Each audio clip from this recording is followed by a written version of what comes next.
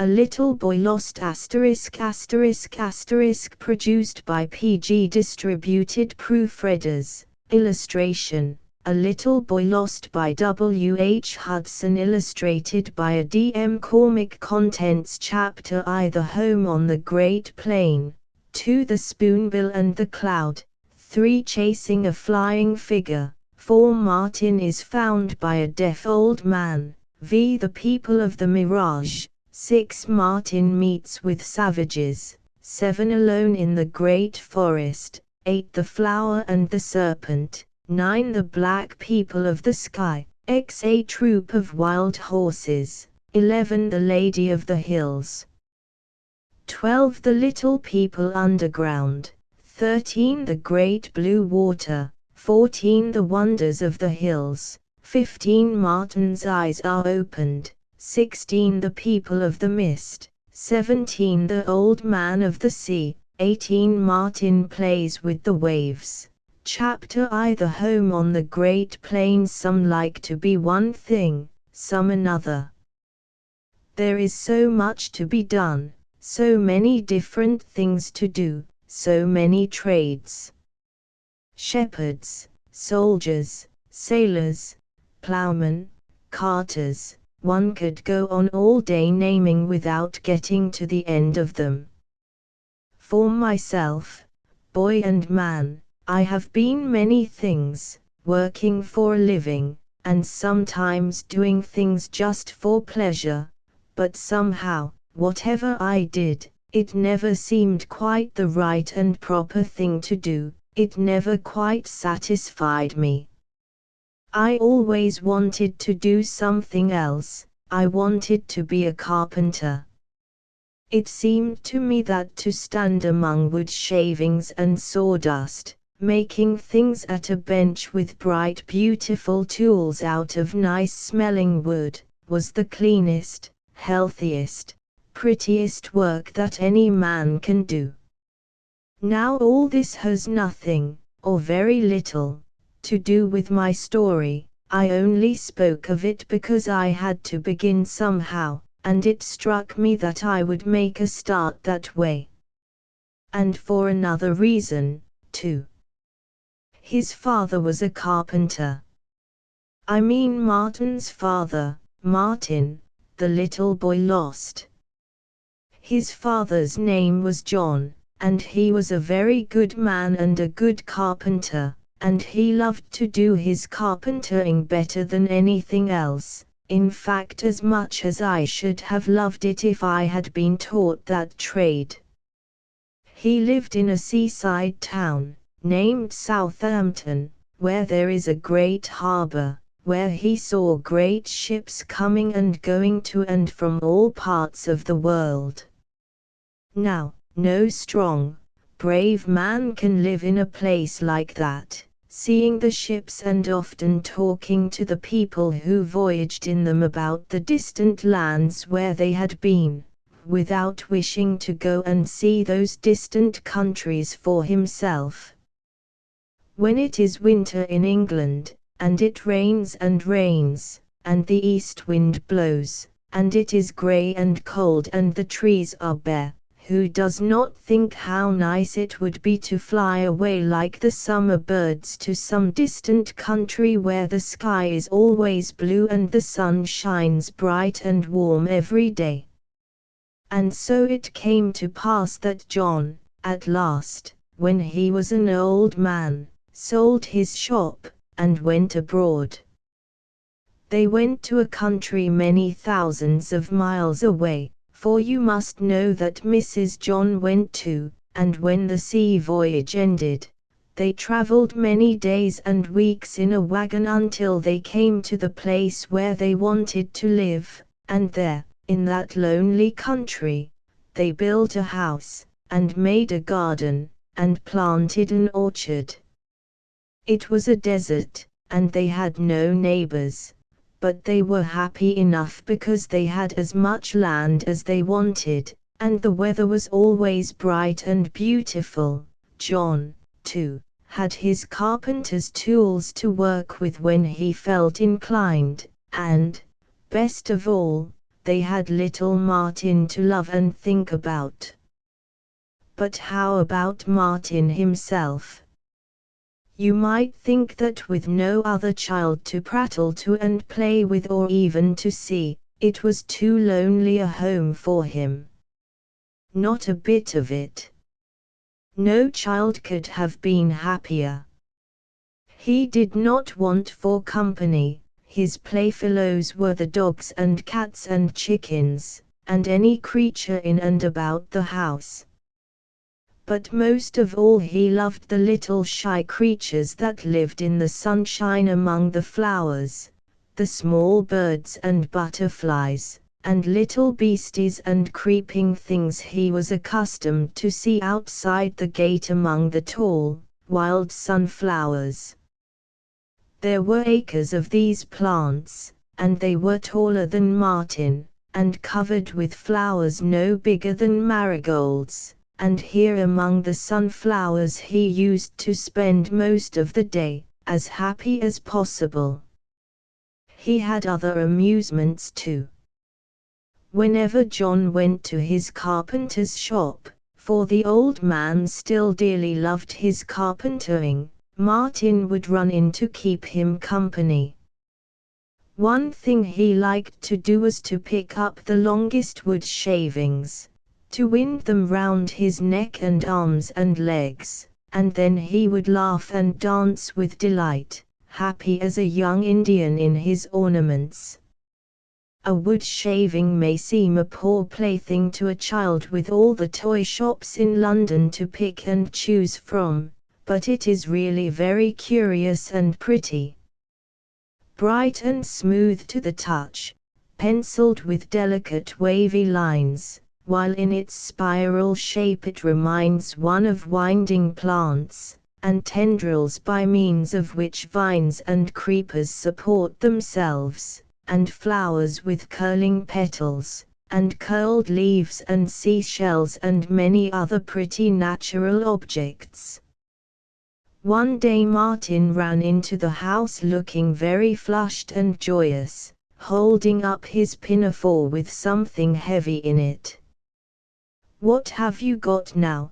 cried his father and mother in a breath, getting up to peep at his treasure, for Martin was always fetching in the most curious out-of-the-way things to show them. "My pretty shaving," said Martin proudly. Illustration: when they looked they were amazed and horrified to see a spotted green snake coiled comfortably up in the pinafore. It didn't appear to like being looked at by them, for it raised its curious heart-shaped head and flicked its little red, forked tongue at them. His mother gave a great scream, and dropped the jug she had in her hand upon the floor, while John rushed off to get a big stick.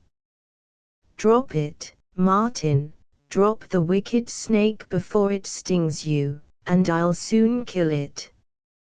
Martin stared, surprised at the fuss they were making, then, still tightly holding the ends of his pinafore, he turned and ran out of the room and away as fast as he could go. Away went his father after him, stick in hand, and out of the gate into the thicket of tall wild sunflowers where Martin had vanished from sight. After hunting about for some time, he found the little runaway sitting on the ground among the weeds. "Where's the snake?" he cried. "Gone," said Martin, waving his little hand around. "I let it go and you mustn't look for it." John picked the child up in his arms and marched back to the room and popped him down on the floor, then gave him a good scolding.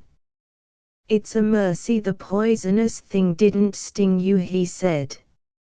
"You're a naughty little boy to play with snakes, because they are dangerous bad things, and you die if they bite you. And now you must go straight to bed, that's the only punishment that has any effect on such a hair-brained little butterfly." Martin, puckering up his face for a cry, crept away to his little room. It was very hard to have to go to bed in the daytime when he was not sleepy, and when the birds and butterflies were out in the sunshine having such a good time. "It's not a bit of use scolding him, I found that out long ago," said Mrs. John, shaking her head. "Do you know, John, I can't help thinking sometimes that he's not our child at all." "Whose child do you think he is, then?" said John, who had a cup of water in his hand, for the chase after Martin had made him hot, and he wanted cooling. "I don't know, but I once had a very curious dream." "People often do have curious dreams," said wise old John. "But this was a very curious one, and I remember saying to myself, if this doesn't mean something that is going to happen, then dreams don't count for much." "No more they do," said John. "It was in England, just when we were getting ready for the voyage, and it was autumn, when the birds were leaving us. I dreamed that I went out alone and walked by the sea, and stood watching a great number of swallows flying by and out over the sea, flying away to some distant land. By and by I noticed one bird coming down lower and lower as if he wanted to alight, and I watched it, and it came down straight to me, and at last flew right into my bosom. I put my hand on it, and looking close saw that it was a martin, all pure white on its throat and breast, and with a white patch on its back. Then I woke up, and it was because of that dream that I named our child Martin instead of John as you wished to do. Now, when I watch swallows flying about, coming and going round the house, I sometimes think that Martin came to us like that one in the dream, and that someday he will fly away from us. When he gets bigger, I mean." "When he gets littler, you mean," said John with a laugh. "No, no, he's too big for a swallow, a Michaelmas goose would be nothing to him for size.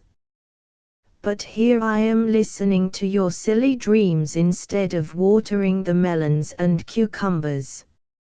And out he went to his garden, but in a minute he put his head in at the door and said, "You may go and tell him to get up if you like."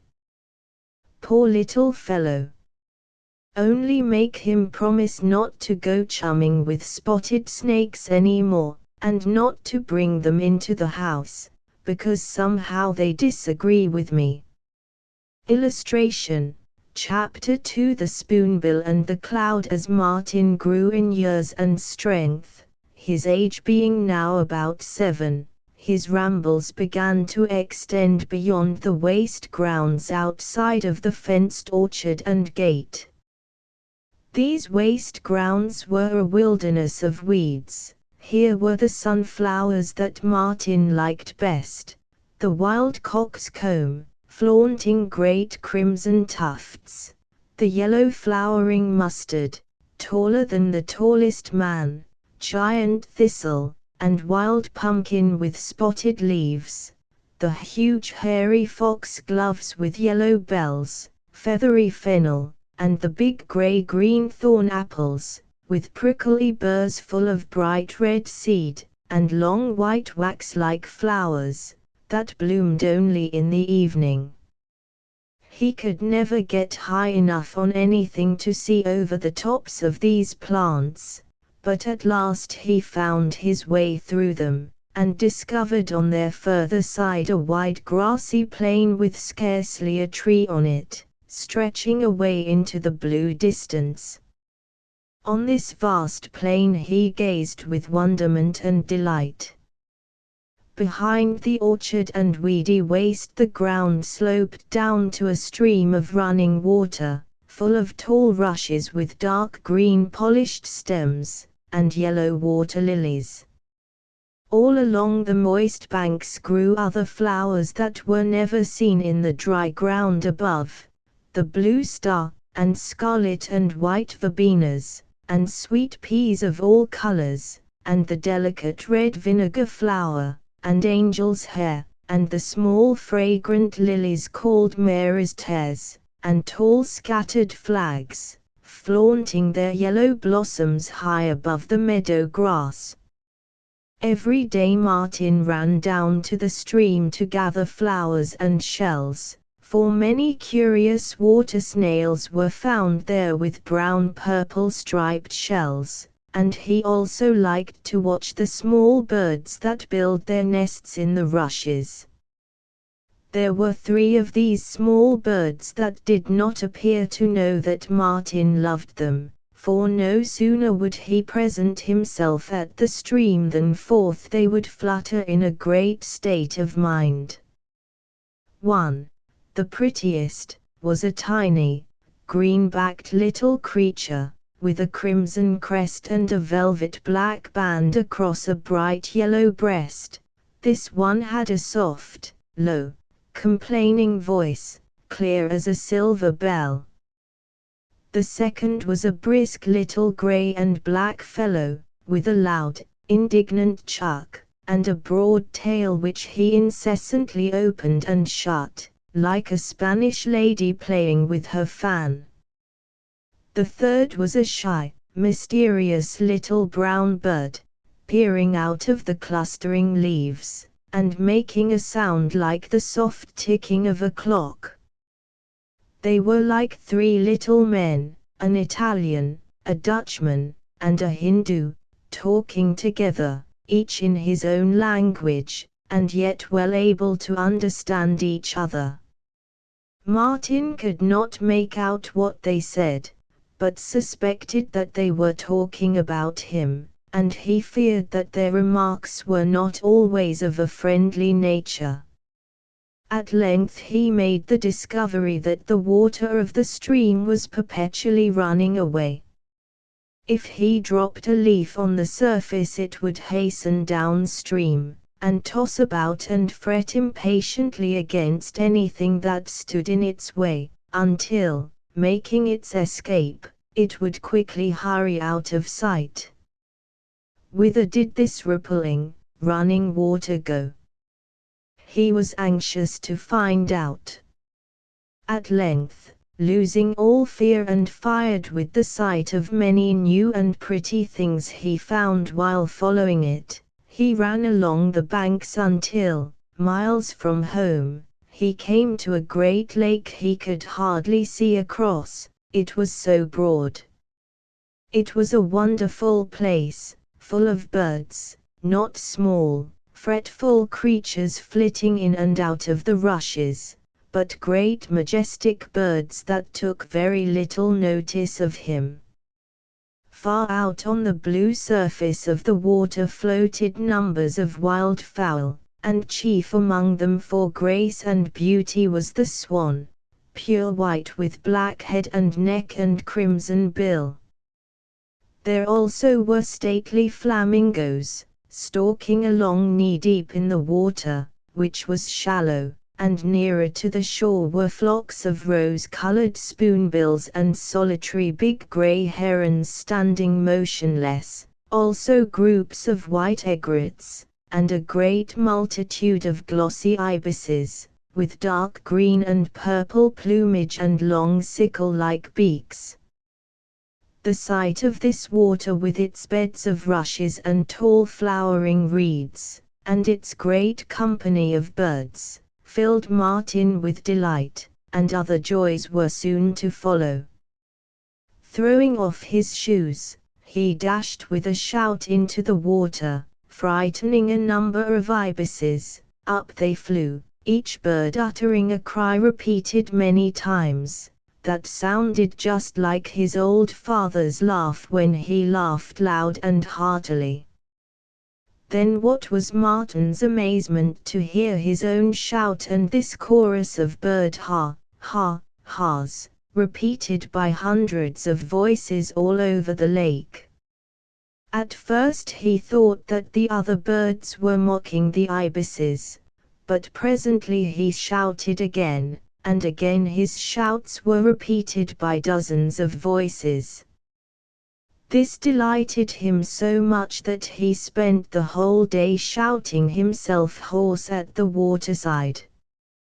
When he related his wonderful experience at home, and heard from his father that the sounds he had heard were only echoes from the beds of rushes, he was not a bit wiser than before, so that the echoes remained to him a continual wonder and source of never-failing pleasure. Every day he would take some noisy instrument to the lake to startle the echoes. A whistle his father made him served for a time. After that he marched up and down the banks, rattling a tin canister with pebbles in it. Then he got a large frying pan from the kitchen, and beat on it with a stick every day for about a fortnight. When he grew tired of all these sounds, and began casting about for some new thing to wake the echoes with, he all at once remembered his father's gun, just what he wanted, for it was the noisiest thing in the world. Watching his opportunity, he got secretly into the room where it was kept loaded, and succeeded in carrying it out of the house without being seen. Then, full of joyful anticipations, he ran as fast as the heavy gun would let him to his favorite haunt. When he arrived at the lake, 3 or 4 spoonbills, those beautiful, tall, rose-colored birds, were standing on the bank, quietly dozing in the hot sunshine. They did not fly away at his approach, for the birds were now so accustomed to Martin and his harmless noises that they took very little notice of him. He knelt on one knee and pointed the gun at them.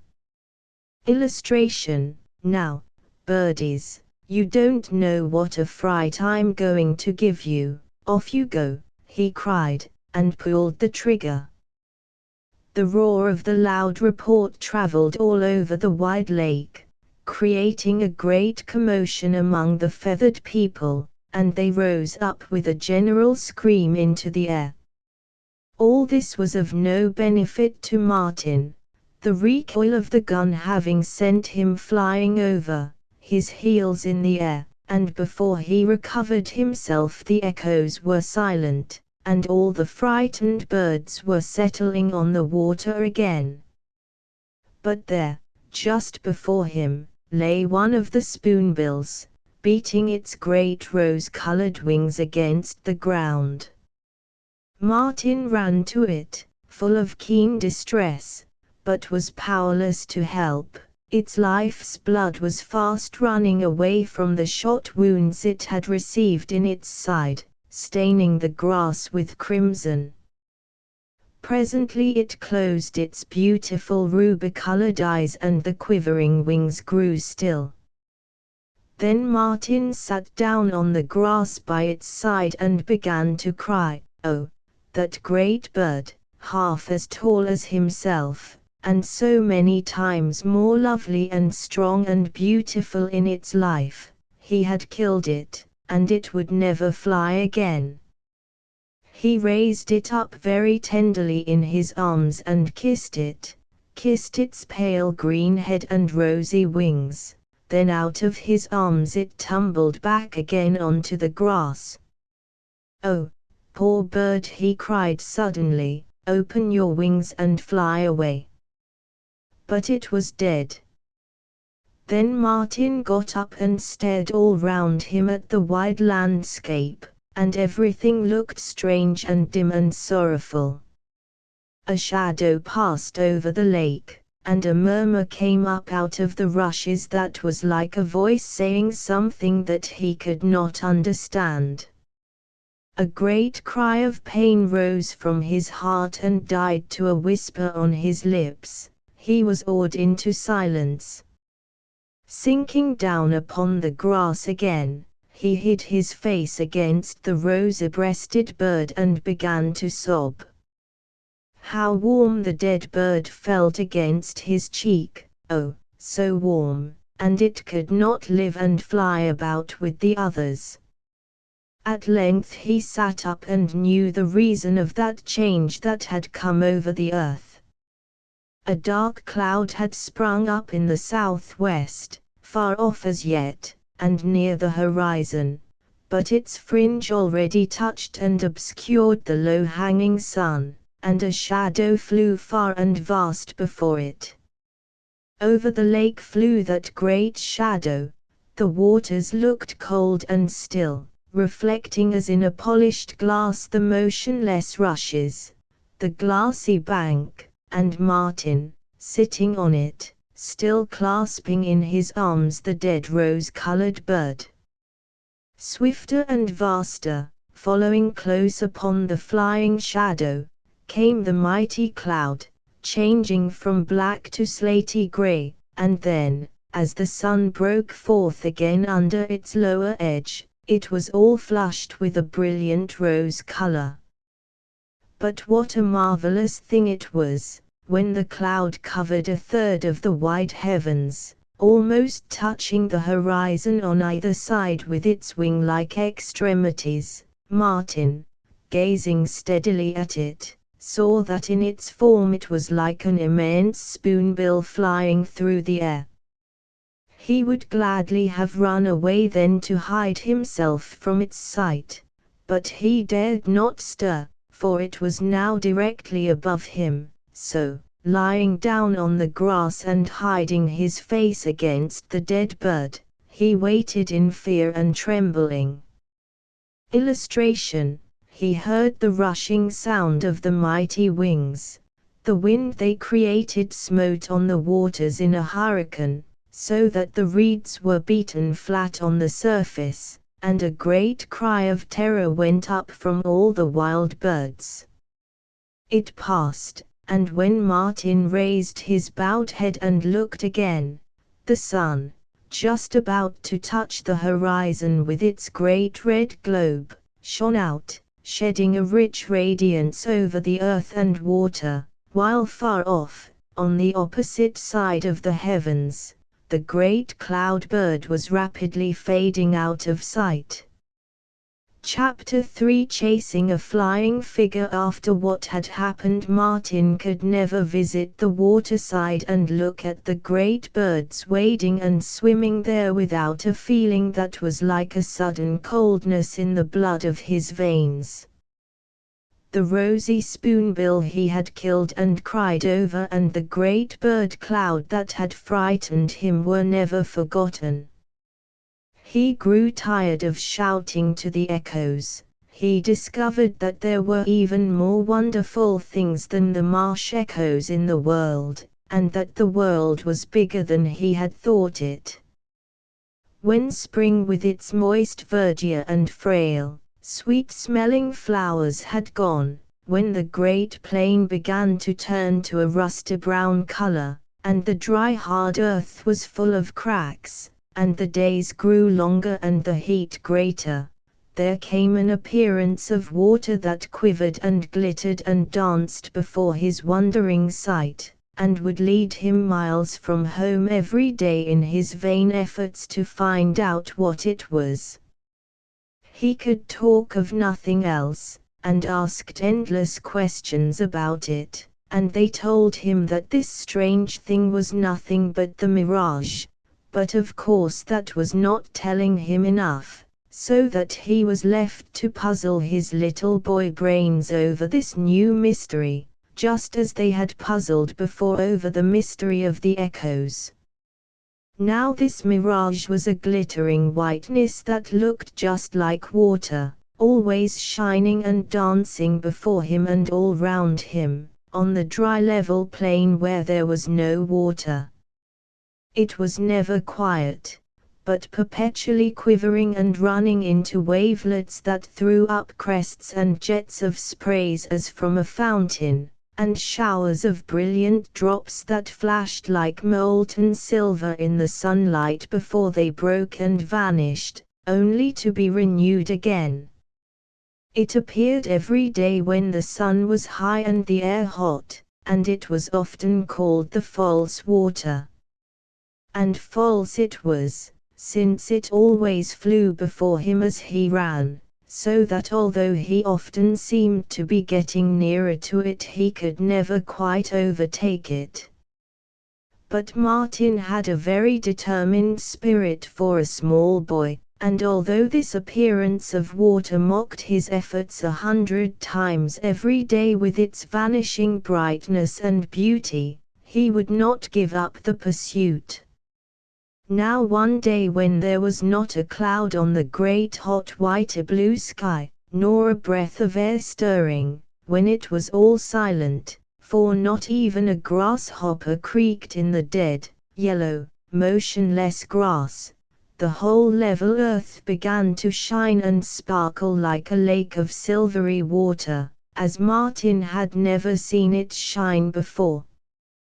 He had wandered far away from home. Never had he been so far, and still he ran and ran and ran, and still that whiteness quivered and glittered and flew on before him, and ever it looked more temptingly near, urging him to fresh exertions.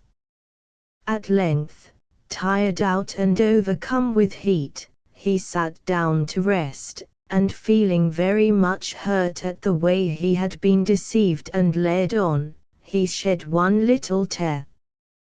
There was no mistake about that tear, he felt it running like a small spider down his cheek, and finally he saw it fall. It fell onto a blade of yellow grass and ran down the blade, then stopped so as to gather itself into a little round drop before touching the ground. Just then, out of the roots of the grass beneath it, crept a tiny dusty black beetle and began drinking the drop, waving its little horns up and down like donkey's ears, apparently very much pleased at its good fortune in finding water and having a good drink in such a dry, thirsty place. Probably it took the tear for a drop of rain just fallen out of the sky. "You are a funny little thing," exclaimed Martin, feeling now less like crying than laughing. The wee beetle, satisfied and refreshed, climbed up the grass blade, and when it reached the tip lifted its dusty black wing cases just enough to throw out a pair of fine gauzy wings that had been neatly folded up beneath them, and flew away. Illustration: Martin, following its flight, had his eyes quite dazzled by the intense glitter of the false water, which now seemed to be only a few yards from him. But the strangest thing was that in it there appeared a form, a bright beautiful form that vanished when he gazed steadily at it. Again he got up and began running harder than ever after the flying mocking mirage, and every time he stopped he fancied that he could see the figure again, sometimes like a pale blue shadow on the brightness, sometimes shining with its own excessive light, and sometimes only seen in outline, like a figure graved on glass, and always vanishing when looked at steadily. Perhaps that white water-like glitter of the mirage was like a looking glass, and he was only chasing his own reflection. I cannot say, but there it was, always before him, a face as of a beautiful boy, with tumbled hair and laughing lips, its figure clothed in a fluttering dress of lights and shadows. It also seemed to beckon to him with its hand, and encourage him to run on after it with its bright merry glances. Illustration: At length, when it was past the hour of noon, Martin sat down under a small bush that gave just shade enough to cover him and none to spare. It was only a little spot of shade like an island in a sea of heat and brightness. He was too hot and tired to run more, too tired even to keep his eyes open, and so, propping his back against the stem of the small bush, he closed his tired hot eyes. Chapter 4 Martin is found by a deaf old man. Martin kept his eyes shut for only about a minute, as he thought, but he must have been asleep some time, for when he opened them the false water had vanished, and the sun, looking very large and crimson, was just about to set. He started up, feeling very thirsty and hungry and bewildered, for he was far, far from home, and lost on the great plain. Presently he spied a man coming towards him on horseback. A very funny-looking old man he proved to be, with a face wrinkled and tanned by sun and wind, until it resembled a piece of ancient shoe leather left lying for years on some neglected spot of ground. A Brazil nut is not darker nor more wrinkled than was the old man's face. His long matted beard and hair had once been white, but the sun out of doors and the smoke in his smoky hut had given them a yellowish tinge, so that they looked like dry dead grass. He wore big jack boots, patched all over, and full of cracks and holes, and a great pea jacket, rusty and ragged, fastened with horn buttons big as saucers.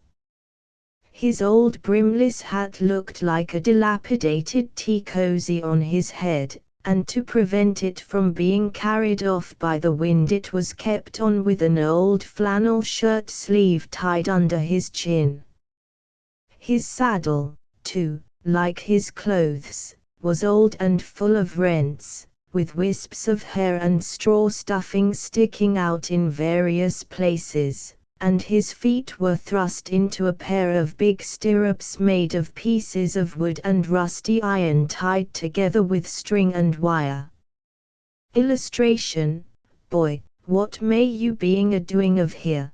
Bawled this old man at the top of his voice, for he was as deaf as a post, and like a good many deaf people thought it necessary to speak very loud to make himself heard. Playing, answered Martin innocently. But he could not make the old man hear until he stood up on tiptoe and shouted out his answer as loud as he could. Playing, exclaimed the old man. Well, I never in all my life. When there ain't a house septing my own 4 leagues and leagues, and he says he's playing. What may you be now? He shouted again. A little boy, screamed Martin. I knowed that afore I axed, said the other. Then he slapped his legs and held up his hands with astonishment, and at last began to chuckle. Will you come home along o' me? He shouted. Will you give me something to eat? Asked Martin in return. Haw, haw, haw, guffawed the old fellow. It was a tremendous laugh, so loud and hollow, it astonished and almost frightened Martin to hear it. Well, I never, he said. He ain't no fool, neither. Now, old Jacob, just you take your time and think a bit afore you makes your answer to that. This curious old man, whose name was Jacob, had lived so long by himself that he always thought out loud, louder than other people talk, for, being deaf, he could not hear himself, and never had a suspicion that he could be heard by others. He's lost. That's what he is, continued old Jacob aloud to himself. And what's more, he's been and gone and forgot all about his own home, and all he wants is summat to eat. I'll take him and keep him, that's what I'll do, for he's a stray lamb, and belongs to him that finds him, like any other lamb I finds. I'll make him believe I'm his old dad, for he's little and will believe most anything you tells him. I'll learn him to do things about the house, to boil the kettle, and cook the victuals, and gather the firewood, and mend the clothes, and do the washing, and draw the water, and milk the cow, and dig the potatoes, and mind the sheep and that's what I'll learn him. Then, Jacob, you can sit down and smoke your pipe, 'cause you'll have someone to do your work for you." Martin stood quietly listening to all this, not quite understanding the old man's kind intentions. Then old Jacob, promising to give him something to eat, pulled him up onto his horse, and started home at a gallop. Soon they arrived at a mud hovel, thatched with rushes, the roof sloping down so low that one could almost step onto it. It was surrounded with a ditch, and had a potato patch and a sheep enclosure, for old Jacob was a shepherd, and had a flock of sheep. There were several big dogs, and when Martin got down from the horse, they began jumping round him, barking with delight, as if they knew him, half smothering him with their rough caresses. Jacob led him into the hut, which looked extremely dirty and neglected, and had only one room. In the corners against the walls were piles of sheepskins that had a strong and rather unpleasant smell. The thatch above was covered with dusty cobwebs, hanging like old rags, and the clay floor was littered with bones, sticks, and other rubbish. The only nice thing to see was a tea kettle singing and steaming away merrily on the fire in the grate. Old Jacob set about preparing the evening meal, and soon they sat down at a small deal table to a supper of cold mutton and potatoes, and tea which did not taste very nice, as it was sweetened with moist black sugar. Martin was too hungry to turn up his nose at anything, and while he ate and drank the old man chuckled and talked aloud to himself about his good fortune in finding the little boy to do his work for him. After supper he cleared the table, and put 2 mugs of tea on it, and then got out his clay pipe and tobacco. "Now, little boy," he cried, "let's have a jolly evening together. Your very good health, little boy," and here he jingled his mug against Martin's, and took a sip of tea. "Would you like to hear a song, little boy?" he said, after finishing his pipe. "No," said Martin, who was getting sleepy, but Jacob took no to mean yes, and so he stood up on his legs and sang this song: "My name is Jacob, that's my name, and though I'm old, the old man's game, the air it is so good, d'ye see, and on the plain my flock I keep, and sing all day to please my sheep, and never lose them like Bo Peep, because the ways of them are known to me. When winter comes and winds do blow, unto my sheep so good I go, I'm always good to them, d'ye see, ho, sheep, say I, both ram, both ewe, I've sung you songs all summer through, now lend to me a skin or two, to keep the cold and wet from out o' me." This song, accompanied with loud raps on the table, was bellowed forth in a dreadfully discordant voice, and very soon all the dogs rushed into the room and began to bark and howl most dismally, which seemed to please the old man greatly, for to him it was a kind of applause. But the noise was too much for Martin, so he stopped up his ears, and only removed his fingers from them when the performance was over. After the song the old man offered to dance, for he had not yet had amusement enough. "Boy, can you play on this?" he shouted, holding up a frying pan and a big stick to beat it with.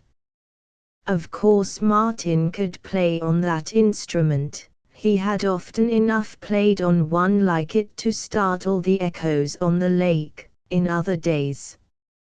And so, when he had been lifted onto the table, he took the frying pan by the handle, and began vigorously beating on it with the stick.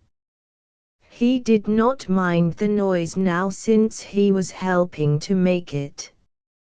Meanwhile old Jacob began flinging his arms and legs about in all directions, looking like a scarecrow made to tumble about by means of springs and wires. He pounded the clay floor with his ponderous old boots until the room was filled with a cloud of dust. Then in his excitement he kicked over chairs, pots, kettles, and whatever came in his way, while he kept on revolving round the table in a kind of crazy fandango. Martin thought it fine fun, and screamed with laughter, and beat his gong louder than ever. Then to make matters worse old Jacob at intervals uttered whoops and yells, which the dogs answered with long howls from the door, until the din was something tremendous.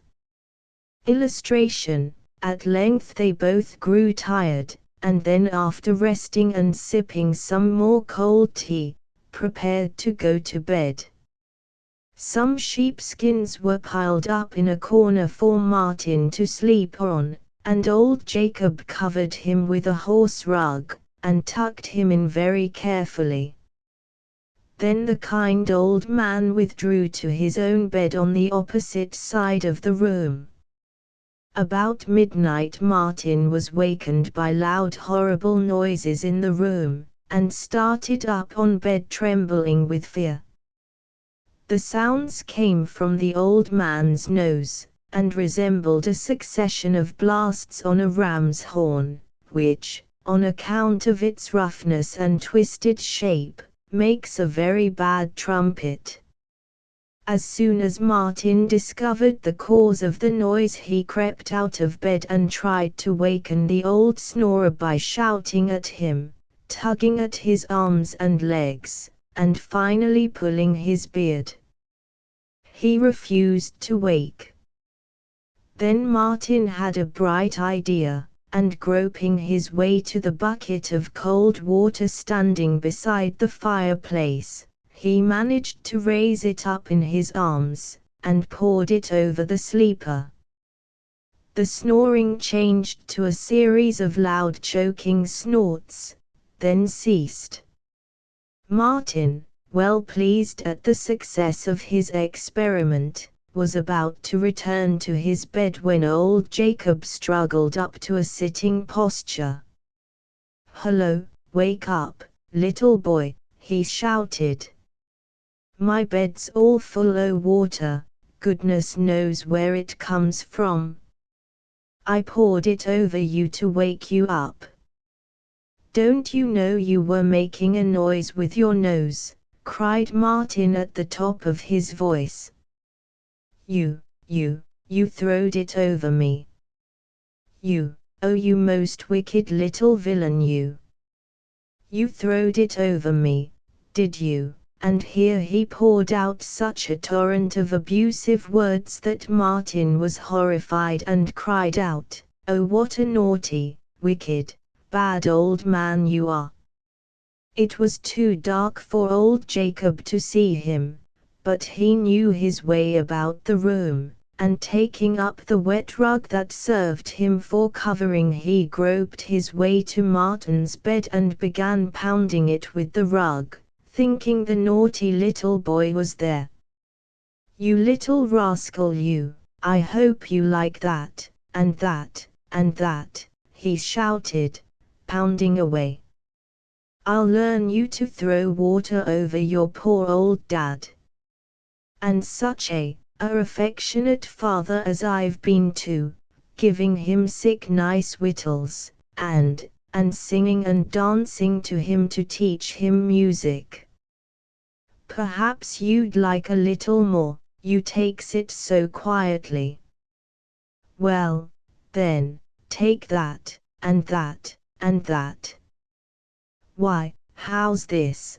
The young woman ain't here after all. Well, I'm blowed if that don't beat everything.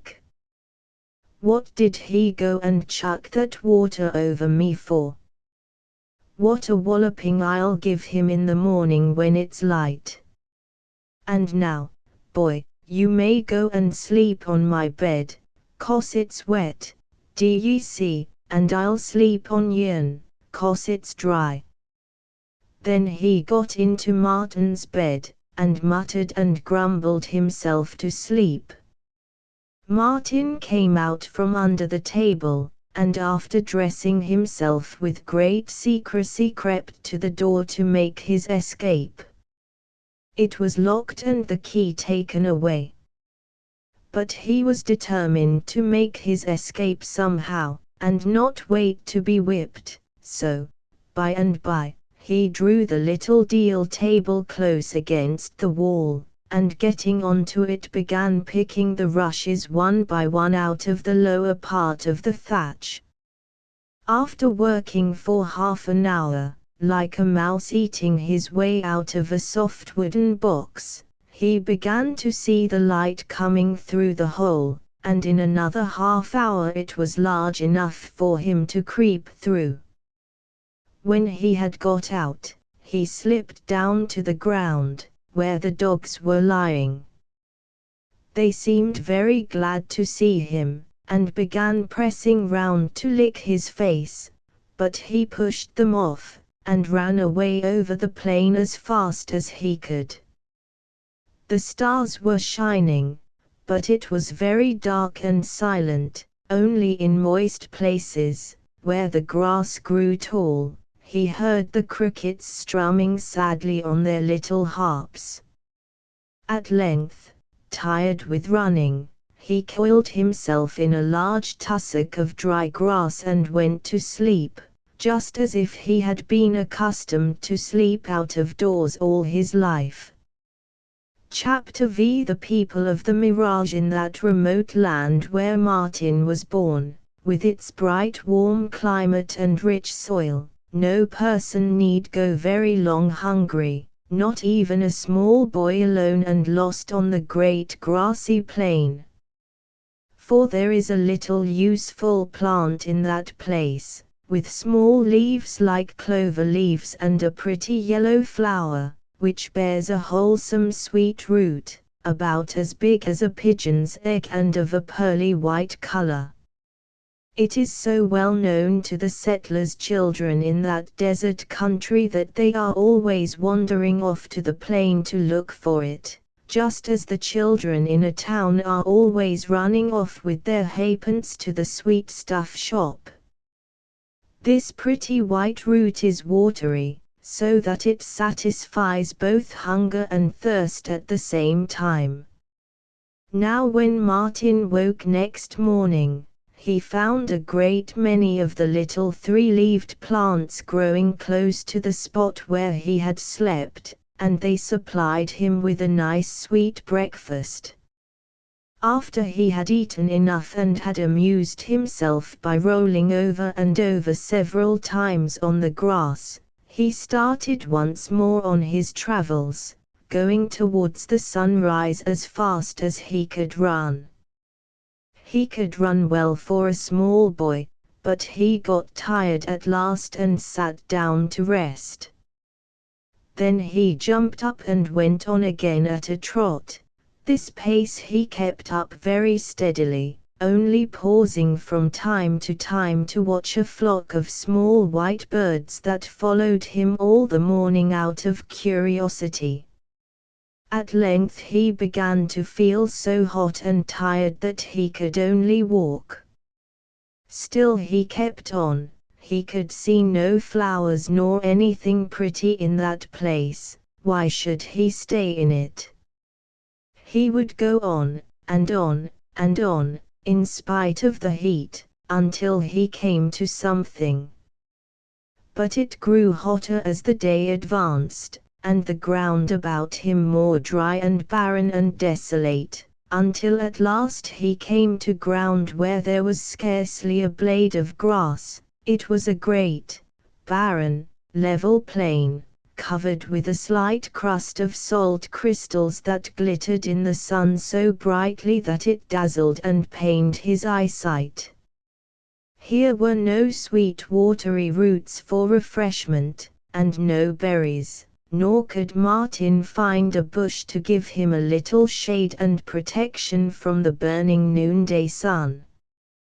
He saw one large dark object in the distance, and mistaking it for a bush covered with thick foliage he ran towards it, but suddenly it started up, when he was near, and waving its great grey and white wings like sails, fled across the plain. It was an ostrich. Now this hot, shadeless plain seemed to be the very home and dwelling place of the false water. It sparkled and danced all round him so close that there only appeared to be a small space of dry ground for him to walk on, only he was always exactly in the center of the dry spot, for as he advanced, the glittering whiteness, that looked so like shiny water, flew mockingly before his steps. But he hoped to get to it at last, as every time he flagged in the chase the mysterious figure of the day before appeared again to lure him still further on. At length, unable to move another step, Martin sat right down on the bare ground. It was like sitting on the floor of a heated oven, but there was no help for it. He was so tired. The air was so thick and heavy that he could hardly breathe, even with his mouth wide open like a little gasping bird, and the sky looked like metal, heated to a white heat, and so low down as to make him fancy that if he were to throw up his hands he would touch it and burn his fingers. And the mirage, oh, how it glistened and quivered here where he had sat down, half blinding him with its brightness. Now that he could no longer run after it, nor even walk, it came to him, breaking round and over him in 1,000 fantastic shapes, filling the air with 1,000,000 white flakes that whirled about as if driven by a furious wind, although not a breath was stirring. They looked like whitest snowflakes, yet stung his cheeks like sparks of fire. Not only did he see and feel, he could even hear it now. His ears were filled with a humming sound, growing louder and louder every minute, like the noise made by a large colony of bumblebees when a person carelessly treads on their nest, and they are angered and thrown into a great commotion and swarm out to defend their home. Very soon out of this confused murmur louder, clearer sounds began to rise, and these could be distinguished as the notes of numberless musical instruments, and voices of people singing, talking, and laughing. Then, all at once, there appeared running and skipping over the ground towards him a great company of girls, scores and hundreds of them scattered over the plain, exceeding in loveliness all lovely things that he had ever beheld.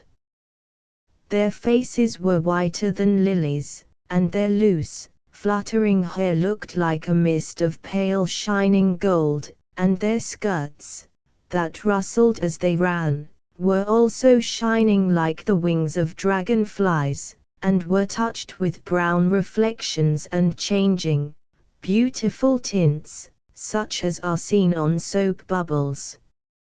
Each of them carried a silver pitcher, and as they ran and skipped along they dipped their fingers in and sprinkled the desert with water. The bright drops they scattered fell all around in a grateful shower, and flew up again from the heated earth in the form of a white mist touched with rainbow colors, filling the air with a refreshing coolness.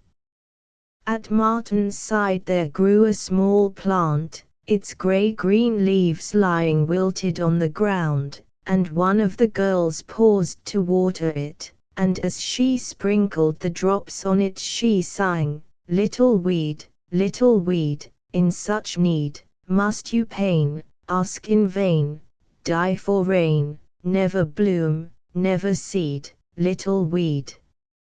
Oh, no, no, you shall not die, from the sky with my pitcher down I fly. Drink the rain, grow again, bloom and seed, little weed.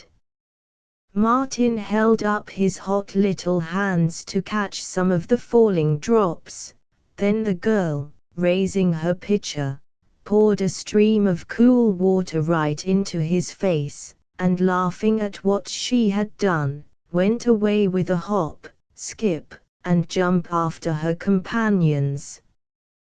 The girls with pitchers had all gone, and were succeeded by troops of boys, just as beautiful, many of them singing and some playing on wind and stringed instruments, and some were running, others quietly walking, and still others riding on various animals, ostriches, sheep, goats, fawns, and small donkeys, all pure white. One boy was riding on a ram, and as he came by, strumming on a little silver-stringed banjo, he sang a very curious song, which made Martin prick up his ears to listen.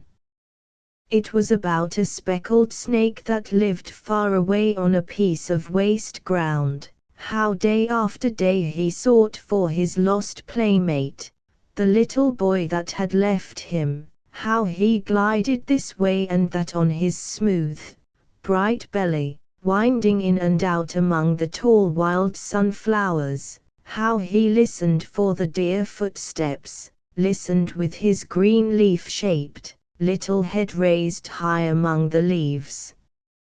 But his playmate was far away and came no more to feed him from his basin of bread and milk, and caress his cold, smooth coils with his warm, soft, little hand. Close after the boy on the ram marched 4 other little boys on foot, holding up long silver trumpets in readiness to blow. One of them stopped, and putting his trumpet down close to Martin's ear, puffed out his little, round cheeks, and blew a blast that made him jump. Laughing at the joke, they passed on, and were succeeded by others and still others, singing, shouting, twanging their instruments, and some of them stopping for a few moments to look at Martin or play some pretty little trick on him. But now all at once Martin ceased to listen or even look at them, for something new and different was coming, something strange which made him curious and afraid at the same time. It was a sound, very deep and solemn, of men's voices singing together a song that was like a dirge and coming nearer and nearer, and it was like the coming of a storm with wind and rain and thunder. Soon he could see them marching through the great crowd of people, old men moving in a slow procession, and they had pale dark faces and their hair and long beards were whiter than snow, and their long flowing robes were of the silvery dark color of a rain cloud. Then he saw that the leaders of the procession were followed by others who carried a couch of mother o' pearl resting on their shoulders, that on the couch reposed a pale sweet-looking youth dressed in silk clothes of a delicate rose color. He also wore crimson shoes, and a tight-fitting apple-green skull cap, which made his head look very small. His eyes were ruby red, and he had a long slender nose like a snipe's bill, only broad and flattened at the tip. And then Martin saw that he was wounded, for he had one white hand pressed to his side and it was stained with blood, and drops of blood were trickling through his fingers. He was troubled at the sight, and he gazed at him, and listened to the words of that solemn song the old men were singing but could not understand them. Not because he was a child, for no person, however aged and wise and filled with all learning he might be, could have understood that strange song about wonderful life and wonderful death. Yet there was something in it too which anyone who heard it, man or child, could understand, and he understood it, and it went into his heart to make it so heavy and sad that he could have put his little face down on the ground and cried as he had never cried before. But he did not put his face down and cry, for just then the wounded youth looked down on him as they carried him past and smiled a very sweet smile.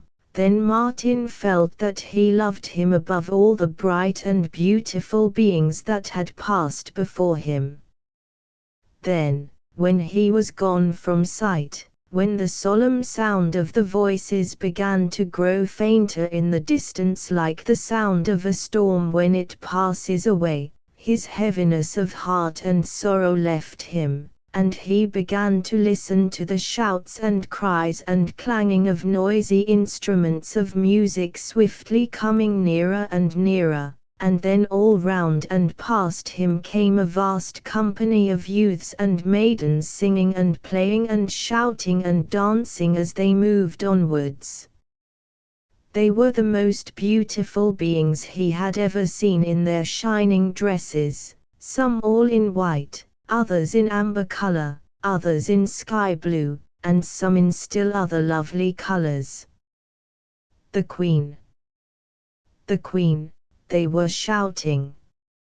Stand up, little boy, and bow to the Queen. The Queen! Kneel to the Queen, little boy, cried others. Then many others in the company began crying out together, the Queen! Lie down flat on the ground, little boy. The Queen! Shut your eyes and open your mouth, little boy. The Queen! Run away as fast as you can, little boy. Stand on your head to the Queen, little boy. Crow like a cock and bark like a dog, little boy. Trying to obey all these conflicting commands at one and the same time, poor Martin made strange noises and tumbled about this way and that and set them all laughing at him. The Queen wishes to speak to you. Stand up, little boy, said one of the brightest beings, touching Martin on the cheek. There before him, surrounded by all that beautiful company, stood the horses that drew her, great milk-white horses impatiently pawing the dusty ground with their hoofs and proudly champing their gold bridles, tossing the white froth from their mouths. But when he lifted his eyes timidly to the majestic being seated in her chariot before him, he was dazzled and overcome with the sight. Her face had a brightness that was like that of the mirage at noon, and the eyes that gazed on him were like two great opals. She appeared clothed in a white shining mist, and her hair spread wide on her shoulders looked white, whiter than a lamb's fleece, and powdered with fine gold that sparkled and quivered and ran through it like sparks of yellow fire. and on her head she wore a crown that was like a diamond seen by candlelight, or like a dewdrop in the sun, and every moment it changed its color, and by turns was a red flame, then a green, then a yellow, then a violet. Illustration: Child, you have followed me far, said the queen, and now you are rewarded, for you have looked on my face and I have refreshed you, and the sun, my father, will never more hurt you for my sake. He is a naughty boy and unworthy of your goodness, spoke one of the bright beings standing near. He killed the spoonbill. He cried for the poor slain bird, replied the queen. He will never remember it without grief, and I forgive him. He went away from his home and thinks no more of his poor old father and mother, who cry for him and are seeking for him on the great plain, continued the voice. I forgive him, returned the queen.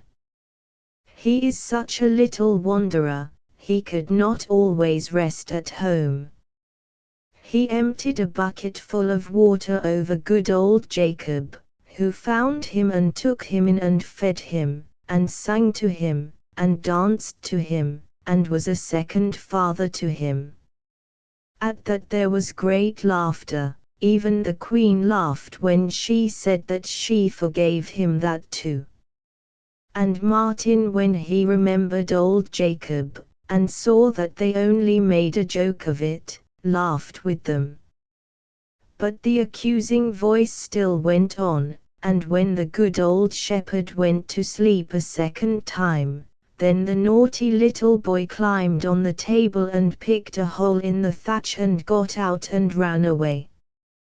Another burst of laughter followed, then a youth in a shining, violet-colored dress suddenly began twanging on his instrument and wildly capering about in imitation of old Jacob's dancing, and while he played and danced he sang, Ho, sheep whose ways are known to me, both ewe and lamb and horned ram, wherever can that Martin be.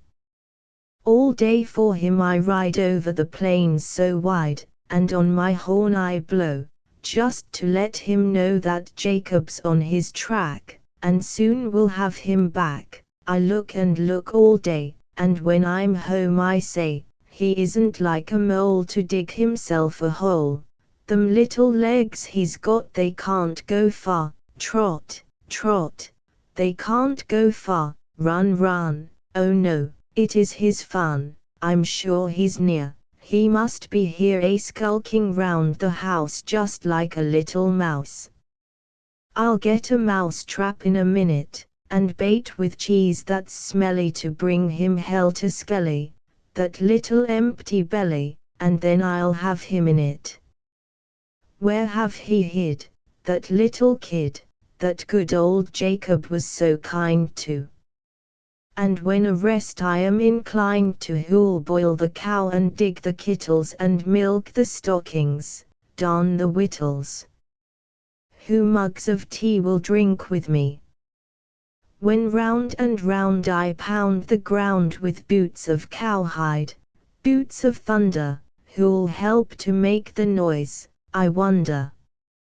Who'll join the row of loud bow-wow with din of tin and copper clatter, with bang and wang of pan and platter? Oh, when I find him fast I'll bind, and upside down I'll hold him, and when a home I gallop late, oh, I'll give him no more cold potato, but cuff him, box him, bang him, scold him, and drench him with a pail of water, and fill his mouth with wool and mortar, because he don't do things he oughta, but does the things he ought not to. Then tell me true, both ram and you, wherever have that Martin got to? For Jacob's old and deaf and dim and never knowed the ways of him. I forgive him everything, said the queen very graciously, when the song ended, at which they all laughed. And now let two of you speak and each bestow a gift on him. He deserves to be rewarded for running so far after us." Then one of those bright beautiful beings came forward and cried out, "He loves wandering, let him have his will and be a wanderer all his days on the face of the earth." "Well spoken," cried the queen. "A wanderer he is to be," said another, "let the sea do him no harm, that is my gift." "So be it," said the queen, "and to your two gifts I shall add a third. Let all men love him. Go now, Martin, you are well equipped, and satisfy your heart with the sight of all the strange and beautiful things the world contains." "Kneel and thank the queen for her gifts," said a voice to Martin. He dropped onto his knees, but could speak no word. When he raised his eyes again, the whole glorious company had vanished. Illustration: the air was cool and fragrant, the earth moist as if a shower had just fallen. He got up and slowly walked onward until near sunset, thinking of nothing but the beautiful people of the mirage. He had left the barren salt plain behind by now. The earth was covered with yellow grass, and he found and ate some sweet roots and berries. Then, feeling very tired, he stretched himself out on his back and began to wonder if what he had seen was nothing but a dream. Yes, it was surely a dream, but then, in his life dreams and realities were so mixed. How was he always to know one from the other? Which was most strange, the mirage that glittered and quivered round him and flew mockingly before him, or the people of the mirage he had seen? If you are lying quite still with your eyes shut and someone comes softly up and stands over you, somehow you know it, and open your eyes to see who it is. Just in that way Martin knew that someone had come and was standing over him. Still he kept his eyes shut, feeling sure that it was one of those bright and beautiful beings he had lately seen, perhaps the queen herself, and that the sight of her shining countenance would dazzle his eyes. Then all at once he thought that it might be old Jacob, who would punish him for running away.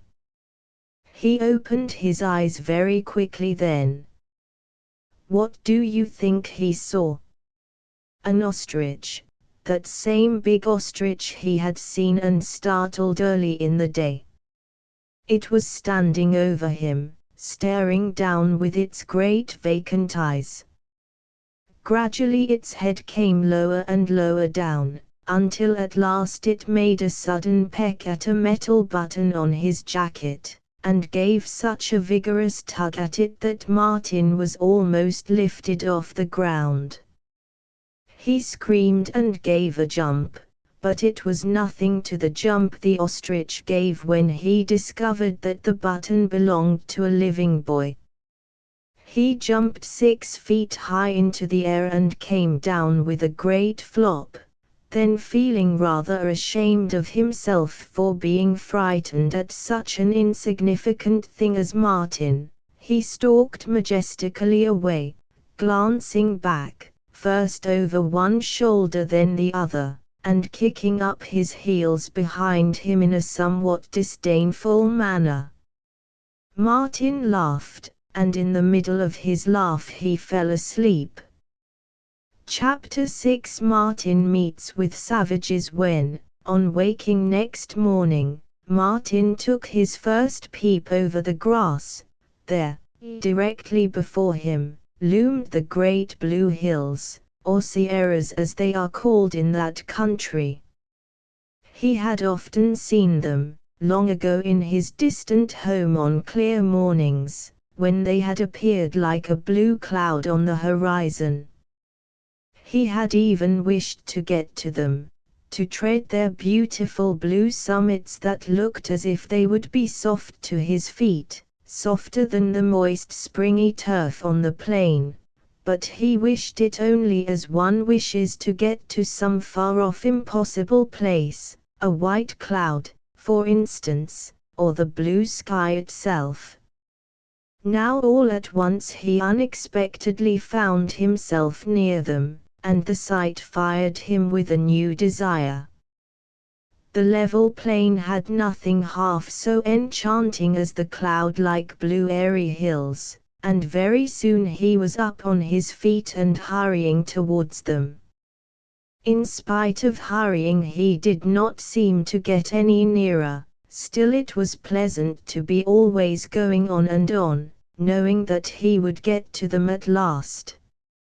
He had now left the drier plains behind. The earth was clothed with green and yellow grass easy to the feet, and during the day he found many sweet roots to refresh him. He also found quantities of camberries, a round fruit a little less than a cherry in size, bright yellow in color, and each berry inside a green case or sheath shaped like a heart. They were very sweet. At night he slept once more in the long grass, and when daylight returned he traveled on, feeling very happy there alone, happy to think that he would get to the beautiful hills at last. But only in the early morning would they look distinct and near. Later in the day, when the sun grew hot, they would seem further off, like a cloud resting on the earth, which made him think sometimes that they moved on as he went towards them.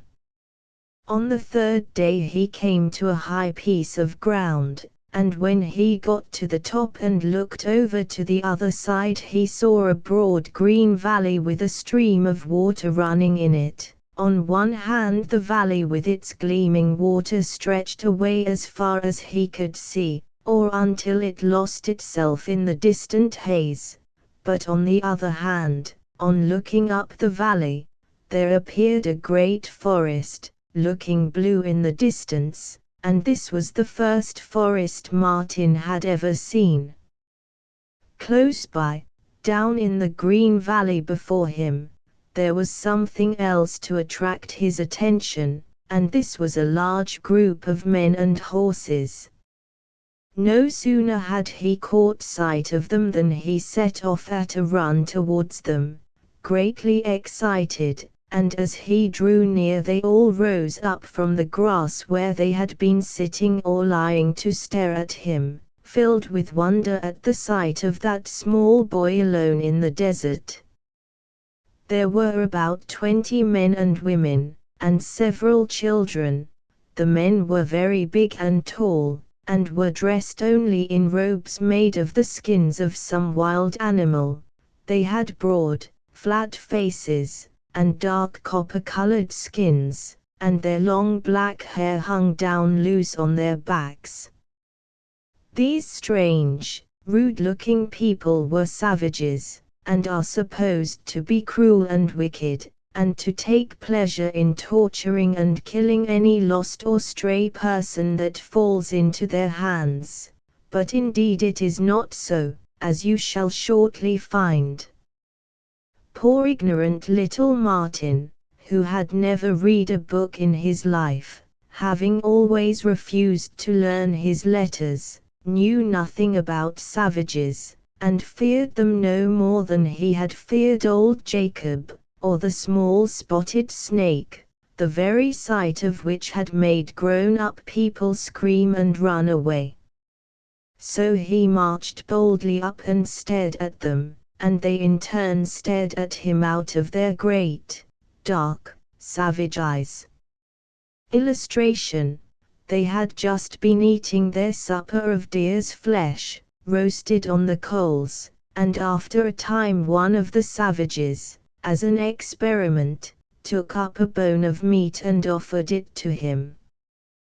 Being very hungry he gladly took it, and began gnawing the meat off the bone. When he had satisfied his hunger, he began to look round him, still stared at by the others. Then one of the women, who had a good-humored face, caught him up, and seating him on her knees, tried to talk to him. Melu melu mia quilta how papa shani cha selmata, she spoke, gazing very earnestly into his face. They had all been talking among themselves while he was eating, but he did not know that savages had a language of their own different from ours, and so thought that they had only been amusing themselves with a kind of nonsense talk, which meant nothing. Now when the woman addressed this funny kind of talk to him, he answered her in her own way, as he imagined, readily enough. Hey diddle diddle, the cat's in the fiddle, fe for fi fum, chum to chum, with bings on her ringers, and tells on her bows. They all listened with grave attention, as if he had said something very important. Then the woman continued, Juana topar Anna quilta how. To which Martin answered, Theophilus thistle, the thistle sifter, sifted a sieve of unsifted thistles, and if Theophilus, oh, I won't say any more. Then she said, Quirahalata silomari shanga. Cock a doodle doo, cried Martin, getting tired and impatient. Baa, black sheep, bo, wow, goosey gander, seesaw, Mary Daw, chick add, will you listen to me? And now let me go. But she held him fast and kept on talking her nonsense language to him, until becoming vexed he caught hold of her hair and pulled it. She only laughed and tossed him up into the air and caught him again, just as he might have tossed and caught a small kitten. At length she released him, for now they were all beginning to lie down by the fire to sleep, as it was getting dark. Martin, being very tired, settled himself down among them, and as one of the women threw a skin over him he slept very comfortably. Next morning the hills looked nearer than ever just across the river, but little he cared for hills now, and when the little savage children went out to hunt for berries and sweet roots he followed and spent the day agreeably enough in their company. On the afternoon of the second day his new playfellows all threw off their little skin cloaks and plunged into the stream to bathe, and Martin, seeing how much they seemed to enjoy being in the water, undressed himself and went in after them. The water was not too deep in that place, and as it was rare fun splashing about and trying to keep his legs in the swift current and clambering over slippery rocks, he went out some distance from the bank. All at once he discovered that the others had left him, and looking back he saw that they were all scrambling out onto the bank and fighting over his clothes. Back he dashed in haste to rescue his property, but by the time he reached the spot they had finished dividing the spoil, and jumping up they ran away and scattered in all directions, one wearing his jacket, another his knickerbockers, another his shirt and one sock, another his cap and shoes, and the last the one remaining sock only. In vain he pursued and called after them, and at last he was compelled to follow them unclothed to the camping ground, where he presented himself crying piteously, but the women who had been so kind to him would not help him now, and only laughed to see how white his skin looked by contrast with the dark copper-colored skins of the other children.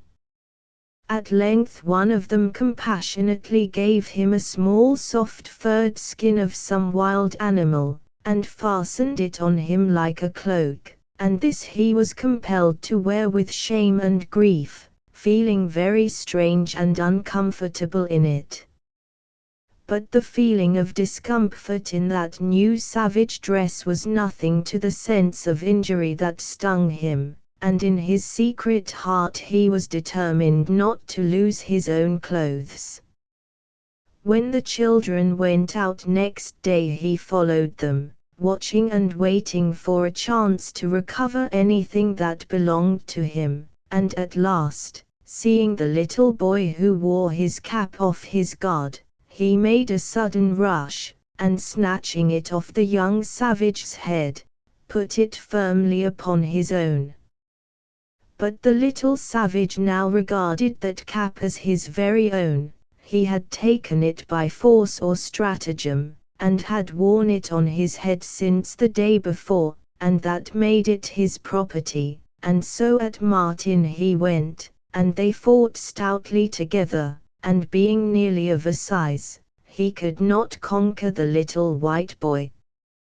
Then he cried out to the others to help him, and they came and overthrew Martin, and deprived him not only of his cap, but of his little skin cloak as well, and then punished him until he screamed aloud with pain. Leaving him crying on the ground, they ran back to the camp. He followed shortly afterwards, but got no sympathy, for, as a rule, grown-up savages do not trouble themselves very much about these little matters. They leave their children to settle their own disputes.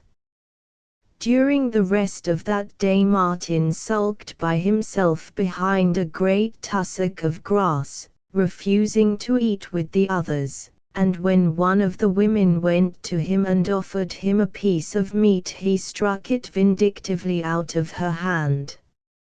She only laughed a little and left him. Now when the sun was setting, and he was beginning to feel very cold and miserable in his nakedness, the men were seen returning from the hunt, but instead of riding slowly to the camp as on other days, they came riding furiously and shouting. The moment they were seen and their shouts heard, the women jumped up and began hastily packing the skins and all their belongings into bundles, and in less than 10 minutes the whole company was mounted on horseback and ready for flight. One of the men picked Martin up and placed him on the horse's back before him, and then they all started at a swift canter up the valley towards that great blue forest in the distance. In about an hour they came to it. It was then quite dark, the sky powdered with numberless stars, but when they got among the trees the blue, dusky sky and brilliant stars disappeared from sight, as if a black cloud had come over them, so dark was it in the forest. For the trees were very tall and mingled their branches overhead, but they had got into a narrow path known to them, and moving slowly in single file, they kept on for about 2 hours longer, then stopped and dismounted under the great trees, and lying down all close together, went to sleep. Martin, lying among them, crept under the edge of one of the large skin robes and, feeling warm, he soon fell fast asleep and did not wake till daylight. Illustration: Chapter 7. Alone in the great forest. Imagine to yourself one accustomed to live in the great treeless plain, accustomed to open his eyes each morning to the wide blue sky and the brilliant sunlight, now for the first time opening them in that vast gloomy forest, where neither wind nor sunlight came, and no sound was heard, and twilight lasted all day long. All round him were trees with straight, tall grey trunks, and behind and beyond them yet other trees, trees everywhere that stood motionless like pillars of stone supporting the dim green roof of foliage far above. It was like a vast gloomy prison in which he had been shut, and he longed to make his escape to where he could see the rising sun and feel the fanning wind on his cheeks. He looked round at the others. They were all stretched on the ground still in a deep sleep, and it frightened him a little to look at their great, broad, dark faces framed in masses of black hair. He felt that he hated them, for they had treated him badly.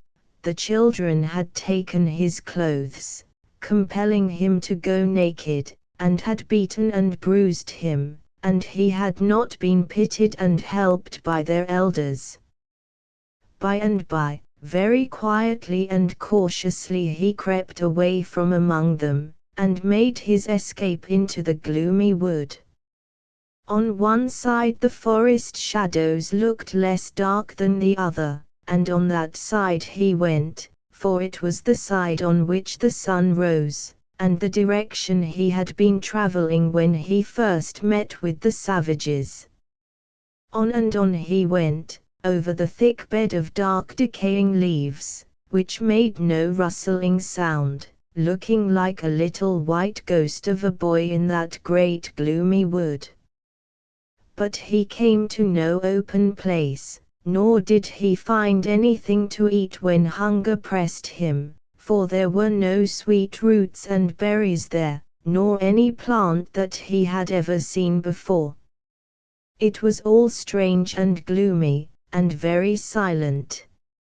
Not a leaf trembled, for if one had trembled near him he would have heard it whisper in that profound stillness that made him hold his breath to listen.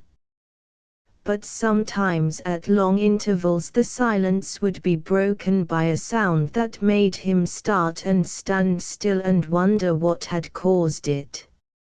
For the rare sounds in the forest were unlike any sounds he had heard before.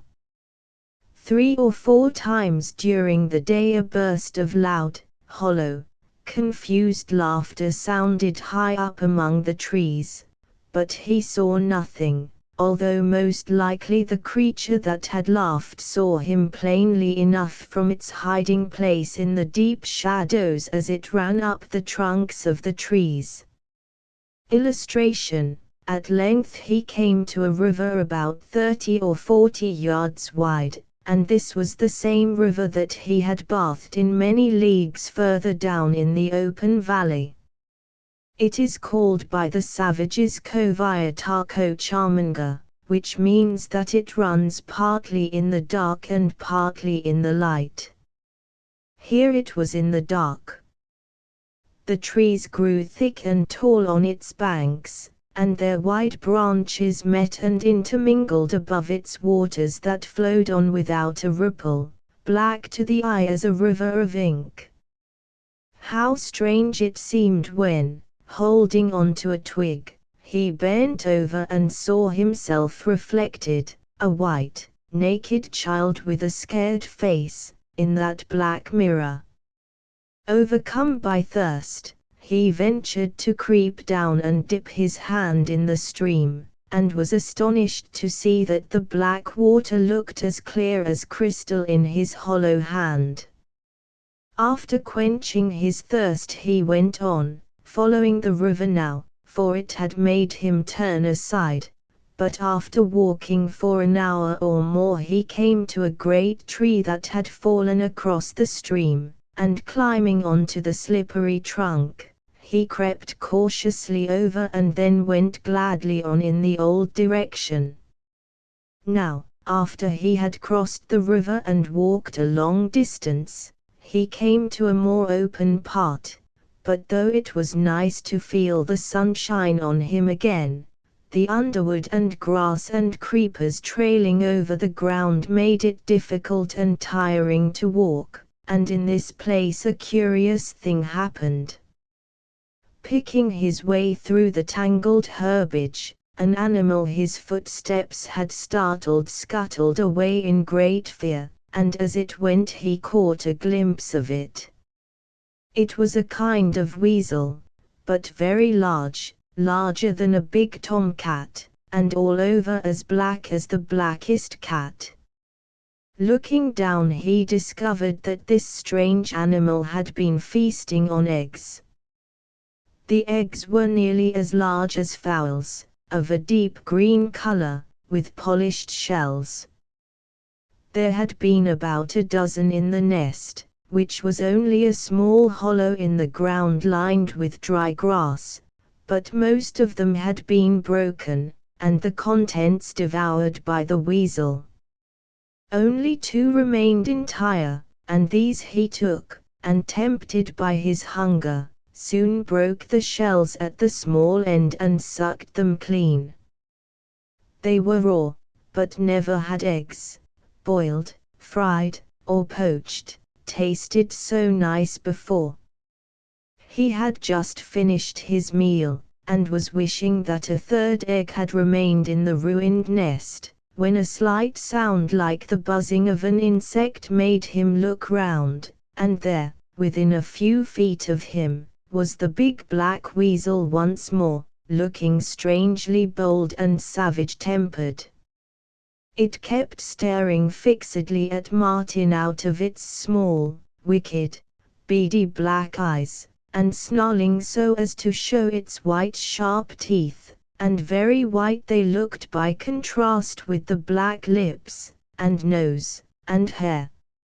Martin stared back at it, but it kept moving and coming nearer, now sitting straight up, then dropping its 4 feet and gathering its legs in a bunch as if about to spring, and finally stretching itself straight out towards him again, its round flat head and long smooth body making it look like a great black snake crawling towards him. And all the time it kept on snarling and clicking its sharp teeth and uttering its low, buzzing growl.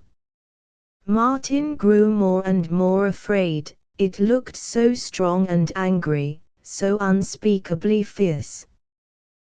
The creature looked as if he was speaking to Martin, saying something very easy to understand, and very dreadful to hear. This is what it seemed to be saying: "Ha, you came on me unawares, and startled me away from the nest I found. You have eaten the last 2 eggs, and I found them, and they were mine. Must I go hungry for you, starveling, robber?"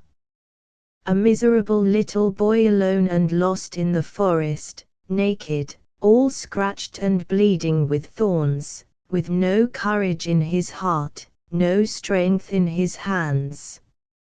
Look at me. I am not weak, but strong and black and fierce. I live here, this is my home, I fear nothing, I am like a serpent, and like brass and tempered steel, nothing can bruise or break me, my teeth are like fine daggers, when I strike them into the flesh of any creature I never lose my hold till I have sucked out all the blood in his heart. But you, weak little wretch, I hate you. I thirst for your blood for stealing my food from me. What can you do to save yourself? Down, down on the ground, chicken heart, where I can get hold of you. You shall pay me for the eggs with your life. I shall hold you fast by the throat, and drink until I see your glassy eyes close, and your cheeks turn whiter than ashes, and I feel your heart flutter like a leaf in your bosom. Down, down. It was terrible to watch him and seem to hear such words. He was nearer now, scarcely a yard away, still with his beady glaring eyes fixed on Martin's face, and Martin was powerless to fly from him, powerless even to stir a step or to lift a hand. His heart jumped so that it choked him, his hair stood up on his head, and he trembled so that he was ready to fall.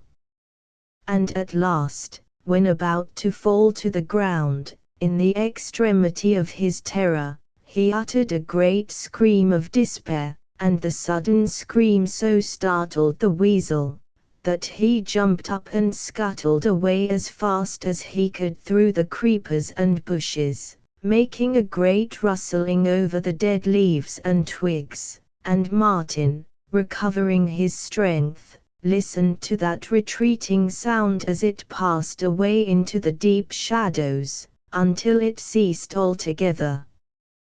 Chapter 8 The Flower and the Serpent. His escape from the horrible black animal made Martin quite happy, in spite of hunger and fatigue, and he pushed on as bravely as ever. But it was slow going and very difficult, even painful in places, on account of the rough thorny undergrowth, where he had to push and crawl through the close bushes, and tread on ground littered with old dead prickly leaves and dead thorny twigs. After going on for about an hour in this way, he came to a stream, a branch of the river he had left, and much shallower, so that he could easily cross from side to side, and he could also see the bright pebbles under the clear swift current. The stream appeared to run from the east, the way he wished to travel towards the hills, so that he could keep by it, which he was glad enough to do, as it was nice to get a drink of water whenever he felt thirsty, and to refresh his tired and sore little feet in the stream.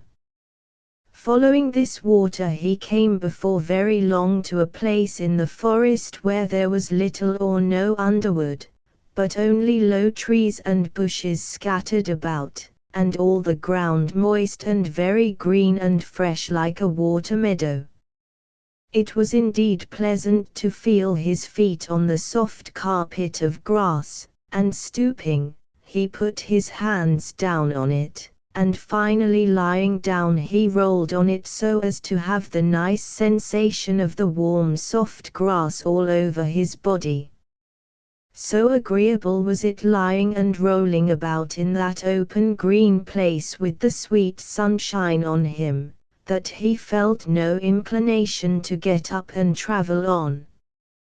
It was so sweet to rest after all his strivings and sufferings in that great dark forest. So sweet was it that he pretty soon fell asleep, and no doubt slept a long time, for when he woke, the sun, which had been over his head, was now far down in the west. It was very still, and the air warm and fragrant at that hour, with the sun shining through the higher branches of the trees on the green turf where he was lying. How green it was, the grass, the trees, every tiny blade and every leaf was like a piece of emerald green glass with the sun shining through it. So wonderful did it seem to him, the intense greenness, the brilliant sunbeams that shone into his eyes, and seemed to fill him with brightness, and the stillness of the forest, that he sat up and stared about him. What did it mean, that brightness and stillness? Then, at a little distance away, he caught sight of something on a tree of a shining golden yellow color.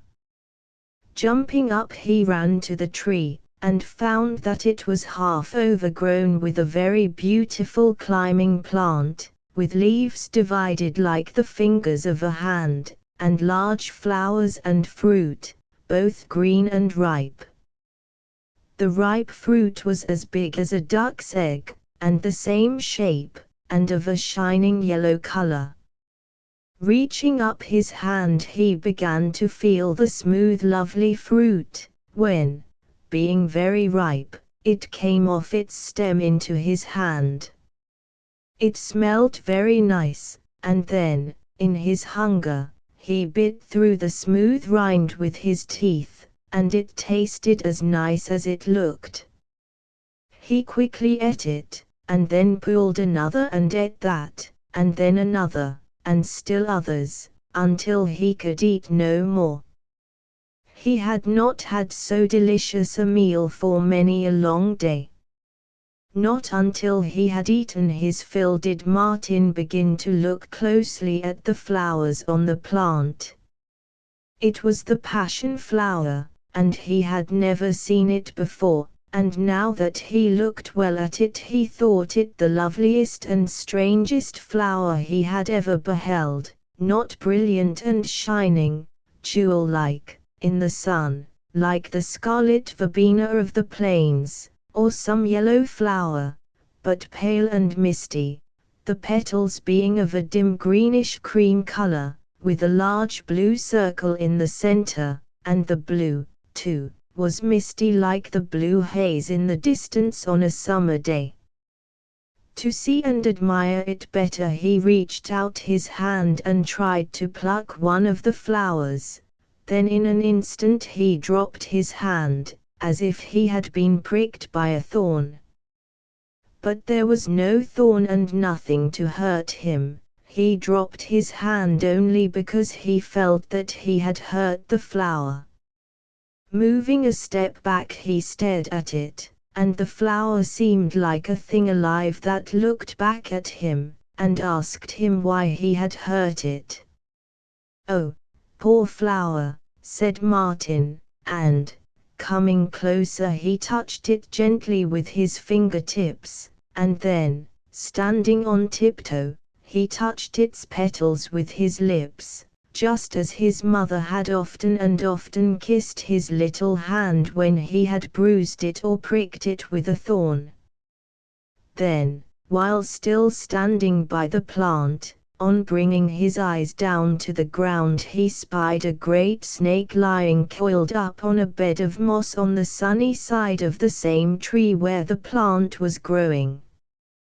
He remembered the dear little snake he had once made a friend of, and he did not feel afraid, for he thought that all snakes must be friendly towards him, although this was a very big one, thicker than his arm and of a different color. It was a pale olive green, like the half-dry moss it was lying on, with a pattern of black and brown mottling along its back. It was lying coiled round and round, with its flat arrow-shaped head resting on its coils, and its round bright eyes fixed on Martin's face. The sun shining on its eyes made them glint like polished jewels or pieces of glass, and when Martin moved nearer and stood still, or when he drew back and went to this side or that, those brilliant glinting eyes were still on his face, and it began to trouble him, until at last he covered his face with his hands. Then he opened his fingers enough to peep through them, and still those glittering eyes were fixed on him. Illustration: Martin wondered if the snake was vexed with him for coming there, and why it watched him so steadily with those shining eyes. "Will you please look some other way?" he said at last, but the snake would not, and so he turned from it. And then it seemed to him that everything was alive and watching him in the same intent way: the passion flowers, the green leaves, the grass, the trees, the wide sky, the great shining sun.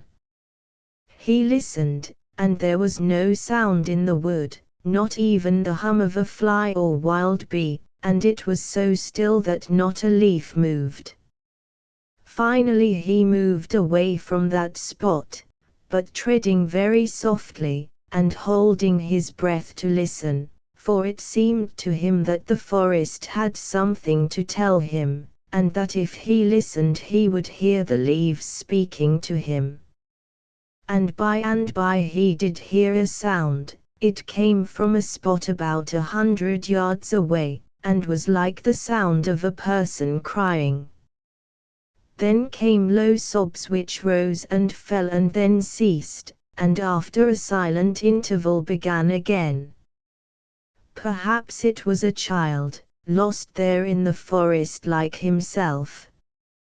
Going softly to the spot, he discovered that the sobbing sounds came from the other side of a low tree with widespread branches, a kind of acacia with thin loose foliage, but he could not see through it, and so he went round the tree to look, and startled a dove which flew off with a loud clatter of its wings. When the dove had flown away, it was again very silent. What was he to do? He was too tired now to walk much farther, and the sun was getting low, so that all the ground was in shadow.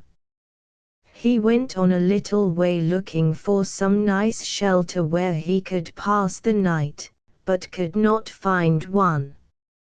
At length, when the sun had set and the dark was coming, he came upon an old half-dead tree, where there was a hollow at the roots, lined with half-dry moss, very soft to his foot, and it seemed a nice place to sleep in.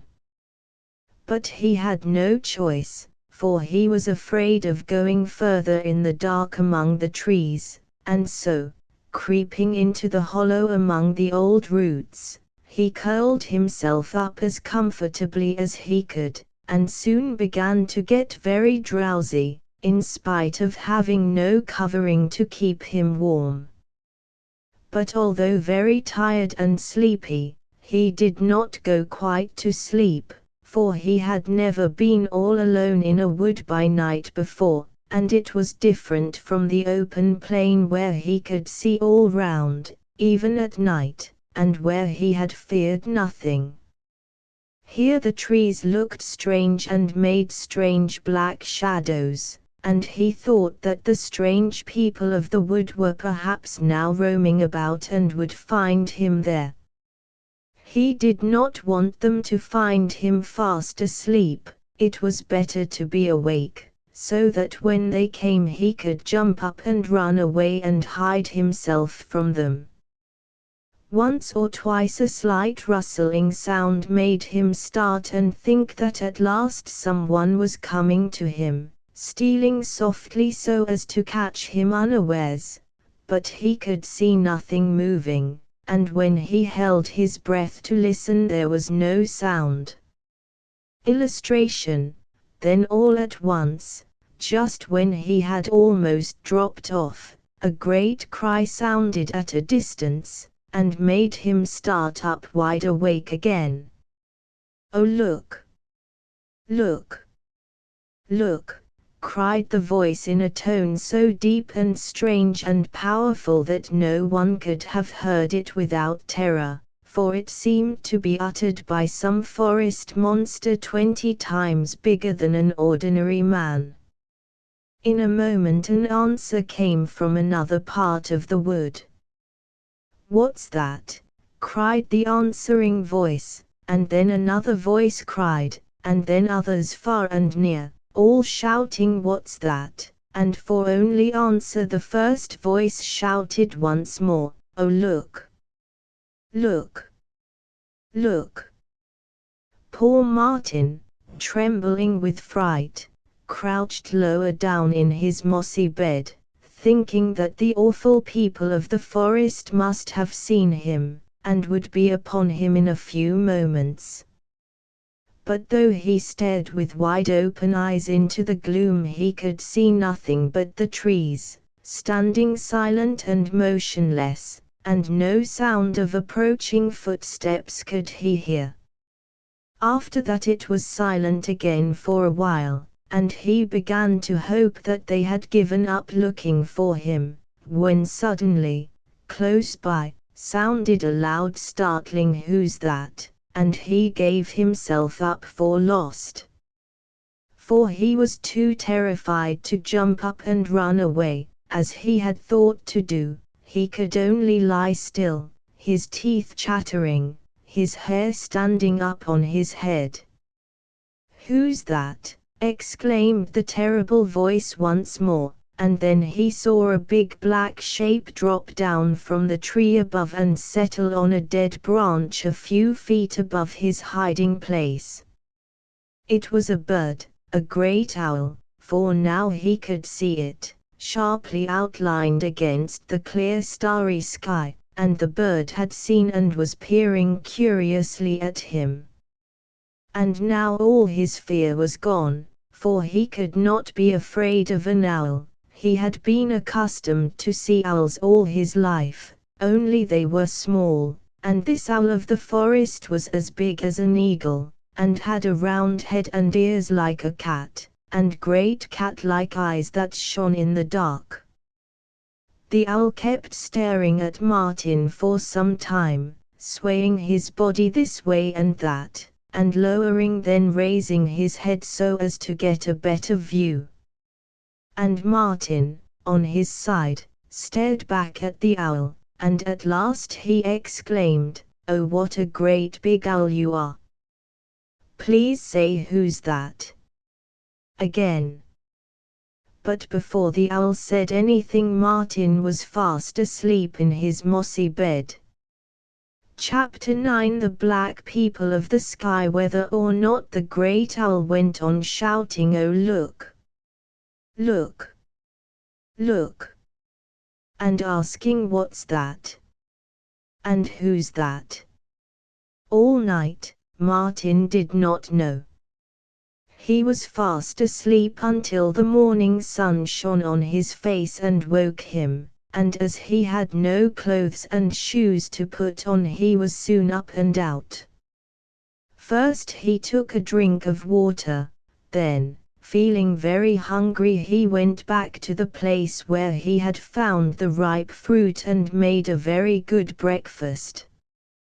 After that he set out once more through the wood towards sunrise, still following the stream.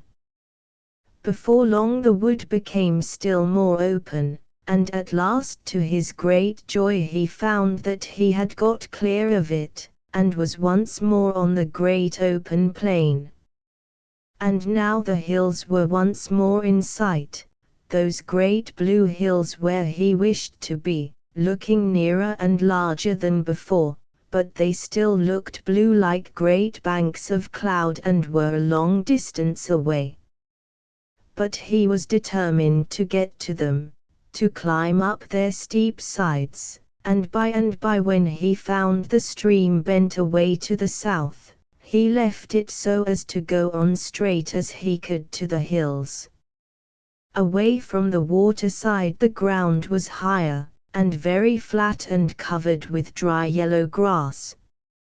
Over this yellow plain he walked for hours, resting at times, but finding no water and no sweet roots to quench his thirst, until he was too tired to walk any further, and so he sat down on the dry grass under that wide blue sky. There was not a cloud on it, nothing but the great globe of the sun above him, and there was no wind and no motion in the yellow grass blades, and no sight or sound of any living creature. Martin, lying on his back, gazed up at the blue sky, keeping his eyes from the sun, which was too bright for them, and after a time he did see something moving, a small black spot no bigger than a fly moving in a circle. But he knew it was something big, but at so great a height from the earth as to look like a fly. And then he caught sight of a second black speck, then another and another, until he could make out a dozen or 20, or more, all moving in wide circles at that vast height.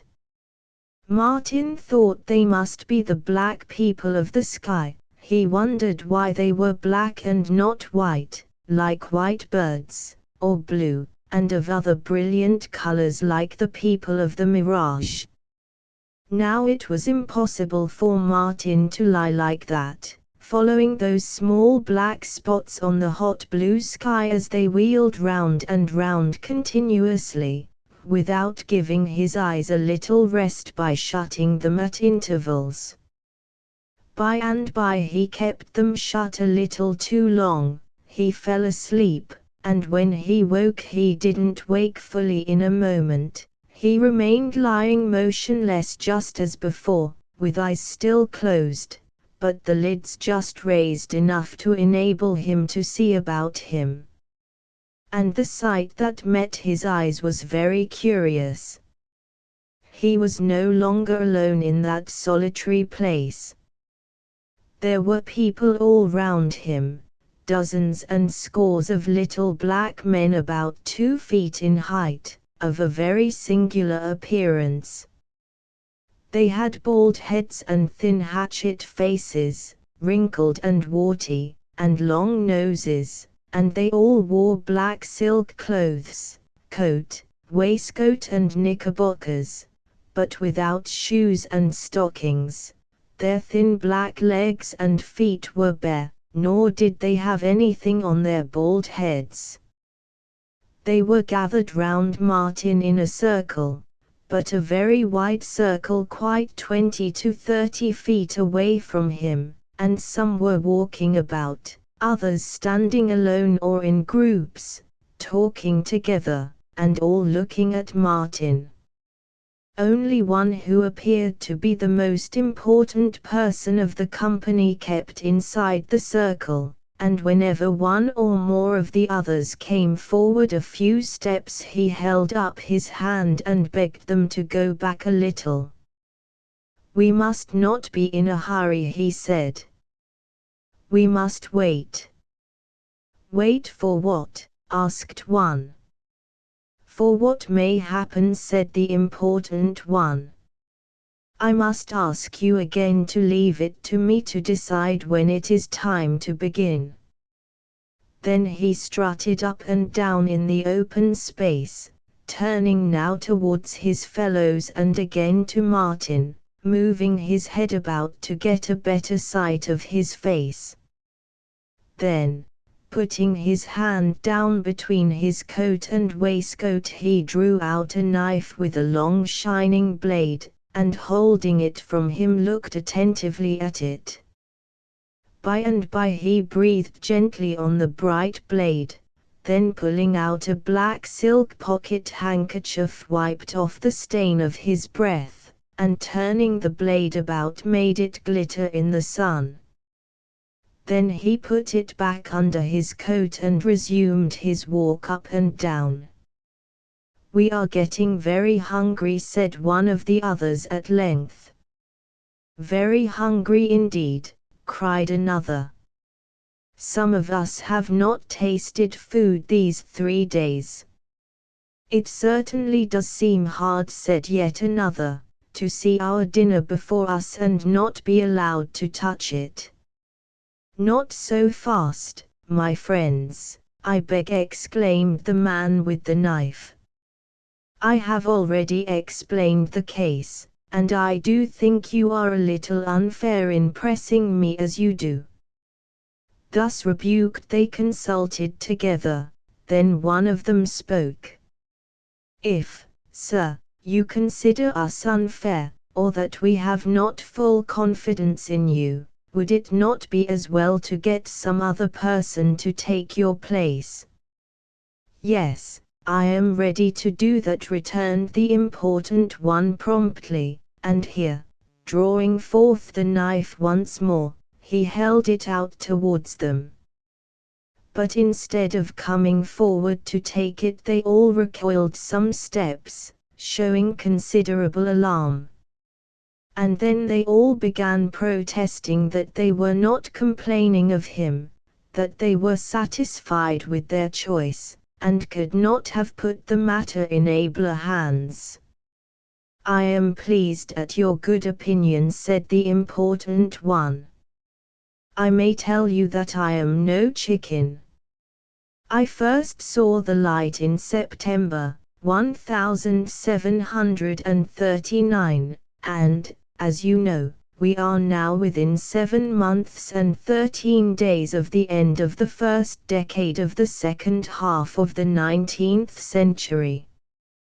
You may infer from this that I have had a pretty extensive experience, and I promise you that when I come to cut the body up you will not be able to say that I have made an unfair distribution, or that anyone has been left without his portion. Illustration. All murmured approval, and then one of the company asked if he would be allowed to bespeak the liver for his share. No, sir, certainly not, replied the other. Such matters must be left to my discretion entirely, and I must also remind you that there is such a thing as the carver's privilege, and it is possible that in this instance he may think fit to retain the liver for his own consumption.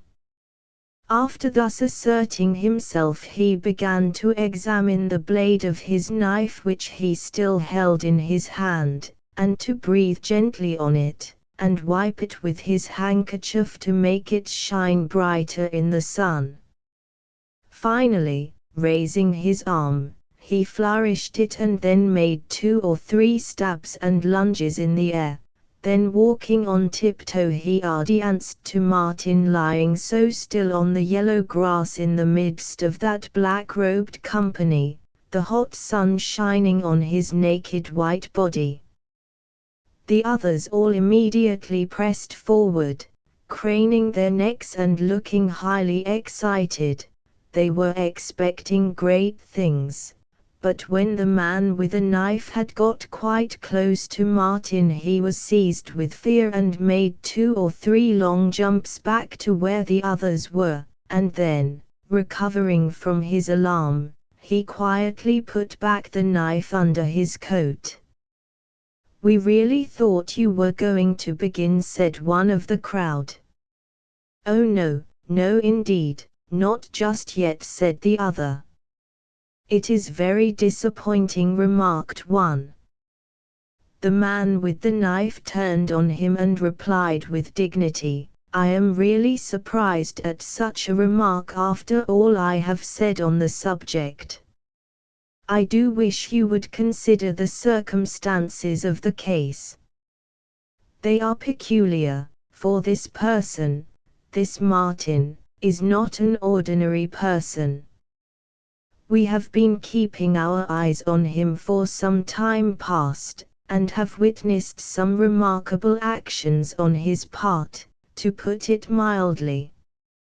Let us keep in mind the boldness, the resource, the dangerous violence he has displayed on so many occasions since he took to his present vagabond way of life.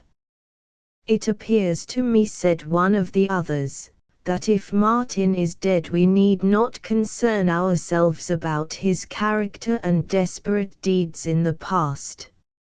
"If he is dead," exclaimed the other sharply. "That is the very point, is he dead? Can you confidently say that he is not in a sound sleep, or in a dead faint, or shamming and ready at the first touch of the knife to leap up and seize his assailant, I mean his carver, by the throat and perhaps murder him as he once murdered a spoonbill?" "That would be very dreadful," said one. "But surely," said another, "there are means of telling whether a person is dead or not. One simple and effectual method, which I have heard, is to place a hand over the heart to feel if it still beats." "Yes, I know, I have also heard of that plan. Very simple, as you say, but who is to try it? I invite the person who makes the suggestion to put it in practice." "With pleasure," said the other, coming forward with a tripping gait and an air of not being in the least afraid. But on coming near the supposed corpse he paused to look round at the others, then pulling out his black silk handkerchief he wiped his black wrinkled forehead and bald head. "Phew!" he exclaimed, "it's very hot today." "I don't find it so," said the man with the knife. It is sometimes a matter of nerves. It was not a very nice remark, but it had the effect of bracing the other up, and moving forward a little more he began anxiously scrutinizing Martin's face. The others now began to press forward, but were warned by the man with a knife not to come too near.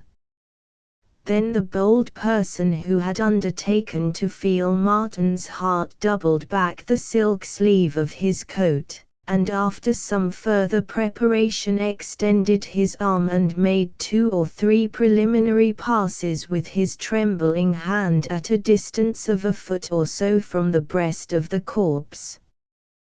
Then he approached it a little nearer, but before it came to the touching point a sudden fear made him start back. "What is it? What did you see?"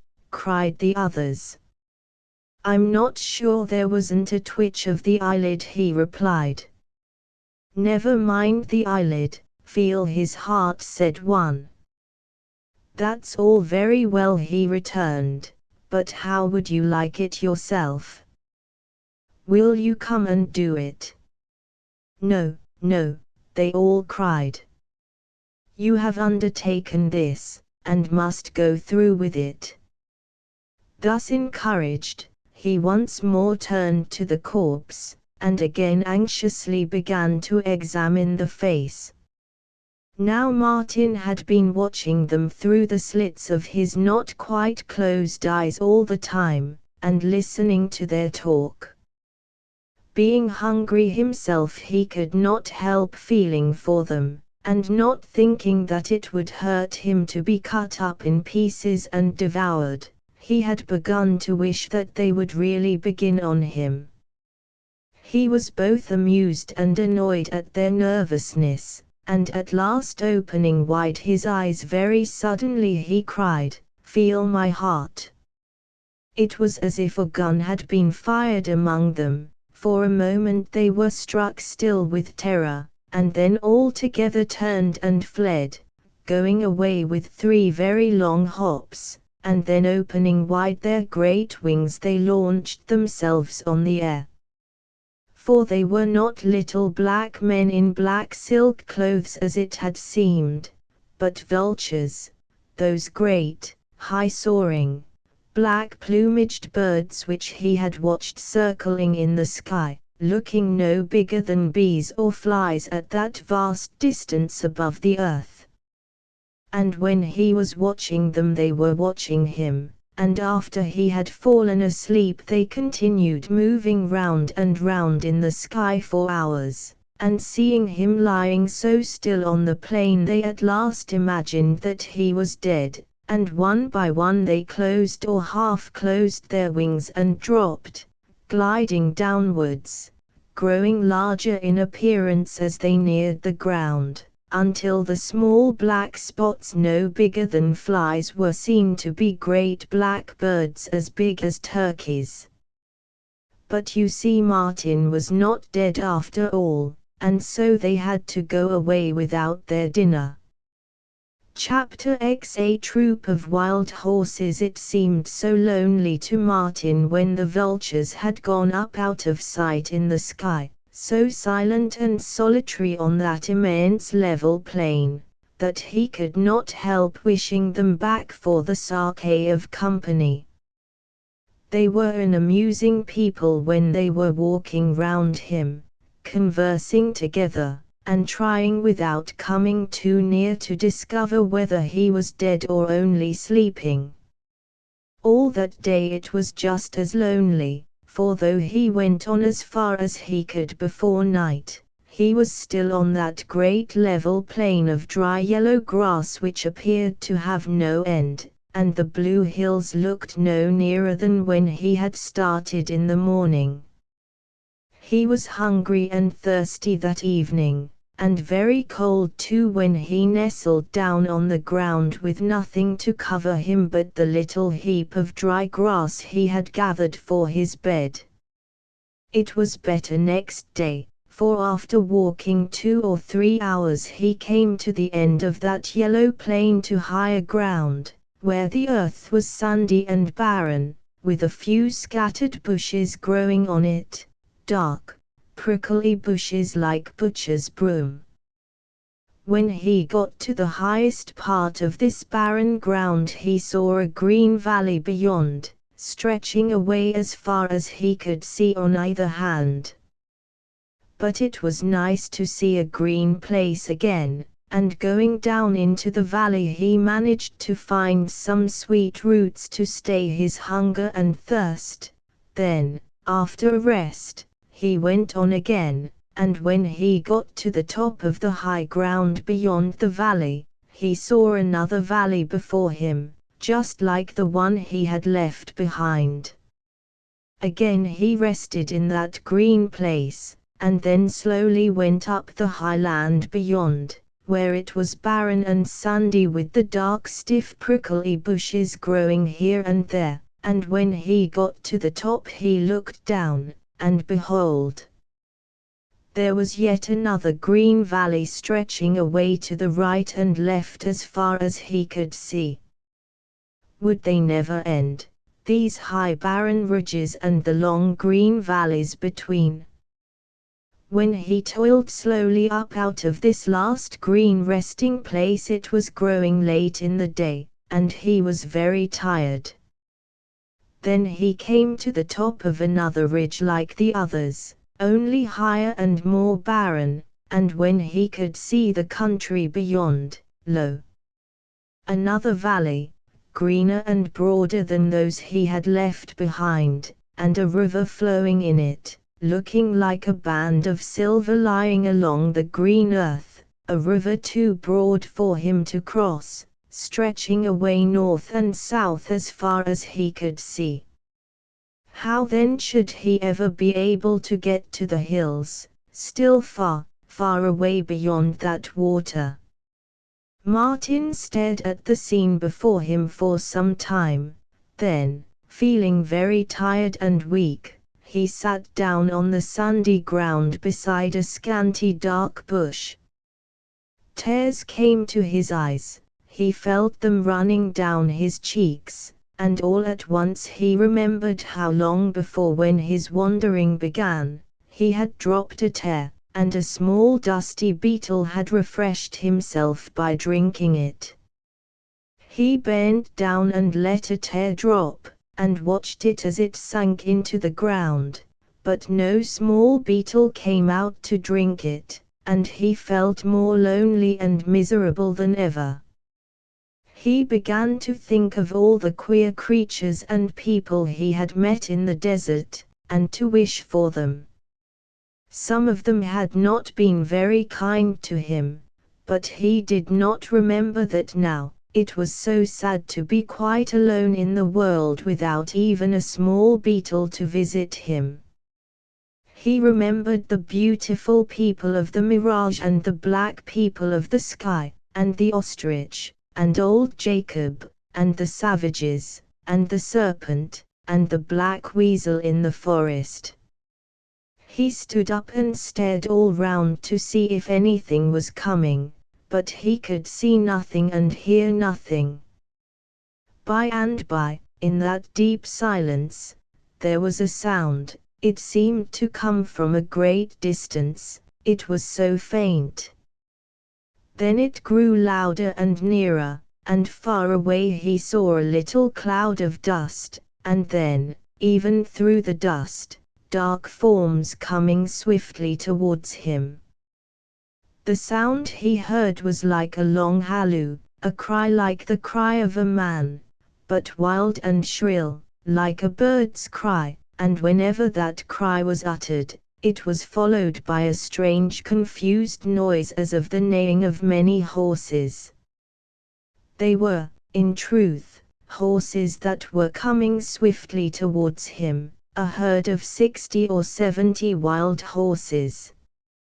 He could see and hear them only too plainly now, looking very terrible in their strength and speed, and the flowing black manes that covered them like a black cloud, as they came thundering on, intending perhaps to sweep over him and trample him to death with their iron-hard hoofs. All at once, when they were within 50 yards of Martin, the long, shrill, wild cry went up again, and the horses swerved to one side, and went sweeping round him in a wide circle. Then, as they galloped by, he caught sight of the strangest-looking being he had ever seen, a man, on the back of one of the horses, naked and hairy. He looked like a baboon as he crouched, doubled up, gripping the shoulders and neck of the horse with his knees, clinging with his hands to the mane, and craning his neck like a flying bird. It was this strange rider who had uttered the long piercing man and bird-like cries, and now changing his voice to a whinnying sound the horses came to a stop, and gathering together in a crowd they stood tossing their manes and staring at Martin with their wild, startled eyes. In another moment the wild rider came bounding out from among them, and moving now erect, now on all fours, came sidling up to Martin, flinging his arms and legs about, wagging his head, grimacing and uttering whinnying and other curious noises. Never had Martin looked upon so strange a man. He was long and lean so that you could have counted his ribs, and he was stark naked, except for the hair of his head and face, which half covered him. His skin was of a yellowish-brown color, and the hair the color of old dead grass, and it was coarse and tangled, falling over his shoulders and back and covering his forehead like a thatch, his big brown nose standing out beneath it like a beak. The face was covered with the beard which was tangled too, and grew down to his waist. After staring at Martin for some time with his big, yellow, goat-like eyes, he pranced up to him and began to sniff round him, then touched him with his nose on his face, arms, and shoulders. Illustration: "Who are you?" said Martin in astonishment. For only answer the other squealed and whinnied, grimacing and kicking his legs up at the same time. Then the horses advanced to them, and gathering round in a close crowd began touching Martin with their noses. He liked it, the softness of their sensitive skins, which were like velvet, and putting up his hands he began to stroke their noses. Then one by one, after smelling him, and being touched by his hand, they turned away, and going down into the valley were soon scattered about, most of them grazing, some rolling, others lying stretched out on the grass as if to sleep, while the young foals in the troop, leaving their dams, began playing about and challenging one another to run a race. Martin, following and watching them, almost wished that he too could go on four legs to join them in their games. He trusted those wild horses, but he was still puzzled by that strange man, who had also left him now and was going quietly round on all fours, smelling at the grass. By and by he found something to his liking in a small patch of tender green clover, which he began nosing and tearing it up with his teeth.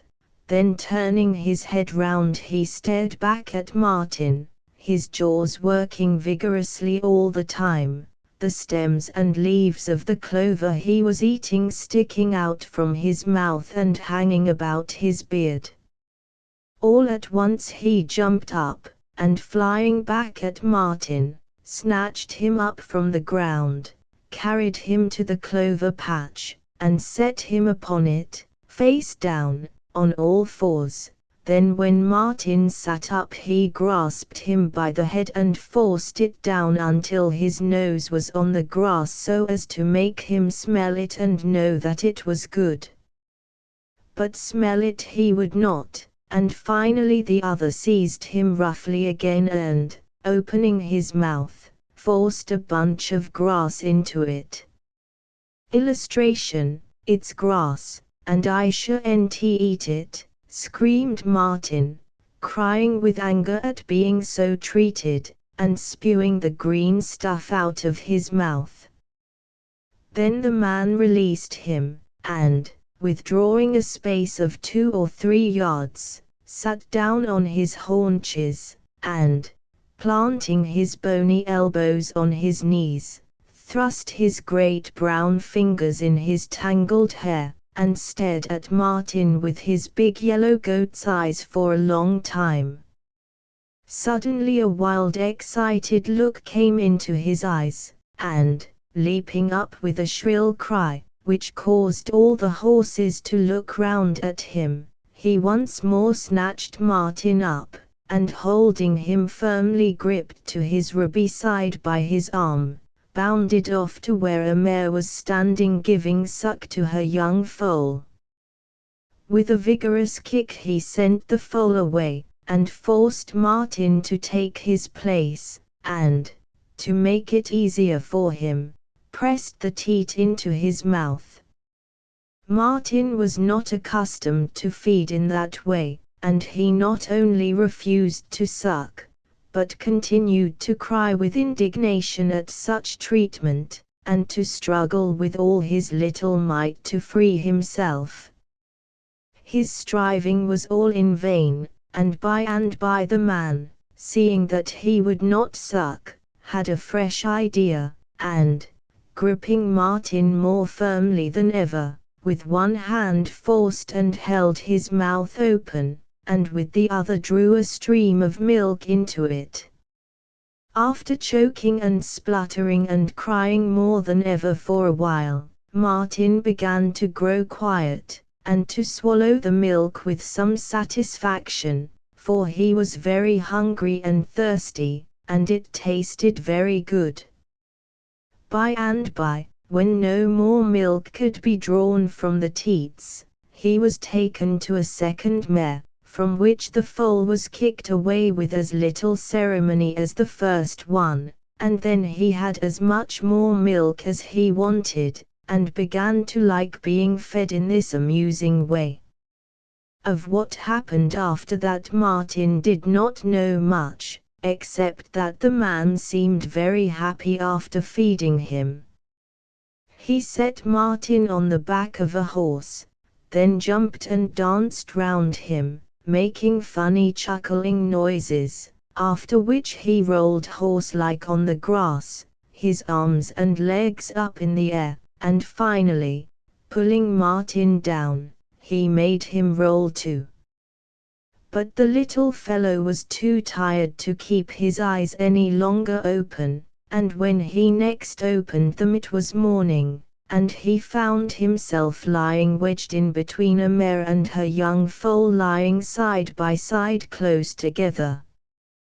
There too was the wild man, coiled up like a sleeping dog, his head pillowed on the foal's neck, and the hair of his great shaggy beard thrown like a blanket over Martin.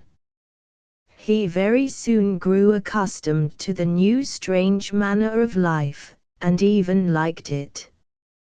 Those big, noble-looking wild horses, with their shining coats, brown and bay and black and sorrel and chestnut, and their black manes and tails that swept the grass when they moved, were so friendly to him that he could not help loving them. As he went about among them when they grazed, every horse he approached would raise his head and touch his face and arms with his nose. "Oh, you dear horse!"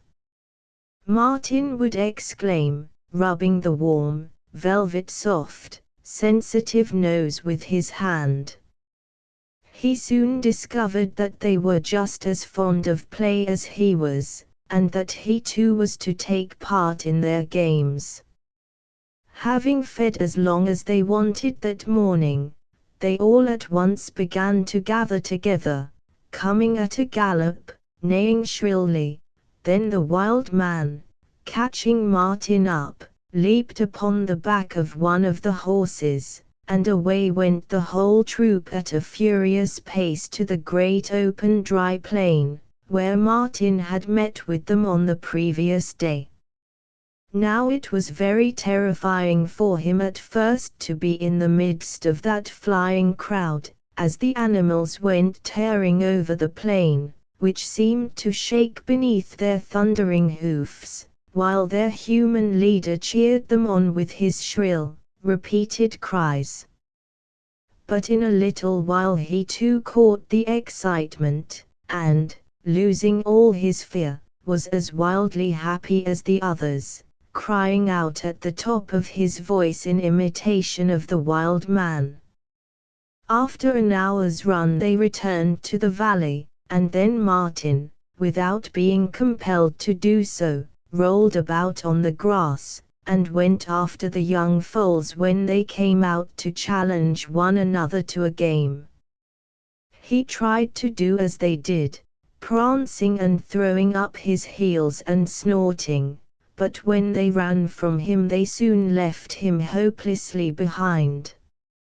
Meanwhile the wild man kept watch over him, feeding him with mare's milk, and inviting him from time to time to smell and taste the tender grass. Best of all was, when they went for another run in the evening, and when Martin was no longer held with a tight grip against the man's side, but was taught or allowed to hold on, clinging with his legs to the man's body and clasping him round the neck with his arms, his fingers tightly holding on to the great shaggy beard. 3 days passed in this way, and if his time had been much longer with the wild horses he would have become one of the troop, and would perhaps have eaten grass too, and forgotten his human speech, or that he was a little boy born to a very different kind of life. But it was not to be, and in the end he was separated from the troop by accident. At the end of the 3rd day, when the sun was setting, and all the horses were scattered about in the valley, quietly grazing, something disturbed them. It might have been a sight or sound of some feared object, or perhaps the wind had brought the smell of their enemies and hunters from a great distance to their nostrils. Suddenly they were all in a wild commotion, galloping from all sides toward their leader, and he, picking Martin up, was quickly on a horse, and off they went full speed, but not towards the plain where they were accustomed to go for their runs. Now they fled in the opposite direction down to the river. Into it they went, into that wide, deep, dangerous current, leaping from the bank, each horse, as he fell into the water with a tremendous splash, disappearing from sight. But in another moment the head and upper part of the neck was seen to rise above the surface, until the whole lot were in, and appeared to Martin like a troop of horses' heads swimming without bodies over the river. He, clinging to the neck and beard of the wild man, had the upper half of his body out of the cold, rushing water, and in this way they all got safely across and up the opposite bank. No sooner were they out, than, without even pausing to shake the water from their skins, they set off at full speed across the valley towards the distant hills. Now on this side, at a distance of a mile or so from the river, there were vast reed beds standing on low land, dried to a hard crust by the summer heat, and right into the reeds the horses rushed and struggled to force their way through. The reeds were dead and dry, so tall that they rose high above the horses' heads, and growing so close together that it was hard to struggle through them. Then when they were in the midst of this difficult place, the dry crust that covered the low ground began to yield to the heavy hoofs, and the horses, sinking to their knees, were thrown down and plunged about in the most desperate way, and in the midst of this confusion Martin was struck and thrown from his place, falling amongst the reeds. Luckily he was not trampled upon, but he was left behind, and then what a dreadful situation was his, when the whole troop had at last succeeded in fighting their way through, and had gone away leaving him in that dark, solitary place. He listened until the sound of heavy hoofs and the long cries of the man had died away in the distance. Then the silence and darkness terrified him, and he struggled to get out. But the reeds grew so close together that before he had pushed a dozen yards through them he sank down, unable to do more. The air was hot and close and still down there on the ground, but by leaning his head back, and staring straight up he could see the pale night sky sprinkled with stars in the openings between the dry leaves and spikes of the reeds. Poor Martin could do nothing but gaze up at the little he could see of the sky in that close, black place, until his neck ached with the strain, but at last, to make him hope, he heard a sound, the now familiar long shrill cry of the wild man. Then, as it came nearer, the sound of tramping hoofs and neighing of the horses was heard, and the cries and hoof-beats grew louder and then fainter in turns, and sounded now on this side, now on that, and he knew that they were looking for him. I'm here, he cried, oh, dear horses, come and take me away. But they could not hear him, and at last the sound of their neighing and the wild long cries died away altogether, and Martin was left alone in that black silent place. Chapter 11 The Lady of the Hills. No escape was possible for poor little Martin so long as it was dark, and there he had to stay all night. But morning brought him comfort, for now he could see the reed stems that hemmed him in all round, and by using his hands to bend them from him on either side he could push through them. By and by the sunlight touched the tops of the tall plants, and working his way towards the side from which the light came he soon made his escape from that prison, and came into a place where he could walk without trouble, and could see the earth and sky again. Further on, in a grassy part of the valley, he found some sweet roots which greatly refreshed him, and at last, leaving the valley, he came out on a high grassy plain, and saw the hills before him looking very much nearer than he had ever seen them look before. Up till now they had appeared like masses of dark blue banked-up cloud resting on the earth. Now he could see that they were indeed stone, blue stone piled up in huge cliffs and crags high above the green world. He could see the roughness of the heaped-up rocks, the fissures and crevices in the sides of the hills, and here and there the patches of green color where trees and bushes had taken root.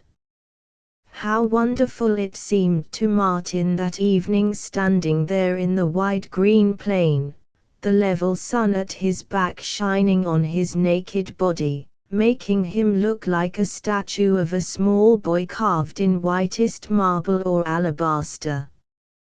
Then, to make the sight he gazed on still more enchanting, just as the sun went down the color of the hills changed from stone blue to a purple that was like the purple of ripe plums and grapes, only more beautiful and bright.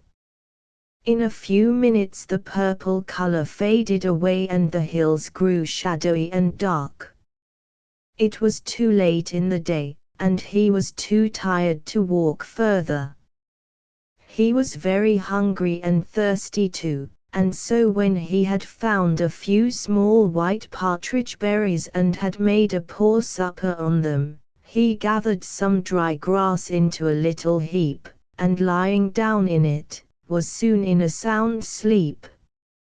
It was not until the late afternoon next day that Martin at last got to the foot of the hill, or mountain, and looking up he saw it like a great wall of stone above him, with trees and bushes and trailing vines growing out of the crevices and on the narrow ledges of the rock.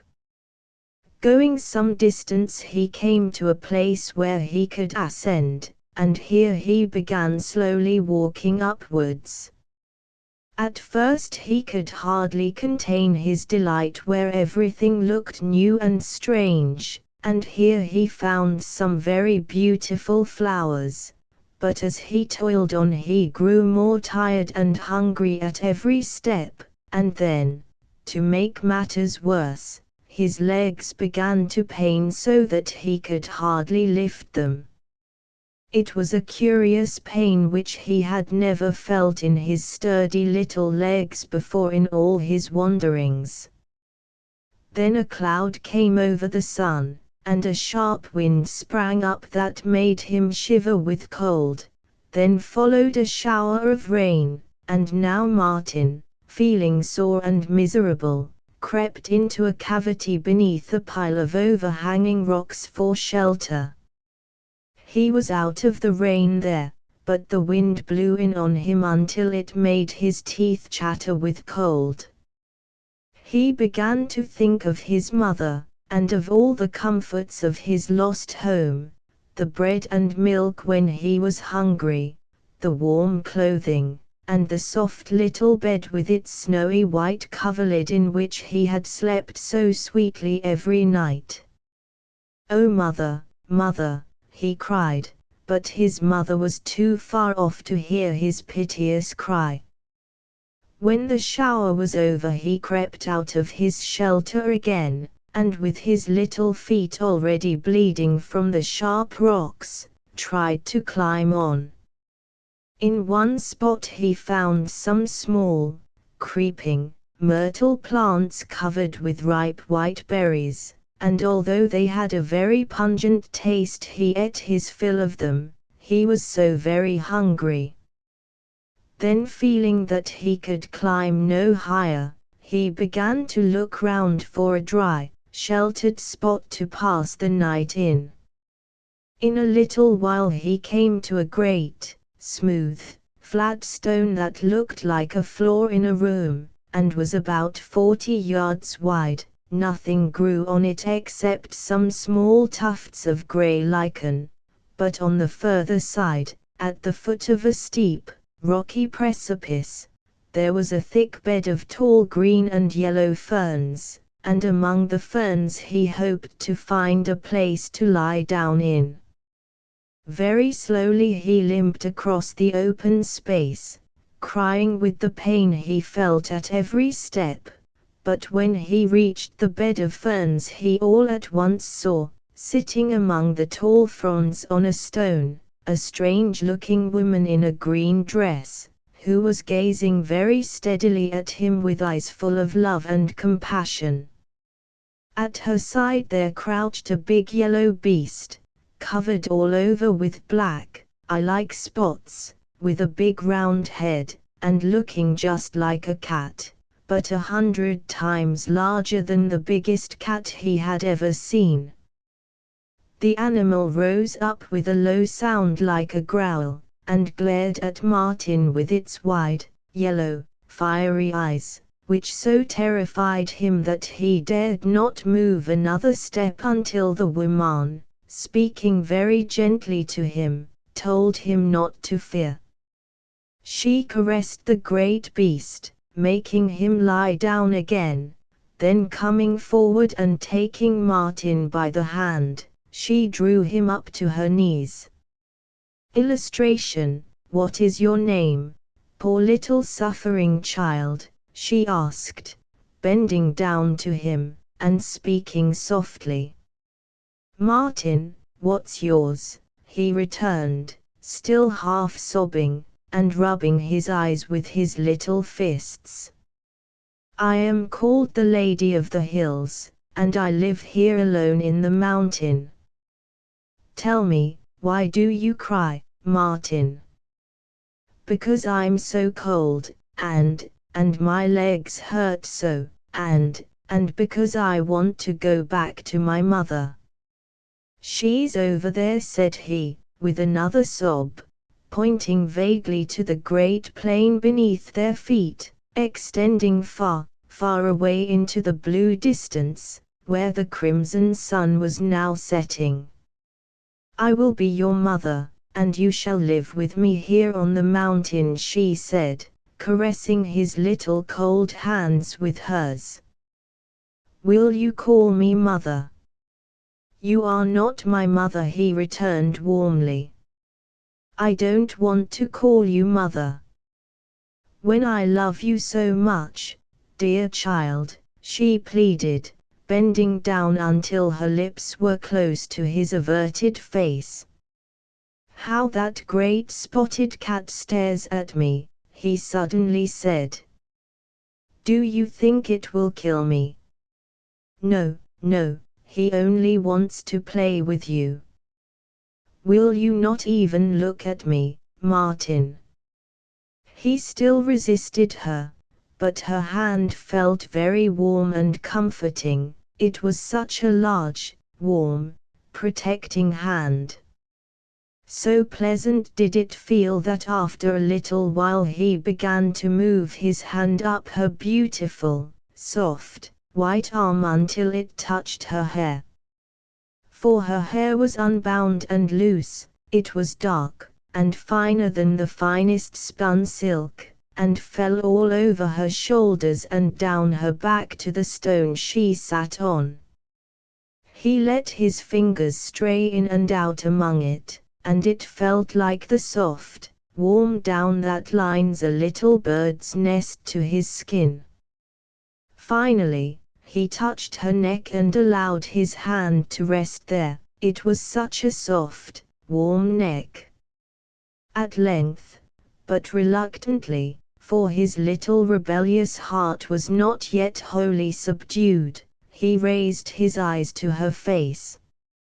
Oh, how beautiful she was! Her love and eager desire to win him had flushed her clear olive skin with rich red color. Out of her sweet red lips, half parted, came her warm breath on his cheek, more fragrant than wild flowers, and her large dark eyes were gazing down into his with such a tenderness in them that Martin, seeing it, felt a strange little shudder pass through him, and scarcely knew whether to think it pleasant or painful. Dear child, I love you so much, she spoke, will you not call me mother?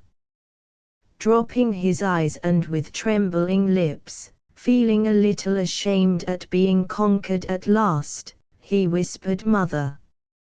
She raised him in her arms and pressed him to her bosom, wrapping her hair like a warm mantle round him, and in less than 1 minute, overcome by fatigue, he fell fast asleep in her arms. Chapter 12. The Little People Underground. When he awoke, Martin found himself lying on a soft downy bed in a dim stone chamber, and feeling silky hair over his cheek and neck and arms. He knew that he was still with his new strange mother, the beautiful Lady of the Mountain. She, seeing him awake, took him up in her arms, and holding him against her bosom, carried him through a long winding stone passage, and out into the bright morning sunlight. There by a small spring of clearest water that gushed from the rock she washed his scratched and bruised skin, and rubbed it with sweet-smelling unguents, and gave him food and drink. The great spotted beast sat by them all the time, purring like a cat, and at intervals he tried to entice Martin to leave the woman's lap and play with him. But she would not let him out of her arms. All day she nursed and fondled him as if he had been a helpless babe instead of the sturdy little runaway and adventurer he had proved himself to be. She also made him tell her the story of how he had got lost and of all the wonderful things that had happened to him in his wanderings in the wilderness, the people of the mirage, and old Jacob and the savages, the great forest, the serpent, the owl, the wild horses and wild man, and the black people of the sky. But it was of the mirage and the procession of lovely beings about which he spoke most and questioned her. "Do you think it was all a dream?" he kept asking her, "the queen and all those people?" She was vexed at the question, and turning her face away, refused to answer him. For though at all other times, and when he spoke of other things, she was gentle and loving in her manner, the moment he spoke of the queen of the mirage and the gifts she had bestowed on him, she became impatient, and rebuked him for saying such foolish things. At length she spoke and told him that it was a dream, a very, very idle dream, a dream that was not worth dreaming, that he must never speak of it again, never think of it, but forget it, just as he had forgotten all the other vain silly dreams he had ever had. And having said this much a little sharply, she smiled again and fondled him, and promised that when he next slept he should have a good dream, one worth the dreaming, and worth remembering and talking about. She held him away from her, seating him on her knees, to look at his face, and said, "For oh, dear little Martin, you are lovely and sweet to look at, and you are mine, my own sweet child, and so long as you live with me on the hills, and love me and eel me mother, you shall be happy, and everything you see, sleeping and waking, shall seem strange and beautiful." It was quite true that he was sweet to look at, very pretty with his rosy white skin deepening to red on his cheeks, and his hair curling all over his head was of a bright golden chestnut color, and his eyes were a very bright blue, and looked keen and straight at you just like a bird's eyes, that seemed to be thinking of nothing, and yet seeing everything. After this Martin was eager to go to sleep at once and have the promised dream, but his very eagerness kept him wide awake all day, and even after going to bed in that dim chamber in the heart of the hill, it was a long time before he dropped off. But he did not know that he had fallen asleep. It seemed to him that he was very wide awake, and that he heard a voice speaking in the chamber, and that he started up to listen to it. "Do you not know that there are things just as strange underground as above it?" said the voice. Martin could not see the speaker, but he answered quite boldly, "No, there's nothing underground except earth and worms and roots.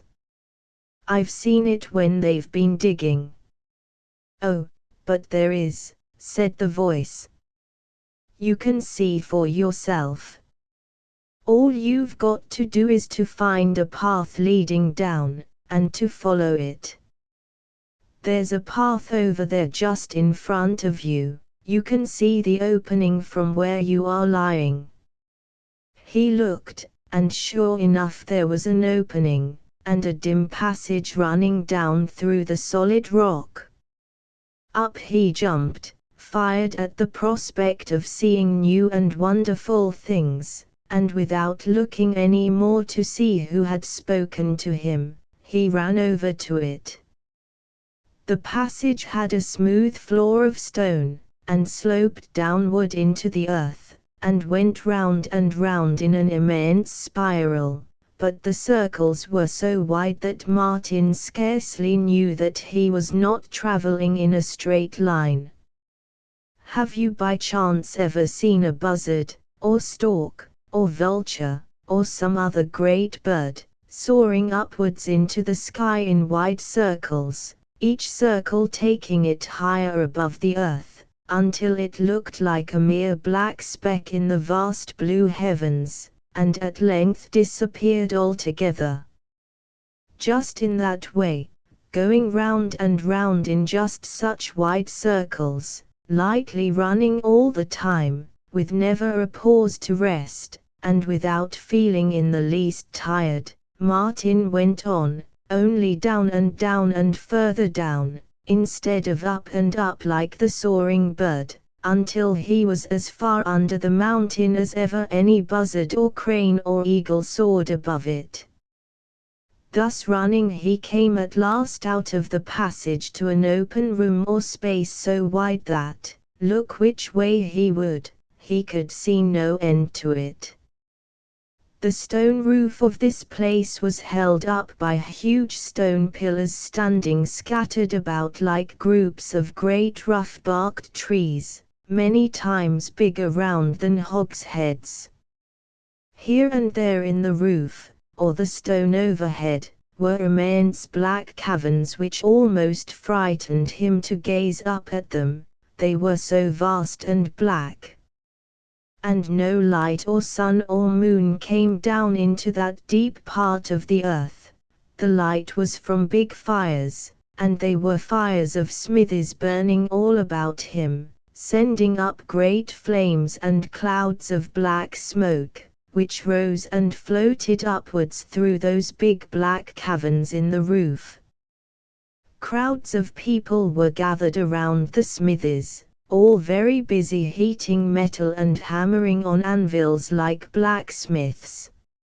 Never had he seen so many people, nor ever had he seen such busy men as these, rushing about here and there shouting and colliding with one another, bringing and carrying huge loads in baskets on their backs, and altogether the sight of them, and the racket and the smoke and dust, and the blazing fires, was almost too much for Martin, and for a moment or two he was tempted to turn and run back into the passage through which he had come.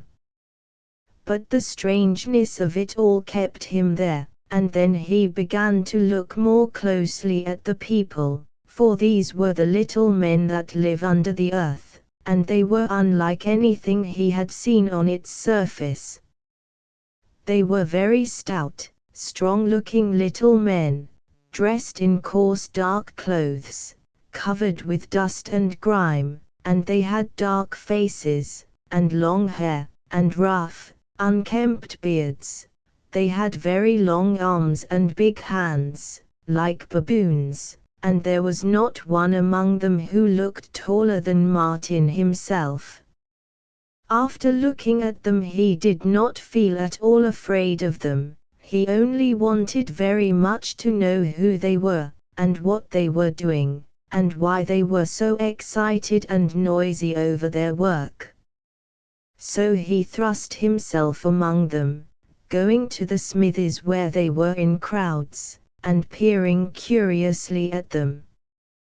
Then he began to notice that his coming among them created a great commotion, for no sooner would he appear than all work would be instantly suspended, down would go their baskets and loads of wood, their hammers and implements of all kinds, and they would stare and point at him, all jabbering together, so that the noise was as if 1,000 cockatoos and parrots and paraquets were all screaming at once. What it was all about he could not tell, as he could not make out what they said. He could only see, and plainly enough, that his presence astonished and upset them, for as he went about among them they fell back before him, crowding together, and all staring and pointing at him. But at length he began to make out what they were saying. They were all exclaiming and talking about him. "Look at him! Look at him!" they cried. "Who is he?" "What, Martin, this Martin?" "Never." "No, no, no." "Yes, yes, yes. Martin himself, Martin with nothing on. Not a shred, not a thread. Impossible, it cannot be. Nothing so strange has ever happened. Naked, do you say that Martin is naked? Oh, dreadful, from the crown of his head to his toes, naked as he was born. No clothes, no clothes, oh no, it can't be Martin. It is, it is. And so on, until Martin could not endure it longer, for he had been naked for days and days, and had ceased to think about it, and in fact did not know that he was naked. And now hearing their remarks, and seeing how they were disturbed, he looked down at himself and saw that it was indeed so, that he had nothing on, and he grew ashamed and frightened, and thought he would run and hide himself from them in some hole in the ground.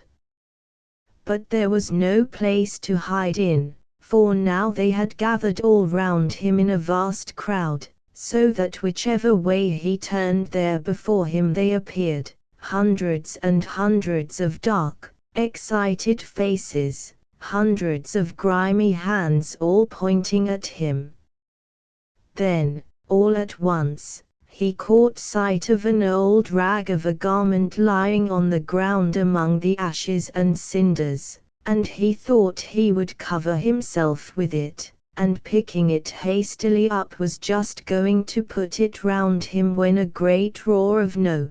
burst out from the crowd. He was almost deafened with the sound, so that he stood trembling with the old dirty rag of cloth in his hand. Then one of the little men came up to him, and snatching the rag from his hand, flung it angrily down upon the floor. Then, as if afraid of remaining so near Martin, he backed away into the crowd again. Just then Martin heard a very low voice close to his ear speaking to him, but when he looked round he could see no person near him. He knew it was the same voice which had spoken to him in the cave where he slept, and had told him to go down into that place underground. Illustration: "Do not fear," said the gentle voice to Martin. "Say to the little men that you have lost your clothes, and ask them for something to put on." Then Martin, who had covered his face with his hands to shut out the sight of the angry crowd, took courage, and looking at them, said, half sobbing, "Oh, little men, I've lost my clothes, won't you give me something to put on?" This speech had a wonderful effect. Instantly there was a mighty rush, all the little men hurrying away in all directions, shouting and tumbling over each other in their haste to get away, and by it looked to Martin as if they were having a great struggle or contest over something. They were all struggling to get possession of a small closed basket, and it was like a game of football with hundreds of persons all playing, all fighting for possession of the ball. At length one of them succeeded in getting hold of the basket and escaping from all the others who opposed him, and running to Martin he threw it down at his feet, and lifting the lid displayed to his sight a bundle of the most beautiful clothes ever seen by child or man. With a glad cry Martin pulled them out, but the next moment a very important-looking little man, with a great white beard, sprang forward and snatched them out of his hand. "No, no," he shouted. "These are not fit for Martin to wear. They will soil." Saying which, he flung them down on that dusty floor with its litter of cinders and dirt, and began to trample on them as if in a great passion. Then he snatched them up again and shook them, and all could see that they were unsoiled and just as bright and beautiful as before. Then Martin tried to take them from him, but the other would not let him. "Never shall Martin wear such poor clothes," shouted the old man. "They will not even keep out the wet," and with that he thrust them into a great tub of water, and jumping in began treading them down with his feet. But when he pulled them out again and shook them before their faces, all saw that they were as dry and bright as before. "Give them to me," cried Martin, thinking that it was all right now. "Never shall Martin wear such poor clothes. They will not resist fire," cried the old man, and into the flames he flung them. Martin now gave up all hopes of possessing them, and was ready to burst into tears at their loss, when out of the fire they were pulled again, and it was seen that the flames had not injured or tarnished them in the least. Once more Martin put out his arms, and this time he was allowed to take those beautiful clothes, and then just as he clasped them to him with a cry of delight he woke. His head was lying on his new mother's arm, and she was awake watching him. "Oh, mother, what a nice dream I had!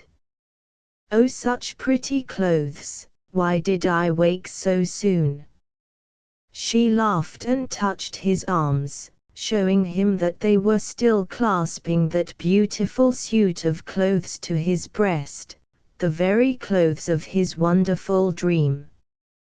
Chapter 13. The great blue water. There was not in all that land, nor perhaps in all the wide world, a happier little boy than Martin, when after waking from his sleep and dream he dressed himself for the first time in that new suit, and went out from the cave into the morning sunlight. He then felt the comfort of such clothes, for they were softer than the finest, softest down or silk to his skin, and kept him warm when it was cold, and cool when it was hot, and dry when it rained on him, and the earth could not soil them, nor the thorns tear them, and above everything they were the most beautiful clothes ever seen. Their color was a deep moss green, or so it looked at a little distance, or when seen in the shade, but in the sunshine it sparkled as if small, shining, many-colored beads had been sewn in the cloth, only there were no beads, it was only the shining threads that made it sparkle so, like clean sand in the sun. When you looked closely at the cloth, you could see the lovely pattern woven in it, small leaf and flower, the leaves like moss leaves, and the flowers like the pimpernel, but not half so big, and they were yellow and red and blue and violet in color. But there were many, many things besides the lovely clothes to make him contented and happy. First, the beautiful woman of the hills who loved and cherished him and made him call her by the sweet name of mother so many times every day that he well nigh forgot she was not his real mother. Then there was the great stony hillside on which he now lived for a playground, where he could wander all day among the rocks, overgrown with creepers and strange sweet-smelling flowers he had never seen on the plain below. The birds and butterflies he saw there were different from those he had always seen, so were the snakes which he often found sleepily coiled up on the rocks, and the little swift lizards. Even the water looked strange and more beautiful than the water in the plain, for here it gushed out of the living rock, sparkling like crystal in the sun, and was always cold when he dipped his hands in it even on the hottest days. Perhaps the most wonderful thing was the immense distance he could see, when he looked away from the hillside across the plain and saw the great dark forest where he had been, and the earth stretching far, far away beyond. Then there was his playmate, the great yellow-spotted cat, who followed him about and was always ready for a frolic, playing in a very curious way. Whenever Martin would prepare to take a running leap, or a swift run down a slope, the animal, stealing quietly up behind, would put out a claw from his big soft foot, a great white claw as big as an owl's beak, and pull him suddenly back. At last Martin would lose his temper, and picking up a stick would turn on his playmate, and away the animal would fly, pretending to be afraid, and going over bushes and big stones with tremendous leaps to disappear from sight on the mountain side. But very soon he would steal secretly back by some other way to spring upon Martin unawares and roll him over and over on the ground, growling as if angry, and making believe to worry him with his great white teeth, although never really hurting him in the least. He played with Martin just as a cat plays with its kitten when it pretends to punish it. Whenever Martin began to show the least sign of weariness, the Lady of the Hills would call him to her. Then, lying back among the ferns, she would unbind her long silky tresses to let him play with them, for this was always a delight to him. Then she would gather her hair up again and dress it with yellow flowers and glossy dark green leaves to make herself look more lovely than ever. At other times, taking him on her shoulders, she would bound nimbly as a wild goat up the steepest places, springing from crag to crag, and dancing gaily along the narrow ledges of rock, where it made him dizzy to look down. Then when the sun was near setting, when long shadows from rocks and trees began to creep over the mountain, and he had eaten the fruits and honey and other wild delicacies she provided, she would make him lie on her bosom. Playing with her loose hair and listening to her singing as she rocked herself on a stone, he would presently fall asleep. In the morning on waking he would always find himself lying still clasped to her breast in that great dim cavern, and almost always when he woke he would find her crying. Sometimes on opening his eyes he would find her asleep, but with traces of tears on her face, showing that she had been awake and crying. One afternoon, seeing him tired of play and hard to amuse, she took him in her arms and carried him right up the side of the mountain, where it grew so steep that even the big cat could not follow them. Finally she brought him out on the extreme summit, and looking round he seemed to see the whole world spread out beneath him. Below, halfway down, there were some wild cattle feeding on the mountain side, and they looked at that distance no bigger than mice. Looking eastwards he beheld just beyond the plain a vast expanse of blue water extending leagues and leagues away until it faded into the blue sky. He shouted with joy when he saw it, and could not take his eyes from this wonderful world of water. "Take me there, he cried. She only shook her head and tried to laugh him out of such a wish, but by and by when she attempted to carry him back down the mountain he refused to move from the spot, nor would he speak to her nor look up into her pleading face, but kept his eyes fixed on that distant blue ocean which had so enchanted him. For it seemed to Martin the most wonderful thing he had ever beheld. At length it began to grow cold on the summit, then with gentle caressing words she made him turn and look to the opposite side of the heavens, where the sun was just setting behind a great mass of clouds, dark purple and crimson, rising into peaks that were like hills of rose-colored pearl, and all the heavens beyond them a pale primrose-colored flame. Filled with wonder at all this rich and varied color he forgot the ocean for a moment, and uttered an exclamation of delight. "Do you know, dear Martin," said she, "what we should find there, where it all looks so bright and beautiful, if I had wings and could fly with you, clinging to my bosom like a little bat clinging to its mother when she flies abroad in the twilight?" "What?" asked Martin. "Only dark clouds full of rain and cutting hail and thunder and lightning." "That is how it is with the sea, Martin. It makes you love it when you see it at a distance, but oh, it is cruel and treacherous, and when it has once got you in its power then it is more terrible than the thunder and lightning in the cloud.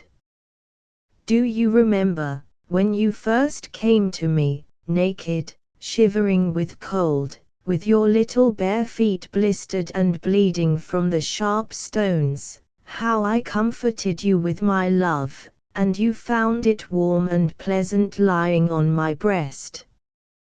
The sea will not comfort you in that way, it will clasp you to a cold breast, and kiss you with bitter salt lips, and carry you down where it is always dark, where you will never see the blue sky and sunshine and flowers again."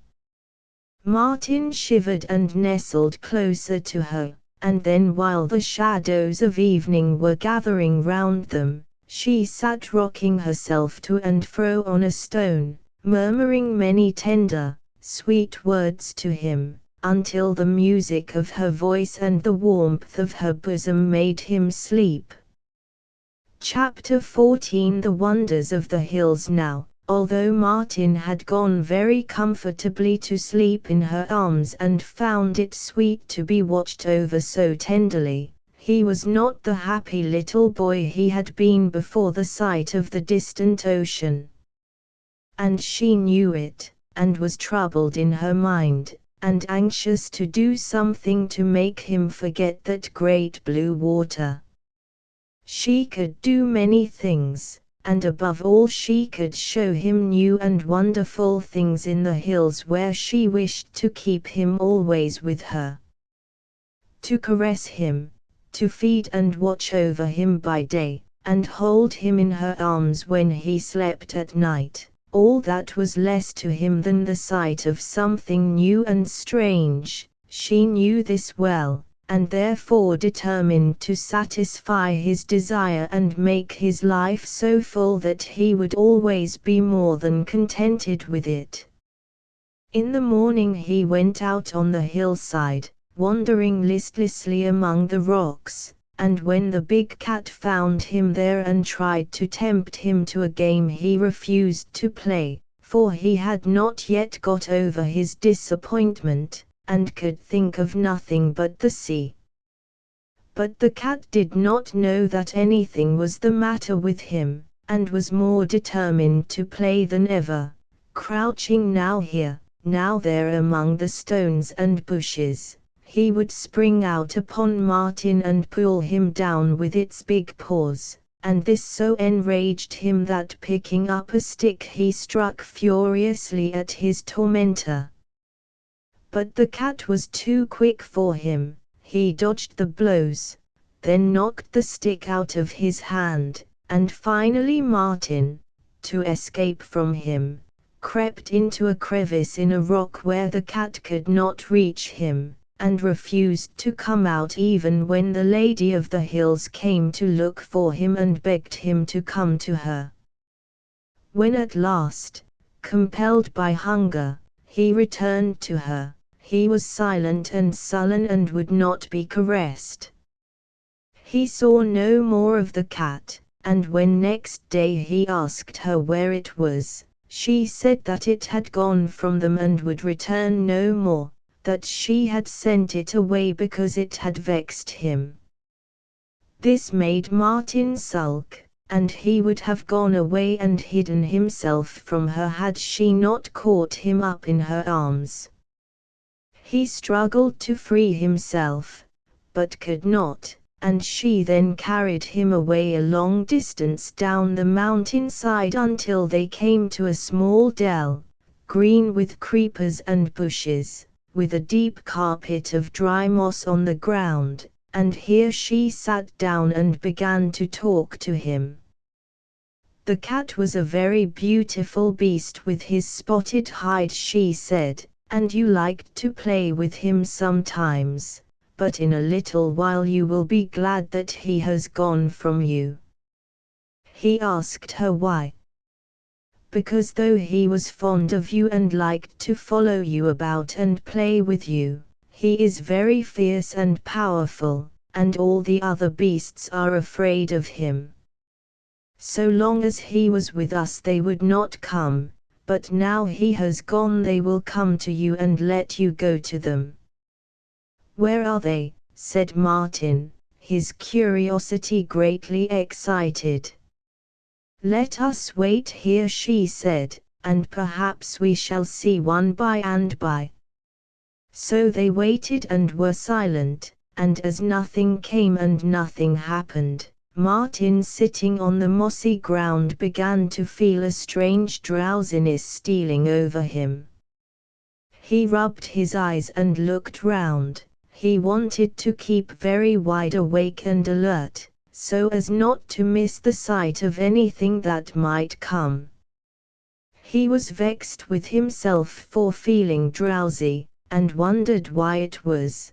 Then, listening to the low continuous hum of the bees, he concluded that it was that low, soft, humming sound that made him sleepy.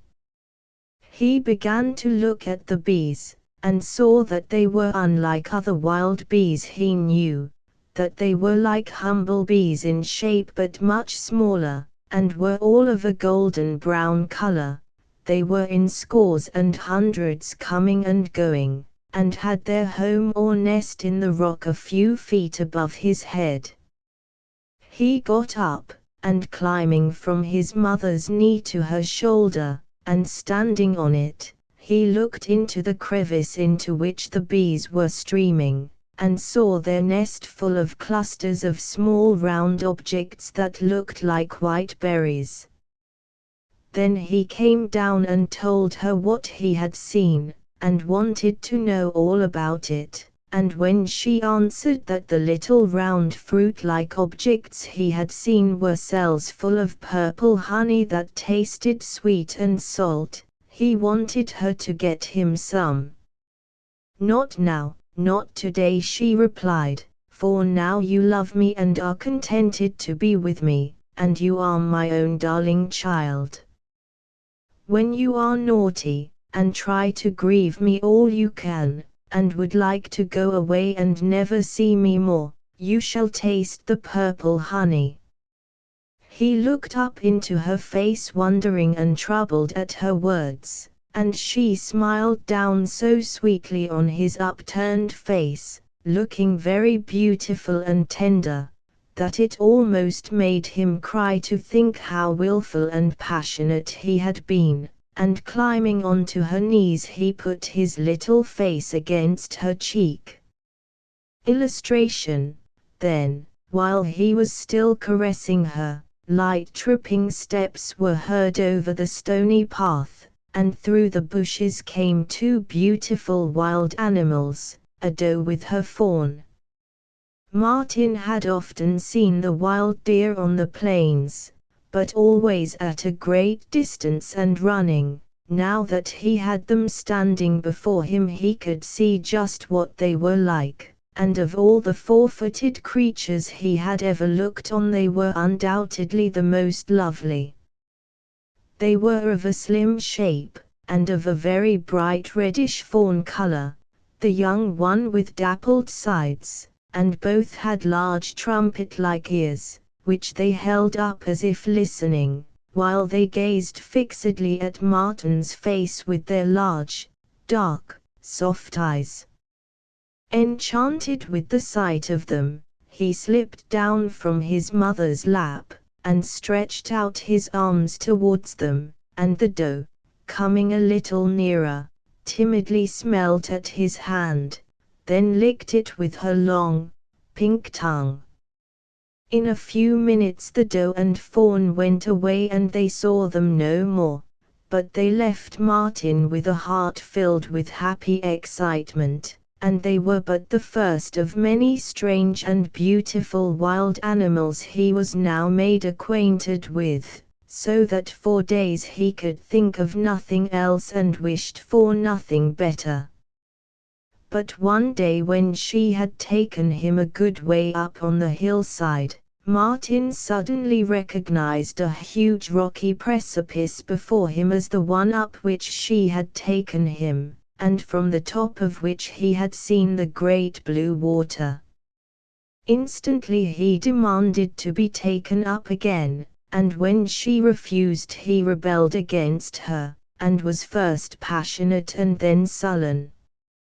Finding that he would not listen to anything she could say, she sat down on a rock and left him to himself.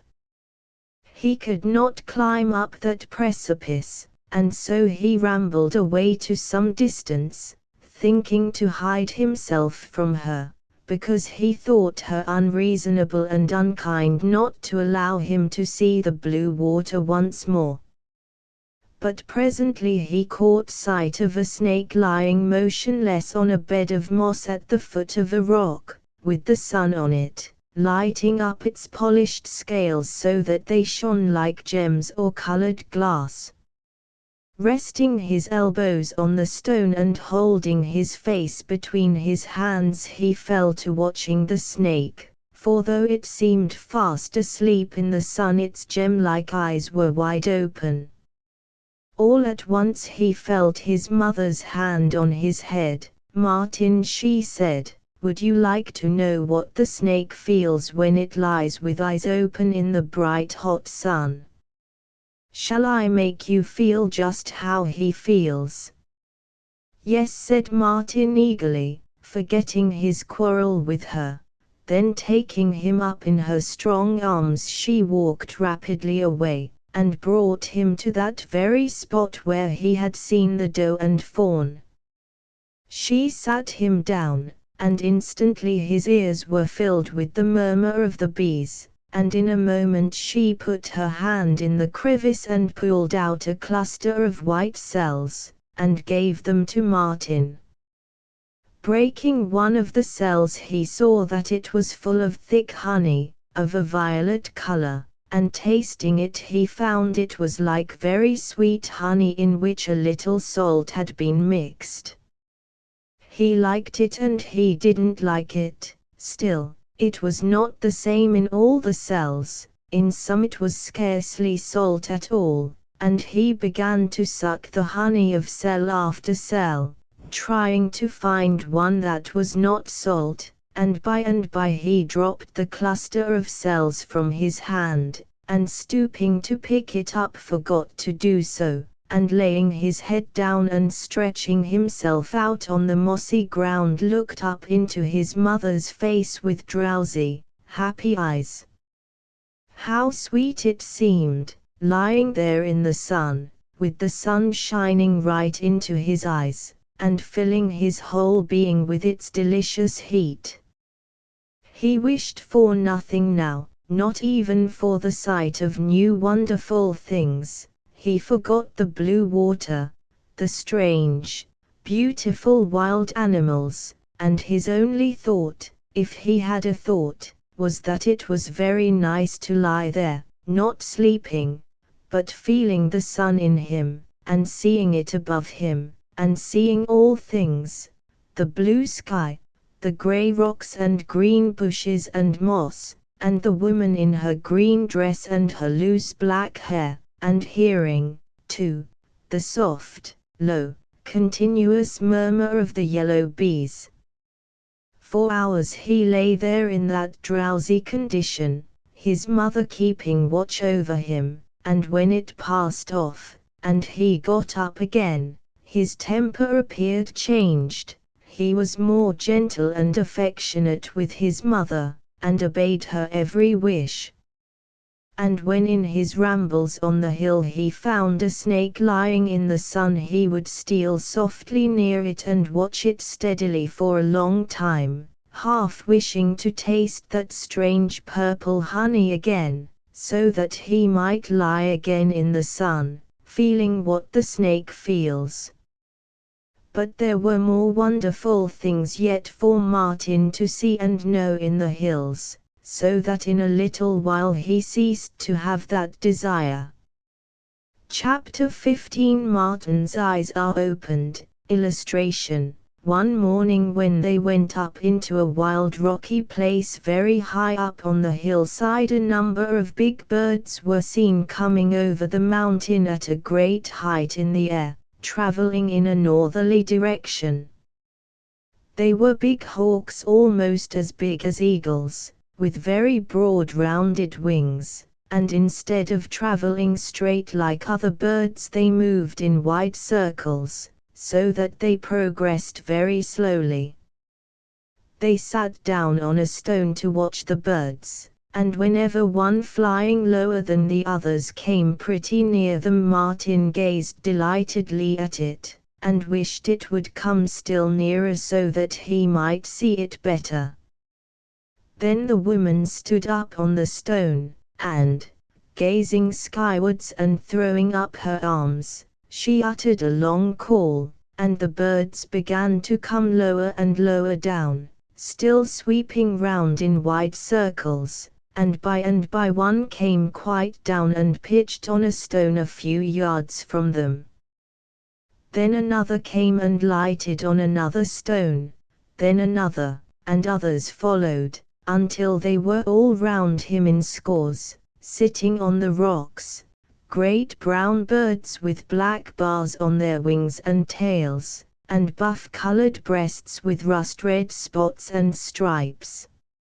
It was a wonderful sight, those eagle-like hawks, with their blue hooked beaks and deep-set dark piercing eyes, sitting in numbers on the rocks, and others and still others dropping down from the sky to increase the gathering. Then the woman sat down by Martin's side, and after a while one of the hawks spread his great wings and rose up into the air to resume his flight. After an interval of a minute or so another rose, then another, but it was an hour before they were all gone. "Oh, the dear birds! They are all gone," cried Martin. "Mother, where are they going?" She told him of a faraway land in the south, from which, when autumn comes, the birds migrate north to a warmer country hundreds of leagues away, and that birds of all kinds were now traveling north, and would be traveling through the sky above them for many days to come. Martin looked up at the sky, and said he could see no birds now that the buzzards were all gone. "I can see them," she returned, looking up and glancing about the sky. "Oh, Mother, I wish I could see them," he cried. "Why can't I see them when you can?" "Because your eyes are not like mine. Look, can you see this?" and she held up a small stone phial which she took from her bosom. He took it in his hand and unstopped and smelt at it. "Is it honey? Can I taste it?" he asked. She laughed. "It is better than honey, but you can't eat it," she said. "Do you remember how the honey made you feel like a snake? This would make you see what I see if I put some of it on your eyes." He begged her to do so, and she consenting poured a little into the palm of her hand. It was thick and white as milk. Then taking some on her fingertip, she made him hold his eyes wide open while she rubbed it on the eyeballs. It made his eyes smart, and everything at first looked like a blue mist when he tried to see. Then slowly the mist faded away and the air had a new marvelous clearness, and when he looked away over the plain beneath them he shouted for joy. So far could he see and so distinct did distant objects appear. At one point where nothing but the grey haze that obscured the distance had been visible, a herd of wild cattle now appeared, scattered about, some grazing, others lying down ruminating, and in the midst of the herd a very noble-looking, tawny-colored bull was standing. "Oh mother, do you see that bull?" cried Martin in delight. "Yes, I see him," she returned.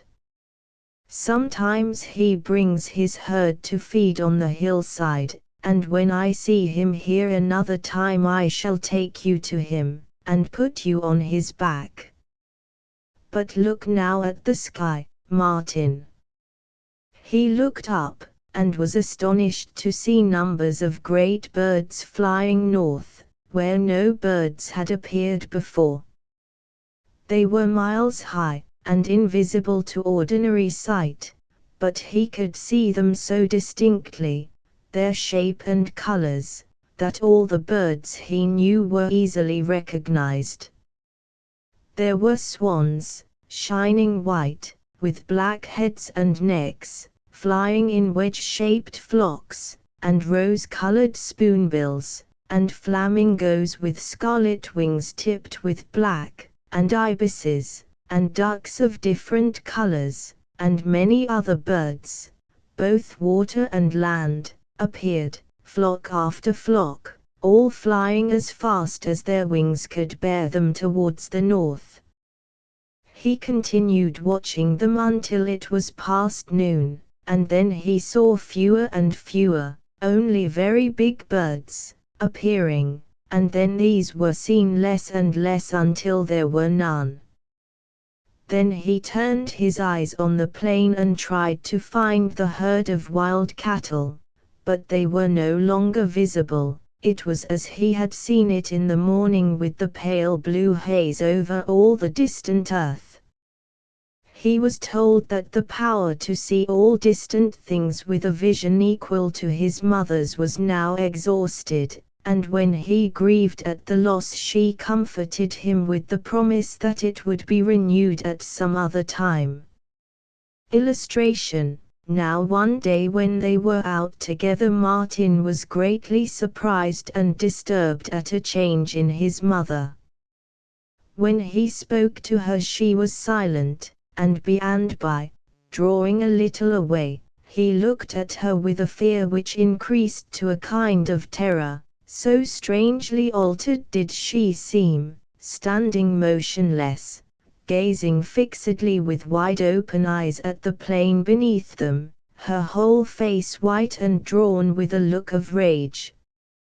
He had an impulse to fly from her and hide himself in some hole in the rocks from the sight of that pale, wrathful face, but when he looked round him he was afraid to move from her, for the hill itself seemed changed, and now looked black and angry even as she did.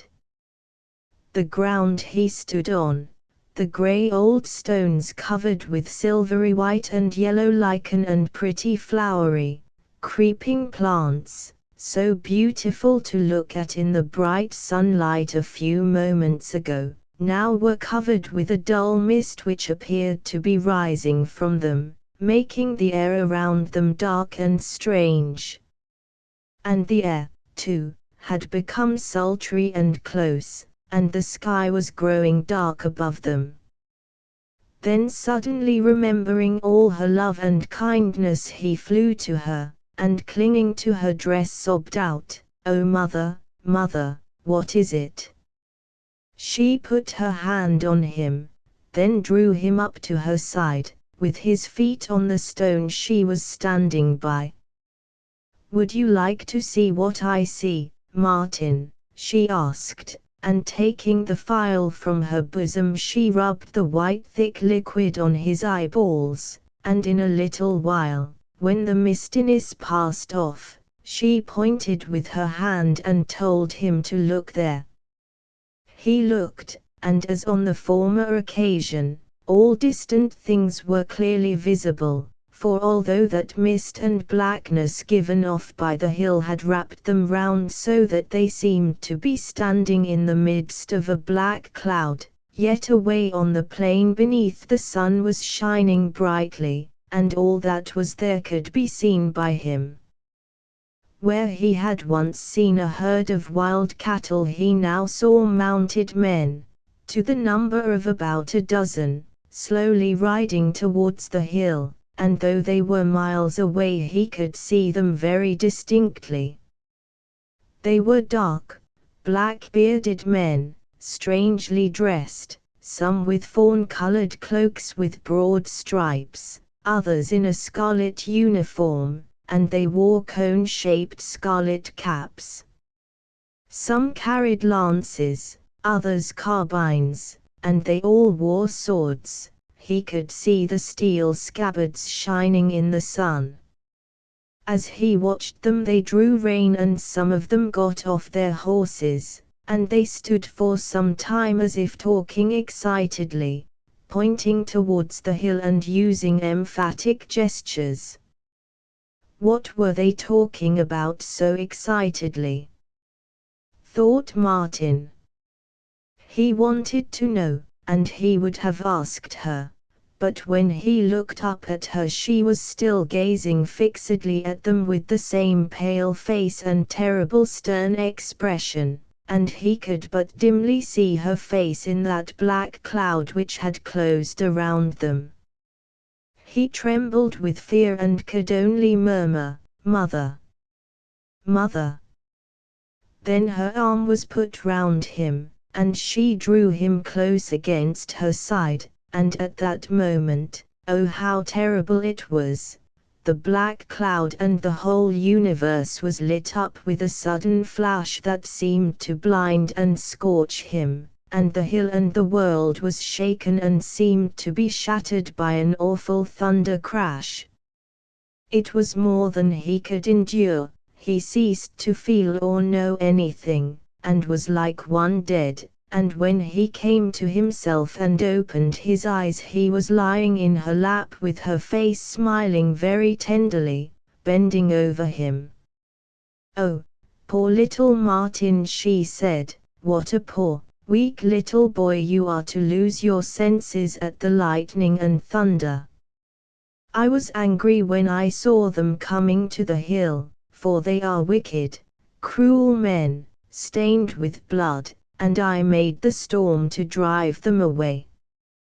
They are gone, and the storm is over now, and it is late. Come, let us go to our cave," and she took him up and carried him in her arms. Chapter 16 The People of the Mist. When Martin first came to the hills it was at the end of the long, hot, dry summer of that distant land. It was autumn now, and the autumn was like a second summer, only not so hot and dry as the first. But sometimes at this season a wet mist came up from the sea by night and spread over all the country, covering it like a cloud, To a soaring bird looking down from the sky it must have appeared like another sea of a pale or pearly grey color, with the hills rising like islands from it.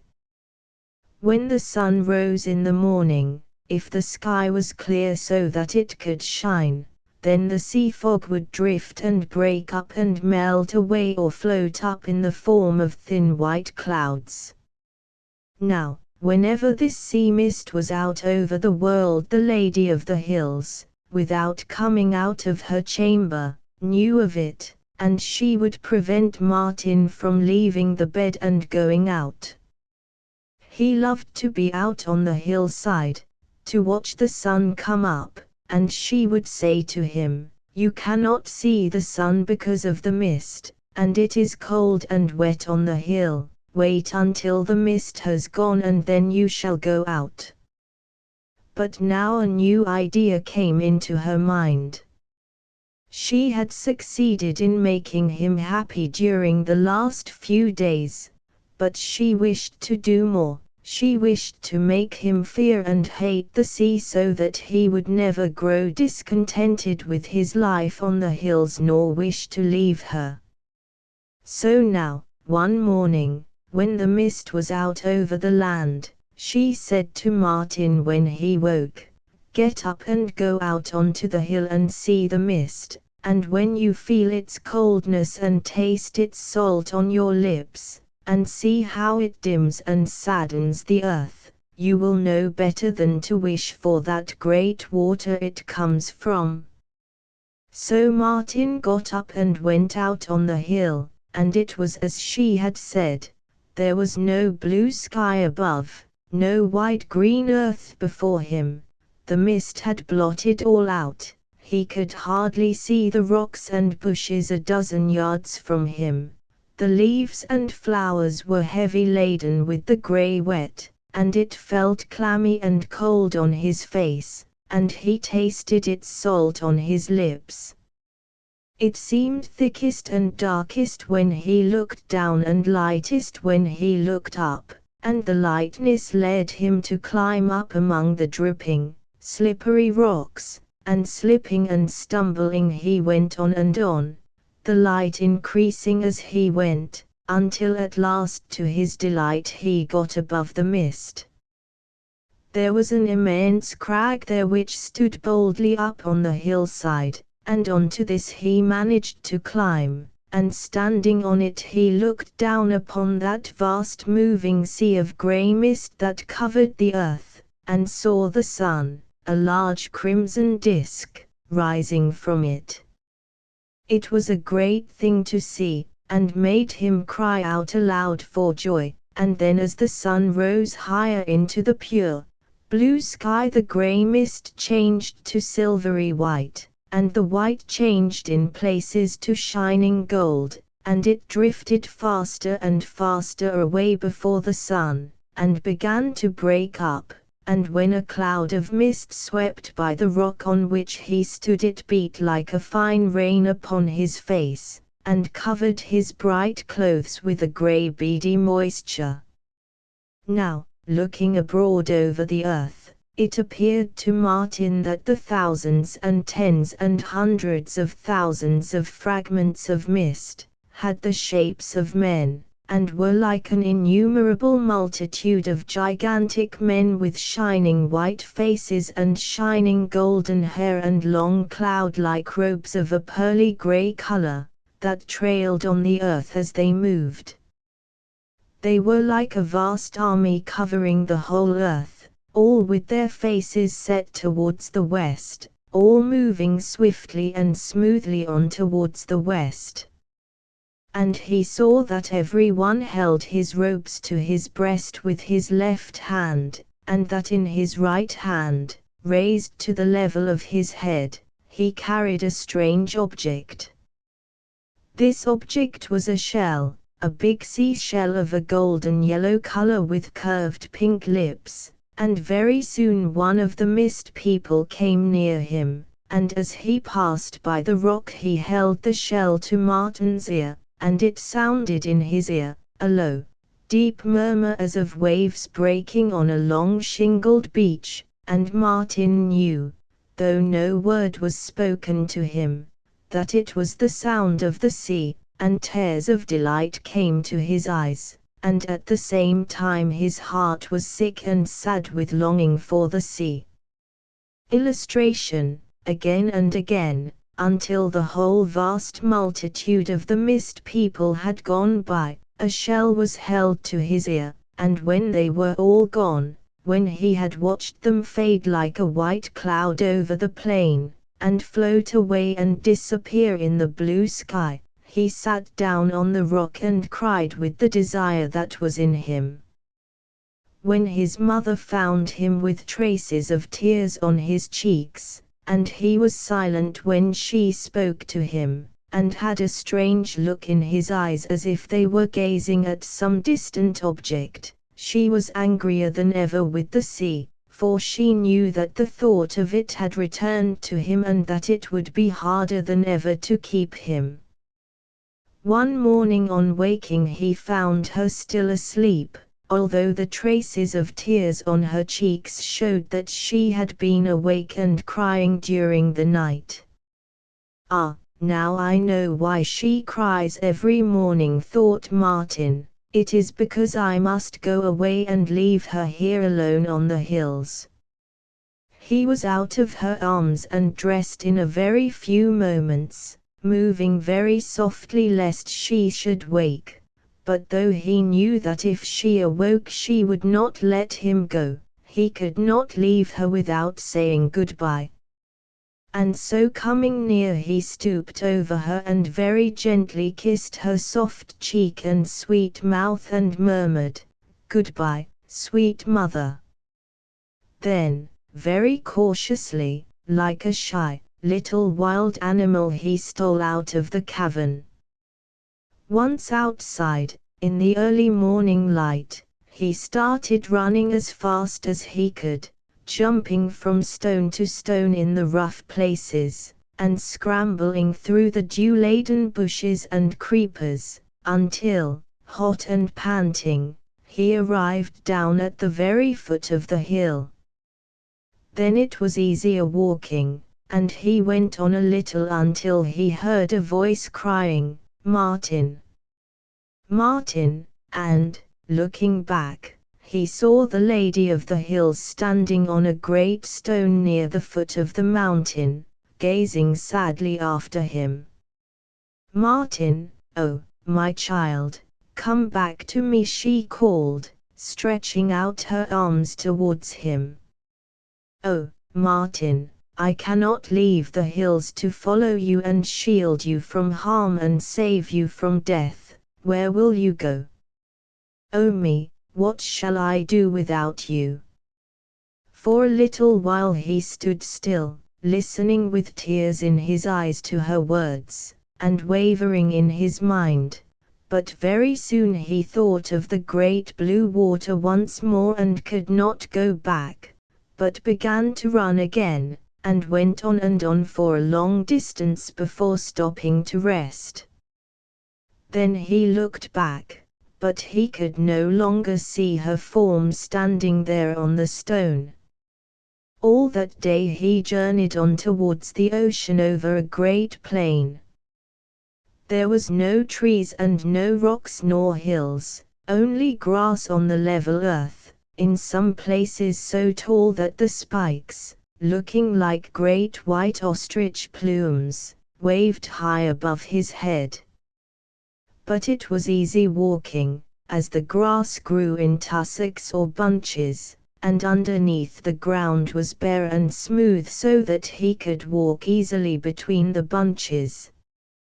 He wondered that he did not get to the sea, but it was still far off, and so the long summer day wore to an end, and he was so tired that he could scarcely lift his legs to walk. Then, as he went slowly on in the fading light, where the grass was short and the evening primroses were opening and filling the desert air with their sweet perfume, he all at once saw a little grey old man not above 6 inches in height standing on the ground right before him, and staring fixedly at him with great, round, yellow eyes. Illustration, "You bad boy," exclaimed this curious, little, old man, whereupon Martin stopped in his walk and stood still, gazing in the greatest surprise at him. "You bad boy," repeated the strange little man. The more Martin stared at him, the harder he stared back at Martin, always with the same unbending severity in his small, round, grey face. He began to feel a little afraid, and was almost inclined to run away. Then he thought it would be funny to run from such a very small man as this, so he stared bravely back once more and cried out, "Go away." "You bad boy," answered the little grey man without moving. "Perhaps he's deaf, just like that other old man," said Martin to himself, and throwing out his arms he shouted at the top of his voice, "Go away." And away with a scream he went, for it was only a little grey burrowing owl after all. Martin laughed a little at his own foolishness in mistaking that common bird he was accustomed to see every day for a little old man. By and by, feeling very tired, he sat down to rest, and just where he sat grew a plant with long white flowers like tall thin goblets in shape.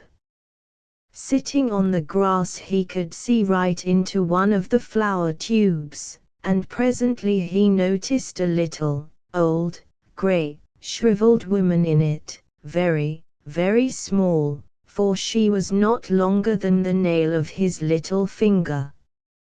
She wore a grey shawl that dragged behind her, and kept getting under her feet and tripping her up. She was most active, whisking about this way and that inside the flower, and at intervals she turned to stare at Martin, who kept getting nearer and nearer to watch her until his face nearly touched the flower, and whenever she looked at him she wore an exceedingly severe expression on her small dried-up countenance. It seemed to Martin that she was very angry with him for some reason. Then she would turn her back on him, and tumble about in the tube of the flower, and gathering up the ends of her shawl in her arms begin dusting with great energy. Then hurrying out once more she would shake the dust from her big, funny shawl in his eyes. At last he carefully raised a hand and was just going to take hold of the queer, little, old dame with his forefinger and thumb when up she flew. It was only a small, grey, twilight moth. Very much puzzled and confused, and perhaps a little frightened at these curious deceptions, he laid himself down on the grass and shut his eyes so as to go to sleep, but no sooner had he shut his eyes than he heard a soft, soft little voice calling, "Martin! Martin!" He started up and listened. It was only a field cricket singing in the grass. But often as he lay down and closed his eyes the small voice called again, plainly as possible, and oh so sadly, "Martin! Martin!" It made him remember his beautiful mother, now perhaps crying alone in the cave on the mountain, no little Martin resting on her bosom, and he cried to think of it. And still the small voice went on, calling, "Martin! Martin!" sadder than ever, until, unable to endure it longer, he jumped up and ran away a good distance, and at last, too tired to go any further, he crept into a tussock of tall grass and went to sleep. Chapter 17 The Old Man of the Sea. Next day Martin journeyed on in the old way, jumping up and taking a good long run, then dropping into a trot, then a walk, and finally sitting down to rest. Then up again and another run, and so on. But although feeling hungry and thirsty, he was so full of the thought of the great blue water he was going to see, so eager to look upon it at last after wishing for it so long, that he hardly gave himself any time to hunt for food. Nor did he think of his mother of the hills, alone today, and grieving at his loss, so excited was he at the prospect of what lay before him. A little past noon he began to hear a low murmuring sound that seemed in the earth beneath him, and all about him, and in the air above him, but he did not know that it was the sound of the sea. At length he came to a place where the earth rose up in long ridges of yellow sand, on which nothing grew but scattered tufts of stiff, yellow grass. As he toiled over the loose sand, sometimes sinking ankle deep in it, the curious deep murmuring sound he had heard for so long grew louder and louder, until it was like the sound of a mighty wind in a wood, but deeper and hoarser, rising and falling, and at intervals broken by great throbs, as of thunder echoed and re-echoed among the distant hills. At length he had toiled over the last ridge of sand, and then all at once the world, his world of solid earth at all events, came to an abrupt end, for no more ground on which to set a foot was before him, but only the ocean, that ocean which he had wanted so badly, and had loved at a distance more than the plains and hills, and all they contained to delight him.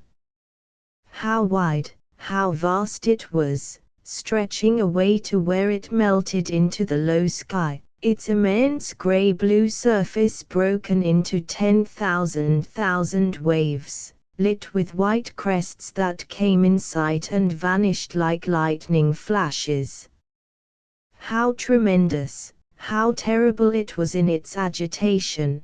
Oh, the world had nothing to compare with it, nothing to hold his heart after it, and it was well that the earth was silent, that it only gazed upon it with the sun and moon and stars, listening day and night forever to the great voice of the sea. Only by lying flat on his chest could Martin look down over the edge of the awful cliff, which is one of the highest in the world, and then the sight of the sea swirling and beating at the foot of that stupendous black precipice, sending up great clouds of spray in its fury, made him shudder. It was so awful to look upon. But he could not stir from that spot. There he stayed lying flat on his chest, gazing and gazing, feeling neither hunger nor thirst, forgetful of the beautiful woman he had called mother, and of everything besides. And as he gazed, little by little, that great tumult of the waves grew less. They no longer lifted themselves up, wave following wave, to beat upon the cliff, and make it tremble, but sank lower and lower, and at last drew off from the precipice, leaving at its foot a long narrow strip of sand and shingle exposed to sight. A solemn calm fell upon the waste of waters, only near the shore it continued to move a little, rising and falling like the chest of a sleeping giant, while along the margin small waves continued to form and break in white foam on the shingle with a perpetual low, moaning sound. Further out it was quite calm, its surface everywhere flushed with changing violet, green, and rosy tints. In a little while these lovely colors faded as from a sunset cloud, and it was all deep dark blue, for the sun had gone, and the shadows of evening were over land and sea. Then Martin, his little heart filled with a great awe and a great joy, crept away a few yards from the edge of the cliff and coiled himself up to sleep in a hollow in the soft warm sand.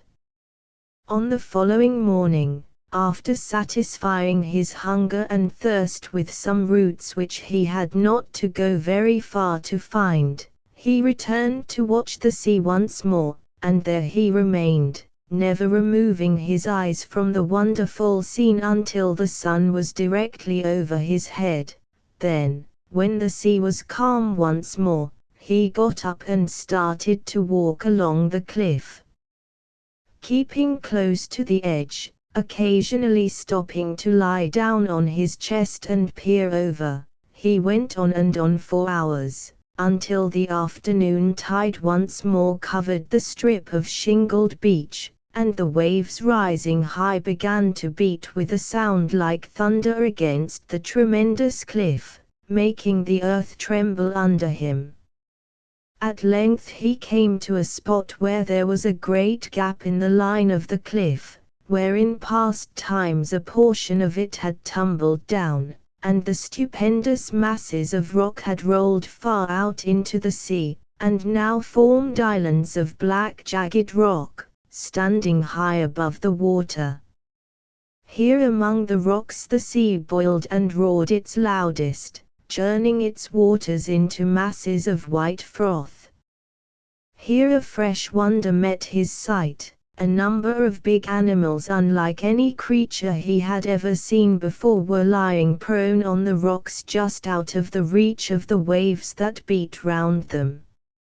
At first they looked like cows, then he saw that they had neither horns nor legs, that their heads were like dogs but without ears, and that they had two great flapper-shaped feet on their chests with which they walked or crawled upon the rocks whenever a wave broke on them, causing them to move a little higher. Illustration: they were sea lions, a very big sort of seal, but Martin had never heard of such a creature, and being anxious to look more closely at them he went into the gap, and began cautiously climbing down over the broken masses of rock and clay until he got quite near the sea. Lying there on a flat rock he became absorbed in watching these strange dog-headed legless cattle of the sea, for he now had them near, and they could see him, and occasionally one would lift its head and gaze earnestly at him out of large dark eyes that were soft and beautiful like the eyes of the doe that came to him on the hills. Oh, how glad he was to know that the sea, the mighty waters roaring so loud as if in wrath, had its big beasts too for him to love, like the hills and plains with their cattle and deer and horses. But the tide was still rising, and very soon the biggest waves began to come quite over the rocks, rolling the big beasts over and even washing them off, and it angered them when the waves struck them, and they roared aloud, and by they began to go away, some disappearing beneath the water, others with heads above the surface swimming away out into the open sea, until all were gone.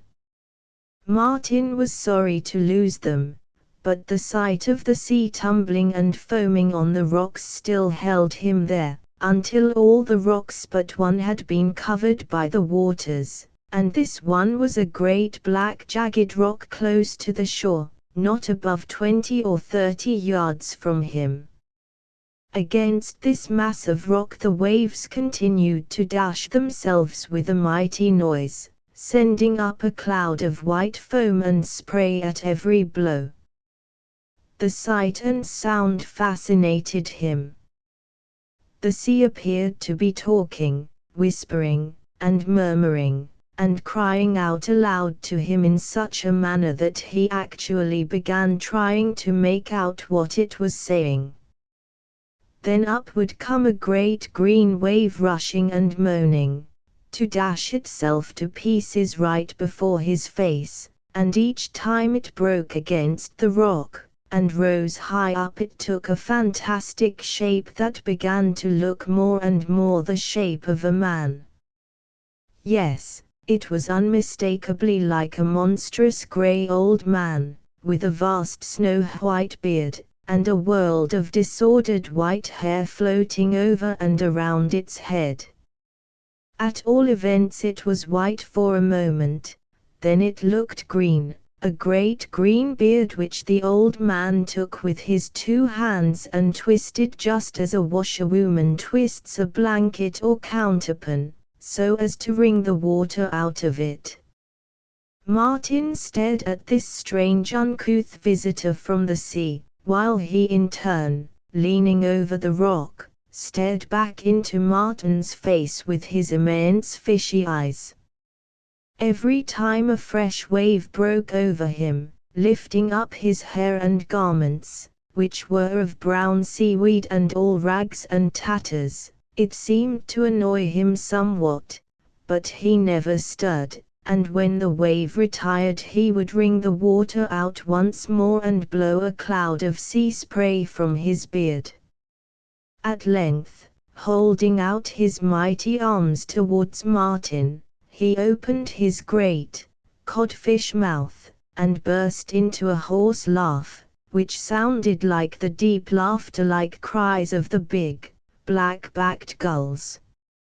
Still, Martin did not feel at all afraid of him, for he looked good-natured and friendly.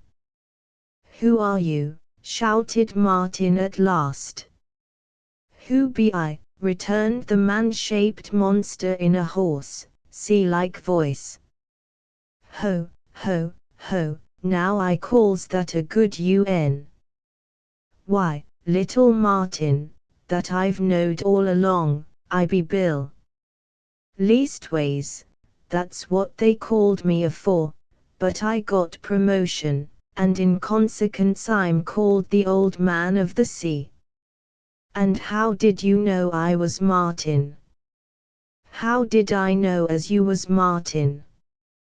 Why, bless your innocent heart, I knowed it all along of course. How do ye think I wouldn't know that? Why, I no sooner saw you there among them rocks than I says to myself, hello, says I, bless my eyes if that ain't Martin looking at my cows, as I calls 'em. Of course I knowed as you was Martin." "And what made you go and live in the sea, old Bill?" questioned Martin, "and why did you grow so big?" Illustration, ho, ho, ho, laughed the giant, blowing a great cloud of spray from his lips. "I don't mind telling you that. You see, Martin, I ain't pressed for time. Them blessed bells is nothing to me now, not being in the forecastle trying to get a bit of a snooze. Well, to begin, I were born longer ago than I can tell in a old town by the sea, and my father he were a sailor man, and was drowned when I were very small. Then my mother she died just because every man that belonged to her was drowned. For those as lives by the sea, Martin, mostly dies in the sea. Being a orphan I were brought up by granny. I were very small then, and used to go and play all day in the marshes, and I loved the cows and water rats and all the little beasties, same as you, Martin.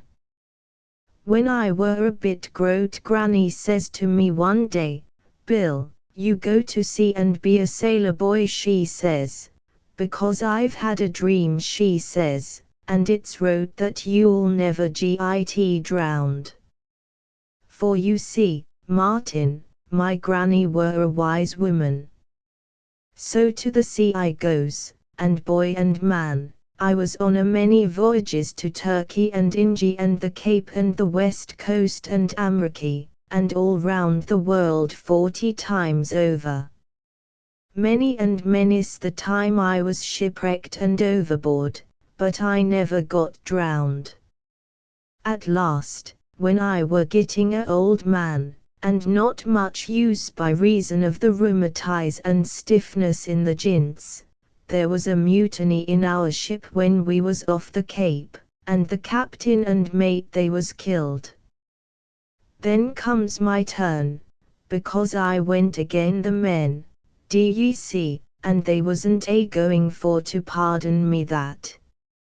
So out they had me on deck and began to talk about how they'd finish me, rope, knife, or bullet. Mates says I shoot me if you like and I'll dies comfortably, or run a knife into me, which is better still, or string me up to the yardarm, which is the most comfortable thing I know. But don't you go and put me into the sea, says I, because it's wrote that I ain't never going to get drowned, and you'll have all your trouble for nothing, says I. That made 'em laugh a most tremendous laugh. Old Bill says they will have his little joke. Then they brings up some iron stowed in the hold, and with ropes and chains they ties well nigh half a ton of it to my legs and arms, then lowers me over the side. Down I rent, in course, which made 'em laugh louder than afore, and I were fathoms and fathoms under water afore I stopped hearing them laugh. At last I comes down to the bottom of the sea, and glad I were to get there, because now I couldn't go no further. There I lies doubled up like a old sea serpent along of the rocks, but warm and comfortable like. Last of all, the ropes and chains they got busted off because of my growing so big and strong down there, and up I comes to blow like a grampus, for I were full of water by reason that it had soaked into me. So that's how I got to be the old man of the sea, hundreds and hundreds of years ago. And do you like to be always in the sea, old Bill? Asked Martin. Ho, ho, ho, laughed the monster. That's a good UN, little Martin. Do I like it? Well, it's better than being a sailor man in a ship, I can tell ye. That were a hard life, with nothing good except perhaps the baccy. I were very fond of baccy once before the sea put out my pipe. Likewise of rum. Many's the time I've been picked up on shore that drunk, Martin, you wouldn't believe it, I were that fond of rum. Sometimes, down here, when I remember how good it tasted, I open my mouth wide and takes down a big gulp of sea water, enough to fill a hogshead, then I comes up and blows it all out again just like a old grampus. And having said this, he opened his vast cavernous mouth and roared out his hoarse ho, ho, ho, louder than before, and at the same time he rose up higher above the water and the black rock he had been leaning on, until he stood like a stupendous tower above Martin, a man-shaped tower of water and spray, and white froth and brown seaweed. Then he slowly fell backwards out upon the sea, and falling upon the sea caused so mighty a wave that it went high over the black rock and washed the face of the cliff, sweeping Martin back among the rocks. When the great wave retired, and Martin, half choked with water and half dazed, struggled onto his feet, he saw that it was night, and a cloudy, black sky was above, and the black sea beneath him. He had not seen the light fade, and had perhaps fallen asleep and seen and talked with that old sea monster in a dream. But now he could not escape from his position down in the gap, just above the roaring waves. There he had to stay, sheltered in a cavity in the rock, and lying there, half sleeping and half waking, he had that great voice of the sea in his ears all night. Chapter 18 Martin plays with the waves after a night spent in the roar of the sea, a drenched and bruised prisoner among the rocks. It was nice to see the dawn again.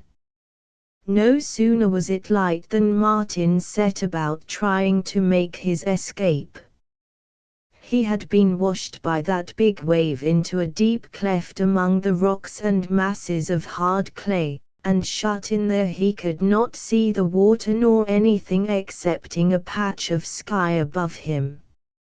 Now he began climbing over the stones and crawling and forcing himself through crevices and other small openings, making a little progress, for he was sore from his bruises and very weak from his long fast, and at intervals, tired and beaten, he would drop down crying with pain and misery.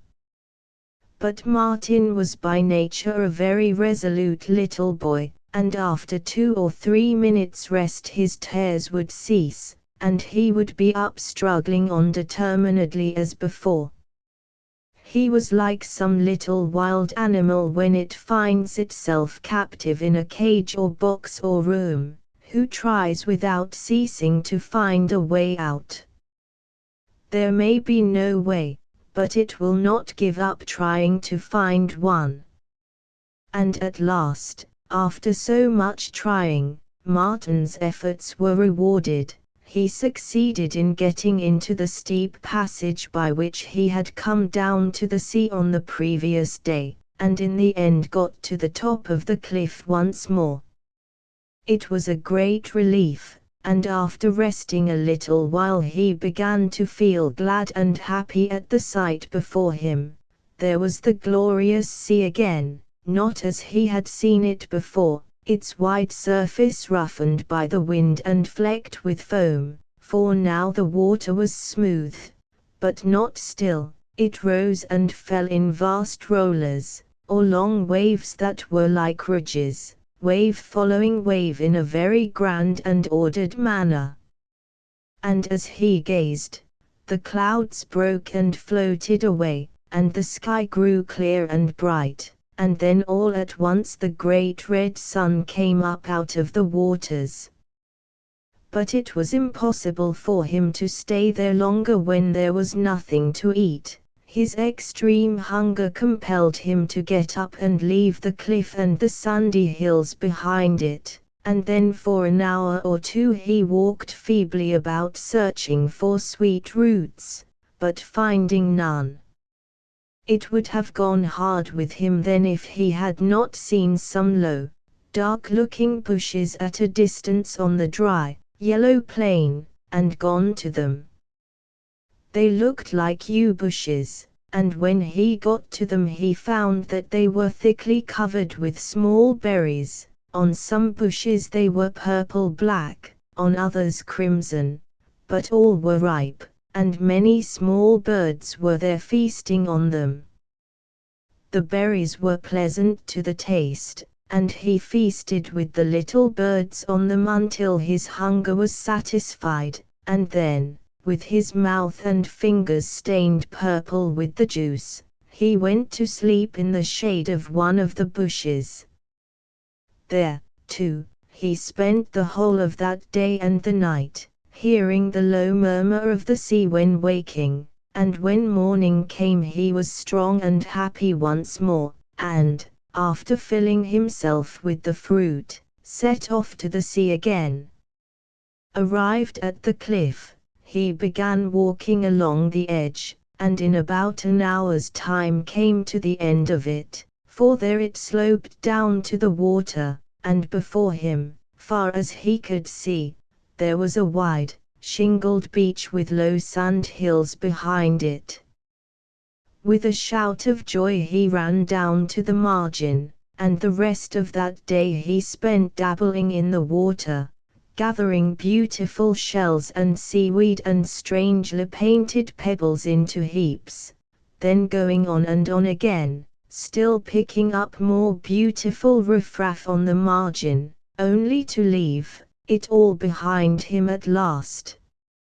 Never had he spent a happier day, and when it came to an end he found a sheltered spot not far from the sea, so that when he woke in the night he would still hear the deep, low murmur of the waves on the beach. Many happy days he spent in the same way, with no living thing to keep him company, except the little white and grey sunderlings that piped so shrill and clear as they flitted along the margin before him, and the great seagulls that uttered hoarse, laughter-like cries as they soared and hovered above his head. "Oh, happy birds!" exclaimed Martin, clapping his hands, and shouting in answer to their cries. Every day Martin grew more familiar with the sea, and loved it more, and it was his companion and playmate. He was bolder than the little restless sunderlings that ran and flitted before the advancing waves, and so never got their pretty white and grey plumage wet. Often he would turn to meet the coming wave, and let it break round and rush past him, and then in a moment he would be standing knee-deep in the midst of a great sheet of dazzling white foam, until with a long hiss as it fled back, drawing the round pebbles with it, it would be gone, and he would laugh and shout with glee. What a grand old playfellow the sea was!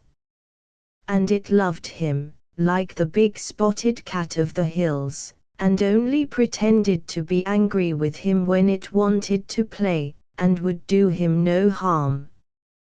And still he was not satisfied, but grew bolder and bolder, putting himself in its power and trusting to its mercy. He could play better with his clothes off, and one day, chasing a great receding wave as far as it would go, he stood up bravely to encounter the succeeding wave, but it was greater than the last, and lifting him in its great green arms it carried him high up till it broke with a mighty roar on the beach. Then instead of leaving him stranded there it rushed back still bearing him in its arms out into the deep. Further and further from the shore it carried him, until he became terrified, and throwing out his little arms towards the land, he cried aloud, "Mother! Mother!" He was not calling to his own mother far away on the great plain, he had forgotten her. Now he only thought of the beautiful woman of the hills, who was so strong, and loved him and made him call her mother, and to her he cried in his need for help. Now he remembered her warm, protecting bosom, and how she had cried every night at the fear of losing him, how when he ran from her she followed him, calling to him to return. Ah, how cold was the sea's bosom, how bitter its lips! Struggling still with the great wave, struggling in vain, blinded and half choked with salt water, he was driven violently against a great black object tumbling about in the surf, and with all the strength of his little hands he clung to it. The water rolled over him, and beat against him, but he would not lose his hold, and at last there came a bigger wave and lifted him up and cast him right onto the object he was clinging to. It was as if some enormous monster of the sea had caught him up and put him in that place, just as the Lady of the Hills had often snatched him up from the edge of some perilous precipice to set him down in a safe place. There he lay exhausted, stretched out at full length, so tossed about on the billows that he had a sensation of being in a swing. But the sea grew quiet at last, and when he looked up it was dark, the stars glittering in the dim blue vault above, and the smooth, black water reflecting them all round him, so that he seemed to be floating suspended between two vast, starry skies, one immeasurably far above, the other below him. All night, with only the twinkling, trembling stars for company, he lay there, naked, wet, and cold, thirsty with the bitter taste of sea salt in his mouth, never daring to stir, listening to the continual lapping sound of the water. Morning dawned at last. The sea was green once more, the sky blue, and beautiful with the young, fresh light. He was lying on an old raft of black, waterlogged spars and planks lashed together with chains and rotting ropes. But alas! There was no shore in sight, for all night long he had been drifting further and further away from land. A strange habitation for Martin, the child of the plain, was that old raft. It had been made by shipwrecked mariners, long, long ago, and had floated about the sea until it had become of the sea, like a half-submerged floating island. Brown and many-colored seaweeds had attached themselves to it, strange creatures, half plant and half animal, grew on it, and little shellfish and numberless slimy, creeping things of the sea made it their dwelling place. It was about as big as the floor of a large room, all rough, black, and slippery, with the seaweed floating like ragged hair many yards long around it, and right in the middle of the raft there was a large hole where the wood had rotted away. Now, it was very curious that when Martin looked over the side of the raft he could see down into the clear, green water a few fathoms only, but when he crept to the edge of the hole and looked into the water there, he was able to see 10 times further down.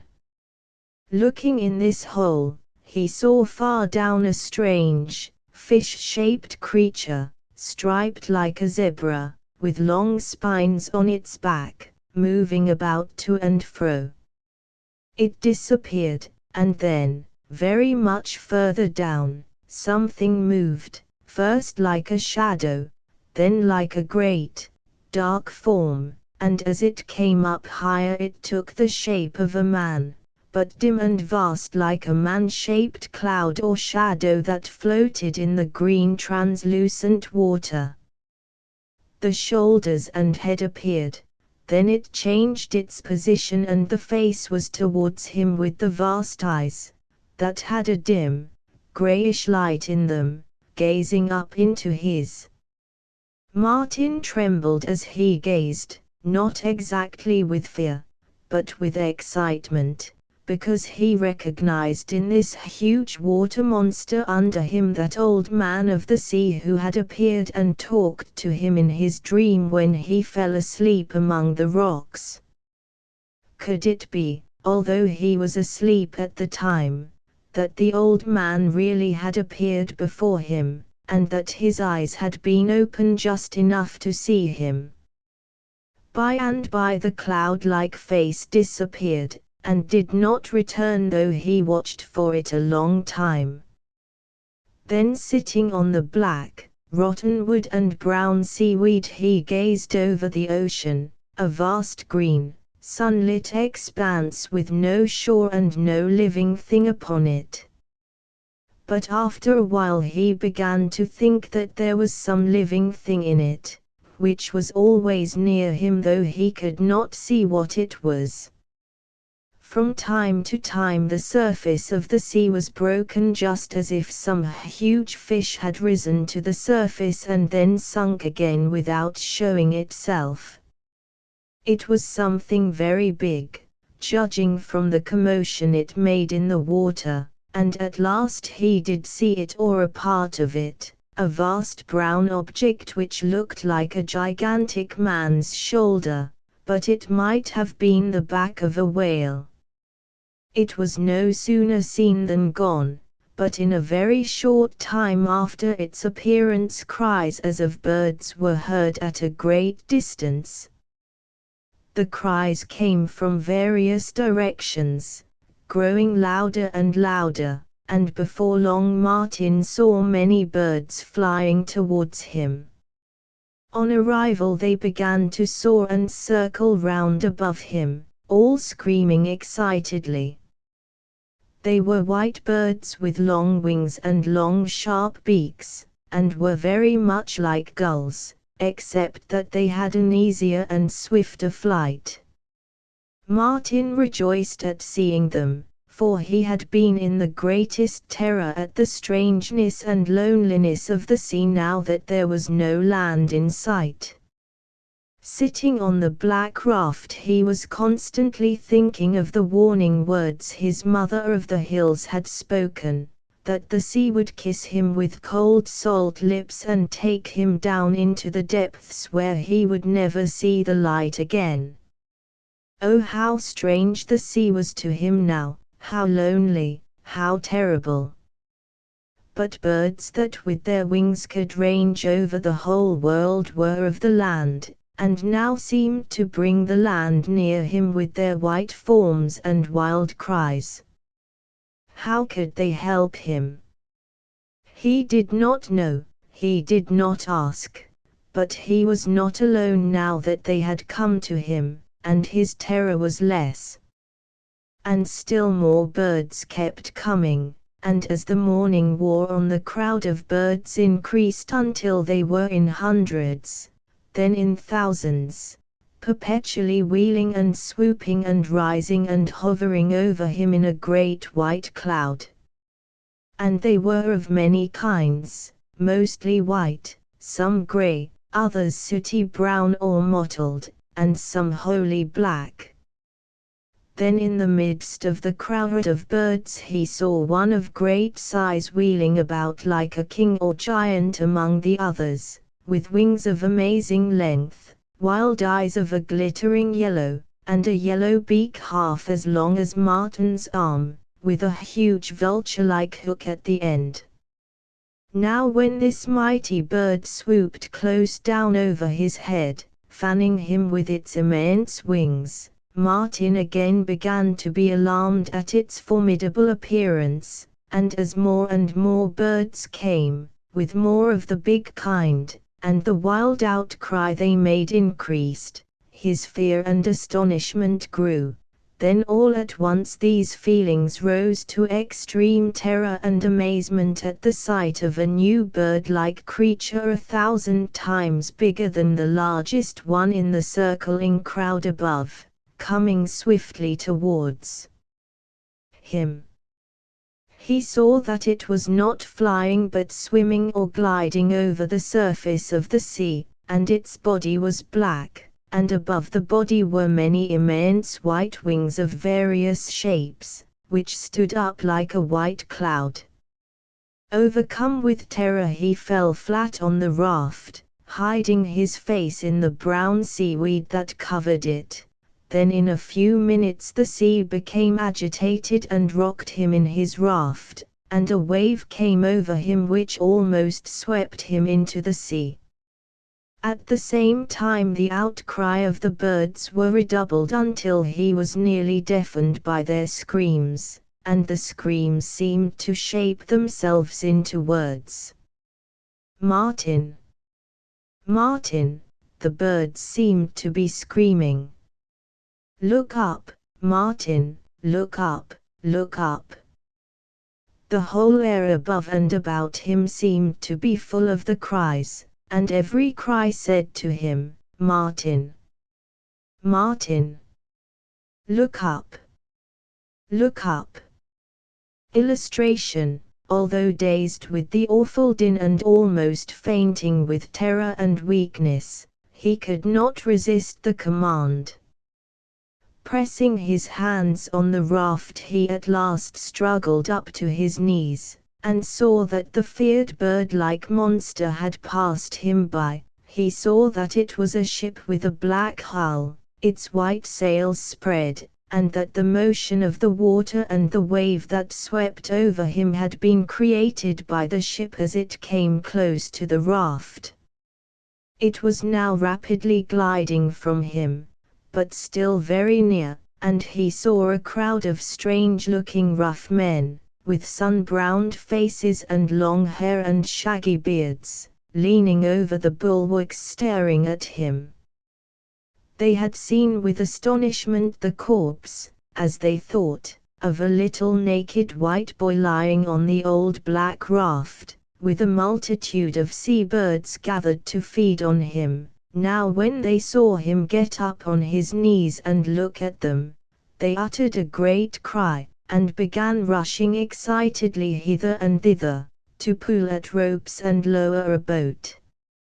Martin did not know what they were doing, he only knew that they were men in a ship, but he was now too weak and worn out to look at or think of more than one thing at a time, and what he was looking at now was the birds. For no sooner had he looked up and seen the ship than their wild cries ceased, and they rose up and up like a white cloud to scatter far and wide over sky and sea.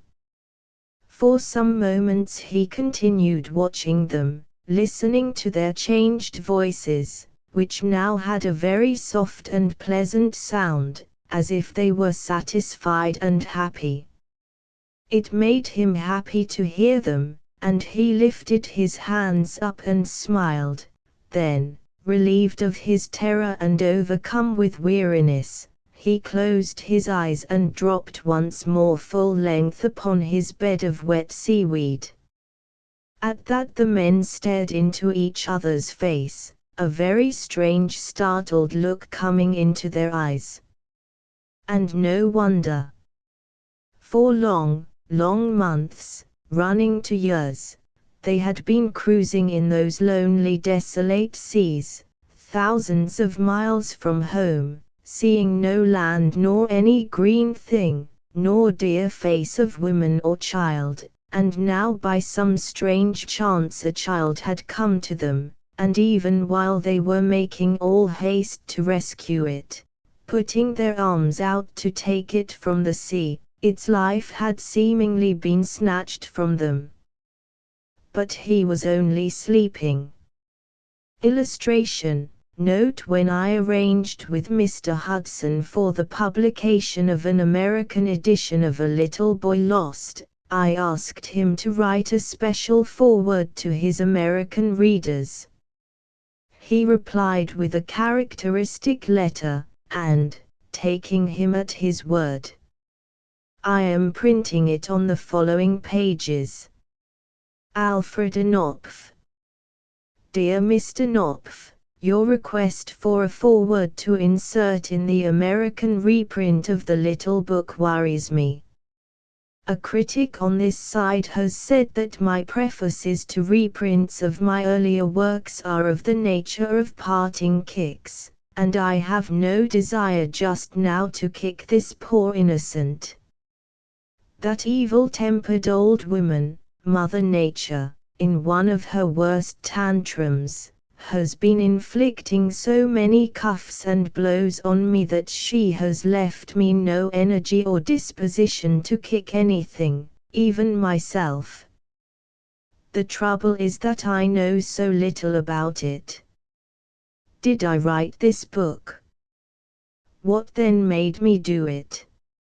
In reading a volume of Force Clavigera I once came upon a passage which sounded well but left me in a mist, and it relieved me to find a footnote to it in which the author says, "This passage was written many years ago and what I was thinking about at the time has quite escaped my memory. At all events, though I let it stand, I can find no meaning in it now. Little men may admire but must not try to imitate these gestures of the giants." And as a result of a little quiet thinking it over I seem able to recover the idea I had in my mind when I composed this child's story and found a title for it in Blake. Something too of the semi-wild spirit of the child hero in the lines, "Naught loves another as itself." And, "Father, how can I love you or any of my brothers more? I love you like the little birds that pick up crumbs about the door.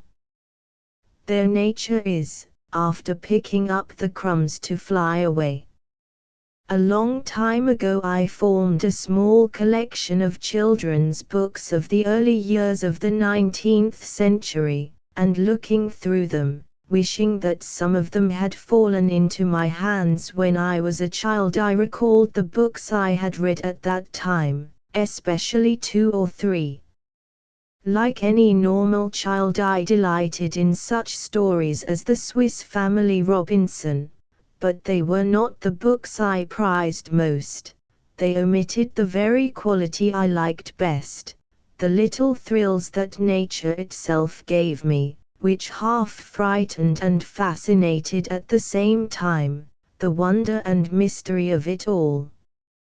Once in a while I got a book with something of this rare element in it, contained perhaps in some perfectly absurd narrative of animals taking human shape or using human speech, with such like transformations and vagaries.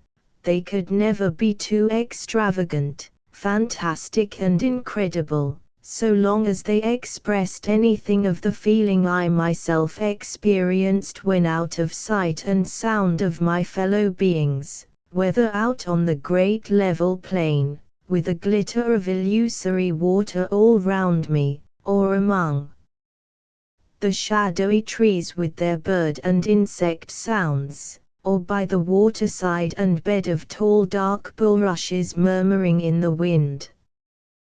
These ancient memories put it in my mind to write a book which, I imagined, would have suited my peculiar taste of that early period, the impossible story to be founded on my own childish impressions and adventures, with a few dreams and fancies thrown in and 2 or 3 native legends and myths, such as the one of the Lady of the Hills, the incarnate spirit of the rocky sierras on the Great Plains, about which I heard from my gaucho comrades when on the spot, the strange woman seldom viewed by human eyes, who is jealous of man's presence and is able to create sudden violent tempests to frighten them from her sacred haunts. That's the story of my story, and to the question in your publisher's practical mind, I'm sorry to have to say I don't know. I have no way of finding out, since children are not accustomed to write to authors to tell them what they think of their books. And after all these excuses, it just occurs to me that children do not read forewords and introductions. They have to be addressed to adults who do not read children's books, so that in any case it would be thrown away. Still, if a foreword you must have, and from me, I think you will have to get it out of this letter. I remain, yours cordially, W. H. Hudson. November 14, 1917. End of the Project Gutenberg ebook A Little Boy Lost updated editions will replace the previous one, the old editions will be renamed. Creating the works from print editions not protected by U.S. copyright law means that no one owns a United States copyright in these works, so the Foundation, and you, can copy and distribute it in the United States without permission and without paying copyright royalties. Special rules, set forth in the general terms of use part of this license, apply to copying and distributing Project Gutenberg trademark symbol electronic works to protect the Project Gutenberg trademark symbol concept and trademark. Project Gutenberg is a registered trademark, and may not be used if you charge for an ebook, except by following the terms of the trademark license, including paying royalties for use of the Project Gutenberg trademark. If you do not charge anything for copies of this ebook, complying with the trademark license is very easy. You may use this ebook for nearly any purpose, such as creation of derivative works, reports, performances and research. Project Gutenberg ebooks may be modified and printed and given away. You may do practically anything in the United States with ebooks not protected by U.S. copyright law. Redistribution is subject to the trademark license, especially commercial redistribution. Start. Full license. The full Project Gutenberg license. Please read this before you distribute or use this work to protect the Project Gutenberg trademark symbol. Mission of promoting the free distribution of electronic works. By using or distributing this work, or any other work associated in any way with the phrase Project Gutenberg, you agree to comply with all the terms of the full Project Gutenberg trademark symbol license available with this file or online at www.gutenberg.org/license. Section 1. General Terms of Use and Redistributing Project Gutenberg Trademark Symbol Electronic Works 1.0. By reading or using any part of this Project Gutenberg trademark symbol electronic work, you indicate that you have read, understand, agree to and accept all the terms of this license and intellectual property, trademark/copyright, agreement. If you do not agree to abide by all the terms of this agreement, you must cease using and return or destroy all copies of Project Gutenberg trademark symbol electronic works in your possession. If you paid a fee for obtaining a copy of or access to a Project Gutenberg trademark symbol electronic work and you do not agree to be bound by the terms of this agreement, you may obtain a refund from the person or entity to whom you paid the fee as set forth in paragraph 1.e.8. 1.b. Project Gutenberg is a registered trademark.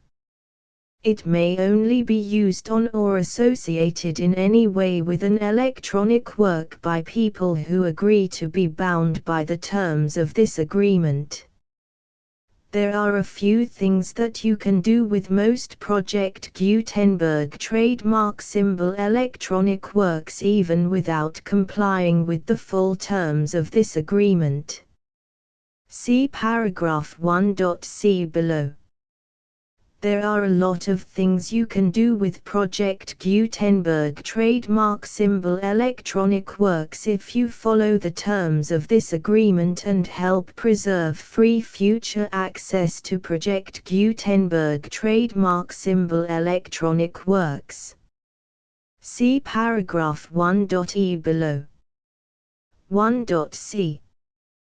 The Project Gutenberg Literary Archive Foundation, the Foundation or PGLAF, owns a compilation copyright in the collection of Project Gutenberg trademark symbol electronic works.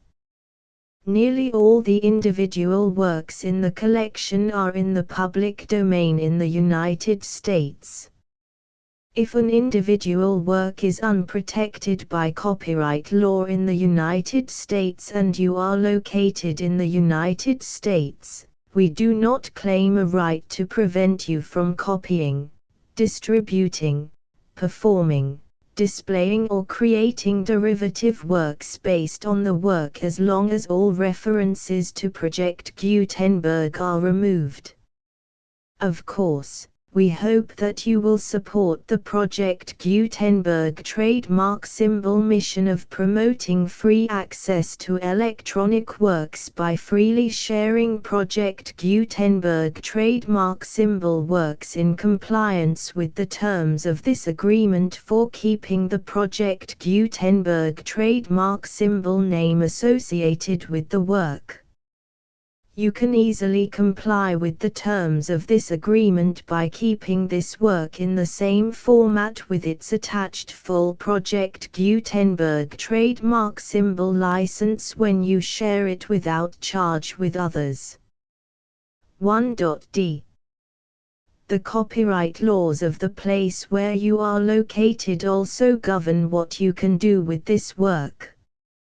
Copyright laws in most countries are in a constant state of change. If you are outside the United States, check the laws of your country in addition to the terms of this agreement before downloading, copying, displaying, performing, distributing or creating derivative works based on this work or any other Project Gutenberg trademark symbol work. The Foundation makes no representations concerning the copyright status of any work in any country other than the United States. 1.e Unless you have removed all references to Project Gutenberg. 1.e.1. The following sentence, with active links to, or other immediate access to, the full Project Gutenberg trademark symbol license must appear prominently whenever any copy of a Project Gutenberg trademark symbol work, any work on which the phrase Project Gutenberg appears, or with which the phrase Project Gutenberg is associated, is accessed, displayed, performed, viewed, copied or distributed. This ebook is for the use of anyone anywhere in the United States and most other parts of the world at no cost and with almost no restrictions whatsoever. You may copy it, give it away or reuse it under the terms of the Project Gutenberg license included with this ebook or online at www.gutenberg.org. If you are not located in the United States, you will have to check the laws of the country where you are located before using this ebook. 1.e.2.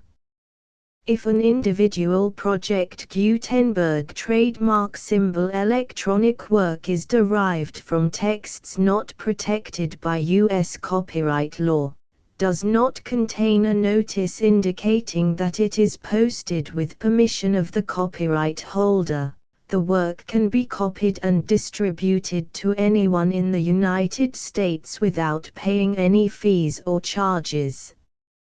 If you are redistributing or providing access to a work with the phrase Project Gutenberg associated with or appearing on the work, you must comply either with the requirements of paragraphs 1.e.1 through 1.e.7 or obtain permission for the use of the work and the Project Gutenberg trademark symbol trademark as set forth in paragraphs 1.e.8 or 1.e.9.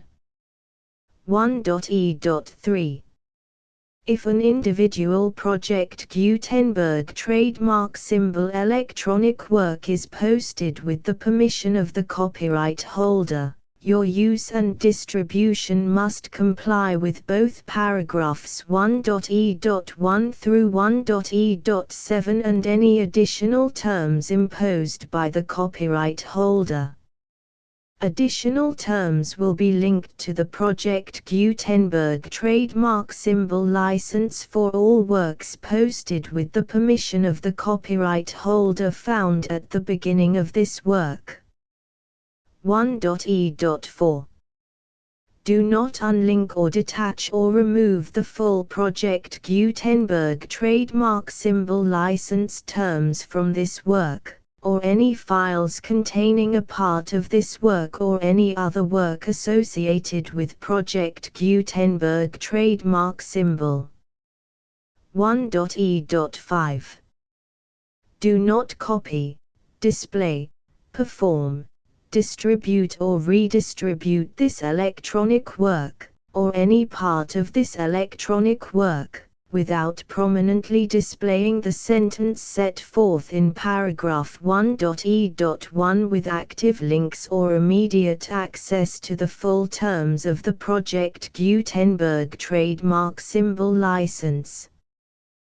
1.e.6 You may convert to and distribute this work in any binary, compressed, marked up, non-proprietary or proprietary form, including any word processing or hypertext form.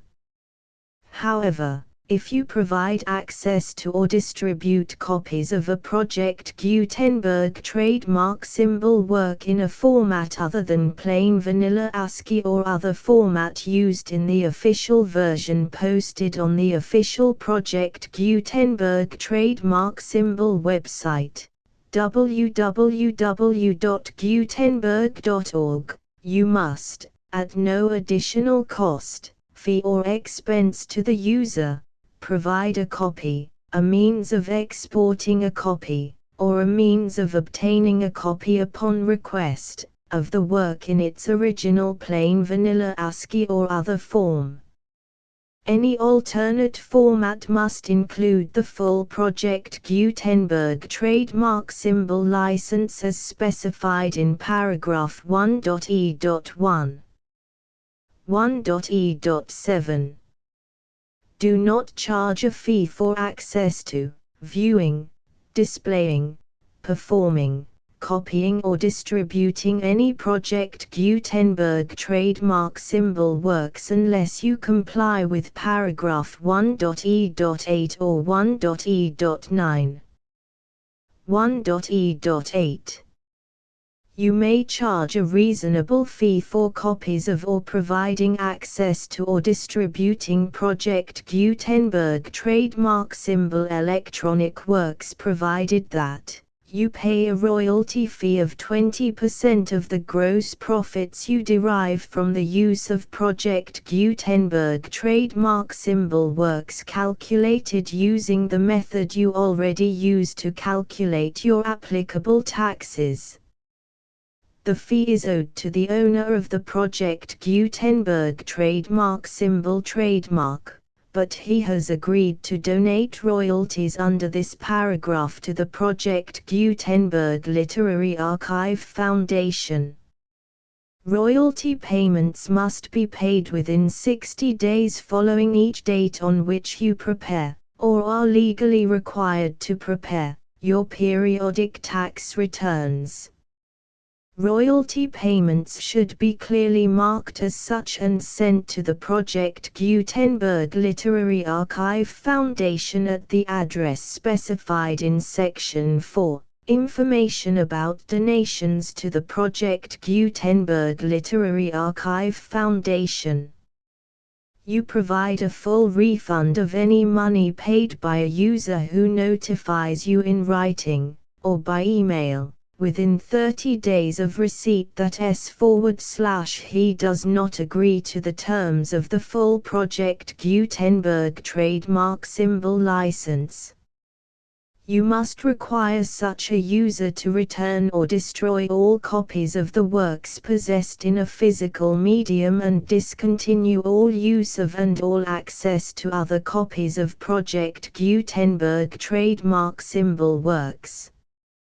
You provide, in accordance with paragraph 1.f.3, a full refund of any money paid for a work or a replacement copy, if a defect in the electronic work is discovered and reported to you within 90 days of receipt of the work. You comply with all other terms of this agreement for free distribution of Project Gutenberg trademark symbol works. 1.e.9 If you wish to charge a fee or distribute a Project Gutenberg trademark symbol electronic work or group of works on different terms than are set forth in this agreement, you must obtain permission in writing from the Project Gutenberg Literary Archive Foundation, the manager of the Project Gutenberg trademark symbol trademark. Contact the Foundation as set forth in Section 3 below. 1.f1.f.1 Project Gutenberg volunteers and employees expend considerable effort to identify, do copyright research on, transcribe and proofread works not protected by U.S. copyright law in creating the Project Gutenberg trademark symbol collection. Despite these efforts, Project Gutenberg trademark symbol electronic works, and the medium on which they may be stored, may contain defects such as, but not limited to, incomplete, inaccurate or corrupt data, transcription errors, a copyright or other intellectual property infringement, a defective or damaged disk or other medium, a computer virus, or computer codes that damage or cannot be read by your equipment. 1.f.2 Limited warranty, disclaimer of damages, except for the right of replacement or refund described in paragraph 1.f.3, the Project Gutenberg Literary Archive Foundation, the owner of the Project Gutenberg trademark symbol trademark, and any other party distributing a Project Gutenberg trademark symbol electronic work under this agreement, disclaim all liability to you for damages, costs and expenses, including legal fees. You agree that you have no remedies for negligence, strict liability, breach of warranty or breach of contract except those provided in paragraph 1.f.3. You agree that the Foundation, the trademark owner, and any distributor under this agreement will not be liable to you for actual, direct, indirect, consequential, punitive or incidental damages even if you give notice of the possibility of such damage. 1.f.3 Limited right of replacement or refund. If you discover a defect in this electronic work within 90 days of receiving it, you can receive a refund of the money, if any, you paid for it by sending a written explanation to the person you received the work from. If you received the work on a physical medium, you must return the medium with your written explanation. The person or entity that provided you with the defective work may elect to provide a replacement copy in lieu of a refund. If you received the work electronically, the person or entity providing it to you may choose to give you a second opportunity to receive the work electronically in lieu of a refund. If the second copy is also defective, you may demand a refund in writing without further opportunities to fix the problem. 1.f.4 Except for the limited right of replacement or refund set forth in paragraph 1.f.3, this work is provided to you as is, with no other warranties of any kind, express or implied, including but not limited to warranties of merchantability or fitness for any purpose.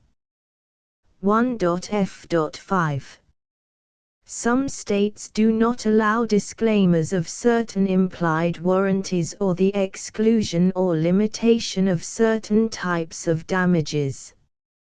If any disclaimer or limitation set forth in this agreement violates the law of the state applicable to this agreement, the agreement shall be interpreted to make the maximum disclaimer or limitation permitted by the applicable state law. The invalidity or unenforceability of any provision of this agreement shall not void the remaining provisions. 1.f.6 Indemnity. You agree to indemnify and hold the foundation, the trademark owner, any agent or employee of the foundation, anyone providing copies of Project Gutenberg trademark symbol electronic works in accordance with this agreement, and any volunteers associated with the production, promotion and distribution of Project Gutenberg trademark symbol electronic works, harmless from all liability, costs and expenses, including legal fees, that arise directly or indirectly from any of the following which you do or cause to occur. A. Distribution of this or any Project Gutenberg trademark symbol work.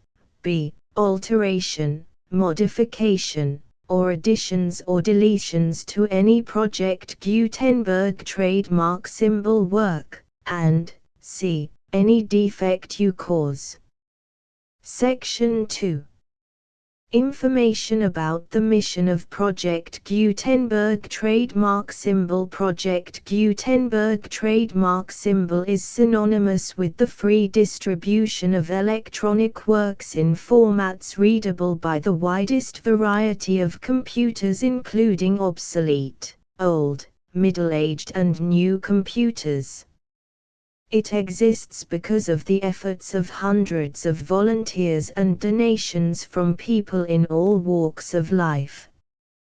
Volunteers and financial support to provide volunteers with the assistance they need are critical to reaching Project Gutenberg trademark symbol's goals and ensuring that the Project Gutenberg trademark symbol collection will remain freely available for generations to come. In 2001, the Project Gutenberg Literary Archive Foundation was created to provide a secure and permanent future for Project Gutenberg trademark symbol and future generations. To learn more about the Project Gutenberg Literary Archive Foundation and how your efforts and donations can help, see sections 3 and 4 and the Foundation information page at www.gutenberg.org. Section 3. Information about the Project Gutenberg Literary Archive Foundation. The Project Gutenberg Literary Archive Foundation is a non-profit 501(c)(3) educational corporation organized under the laws of the state of Mississippi and granted tax-exempt status by the Internal Revenue Service. The Foundation's IN or Federal Tax Identification Number is 64-6221541. Contributions to the Project Gutenberg Literary Archive Foundation are tax-deductible to the full extent permitted by U.S. federal laws and your state's laws.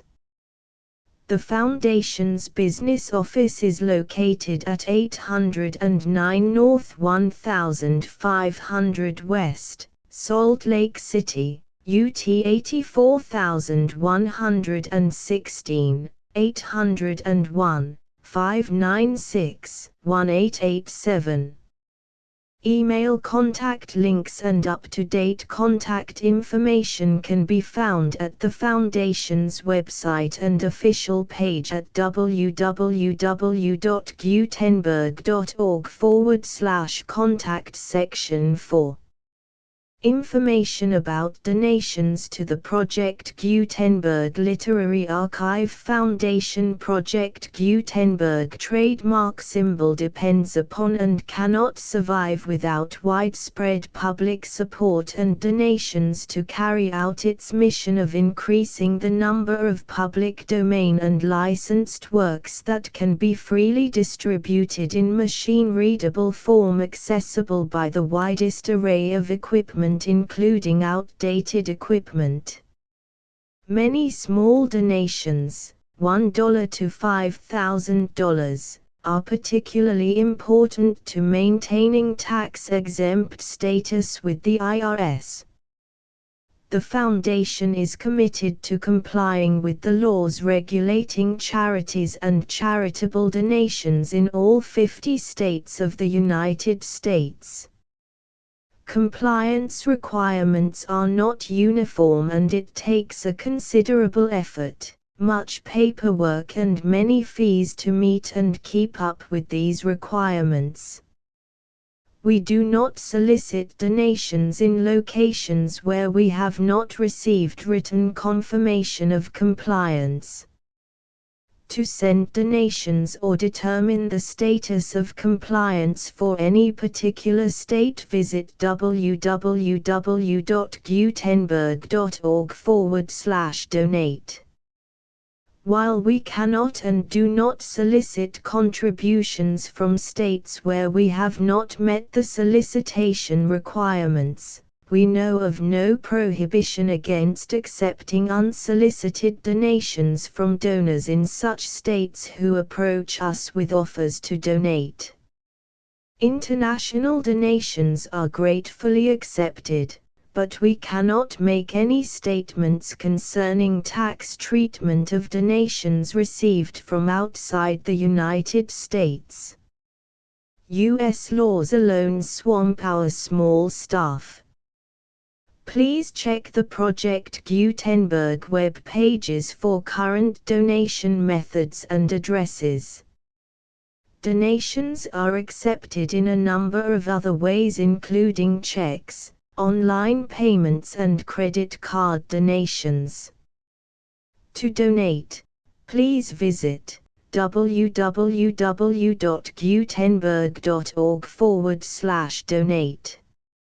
Section 5. General information about Project Gutenberg trademark symbol. Electronic Works. Professor Michael S. Hart was the originator of the Project Gutenberg trademark symbol concept of a library of electronic works that could be freely shared with anyone. For 40 years, he produced and distributed Project Gutenberg trademark symbol ebooks with only a loose network of volunteer support. Project Gutenberg trademark symbol ebooks are often created from several printed editions, all of which are confirmed as not protected by copyright in the US unless a copyright notice is included. Thus, we do not necessarily keep ebooks in compliance with any particular paper edition. Most people start at our website, which has the main PG search facility, www.gutenberg.org. This website includes information about Project Gutenberg trademark symbol, including how to make donations to the Project Gutenberg Literary Archive Foundation, how to help produce our new ebooks, and how to subscribe to our email newsletter to hear about new ebooks. Contents: Chapter I, The Home on the Great Plain. Chapter II, The Spoonbill and the Cloud. Chapter III, Chasing a Flying Figure. Chapter IV, Martin is found by a deaf old man. Chapter V, The People of the Mirage. Chapter VI, Martin meets with savages. Chapter VII, Alone in the Great Forest. Chapter VIII, The Flower and the Serpent. Chapter IX, The Black People of the Sky. Chapter X, A Troop of Wild Wild Horses Chapter 11 The Lady of the Hills Chapter 12 The Little People Underground Chapter 13 The Great Blue Water Chapter 14 The Wonders of the Hills Chapter 15 Martin's Eyes Are Opened Chapter 16 The People of the Mist Chapter 17 The Old Man of the Sea Chapter 18 Martin Plays with the Waves Note the full Project Gutenberg license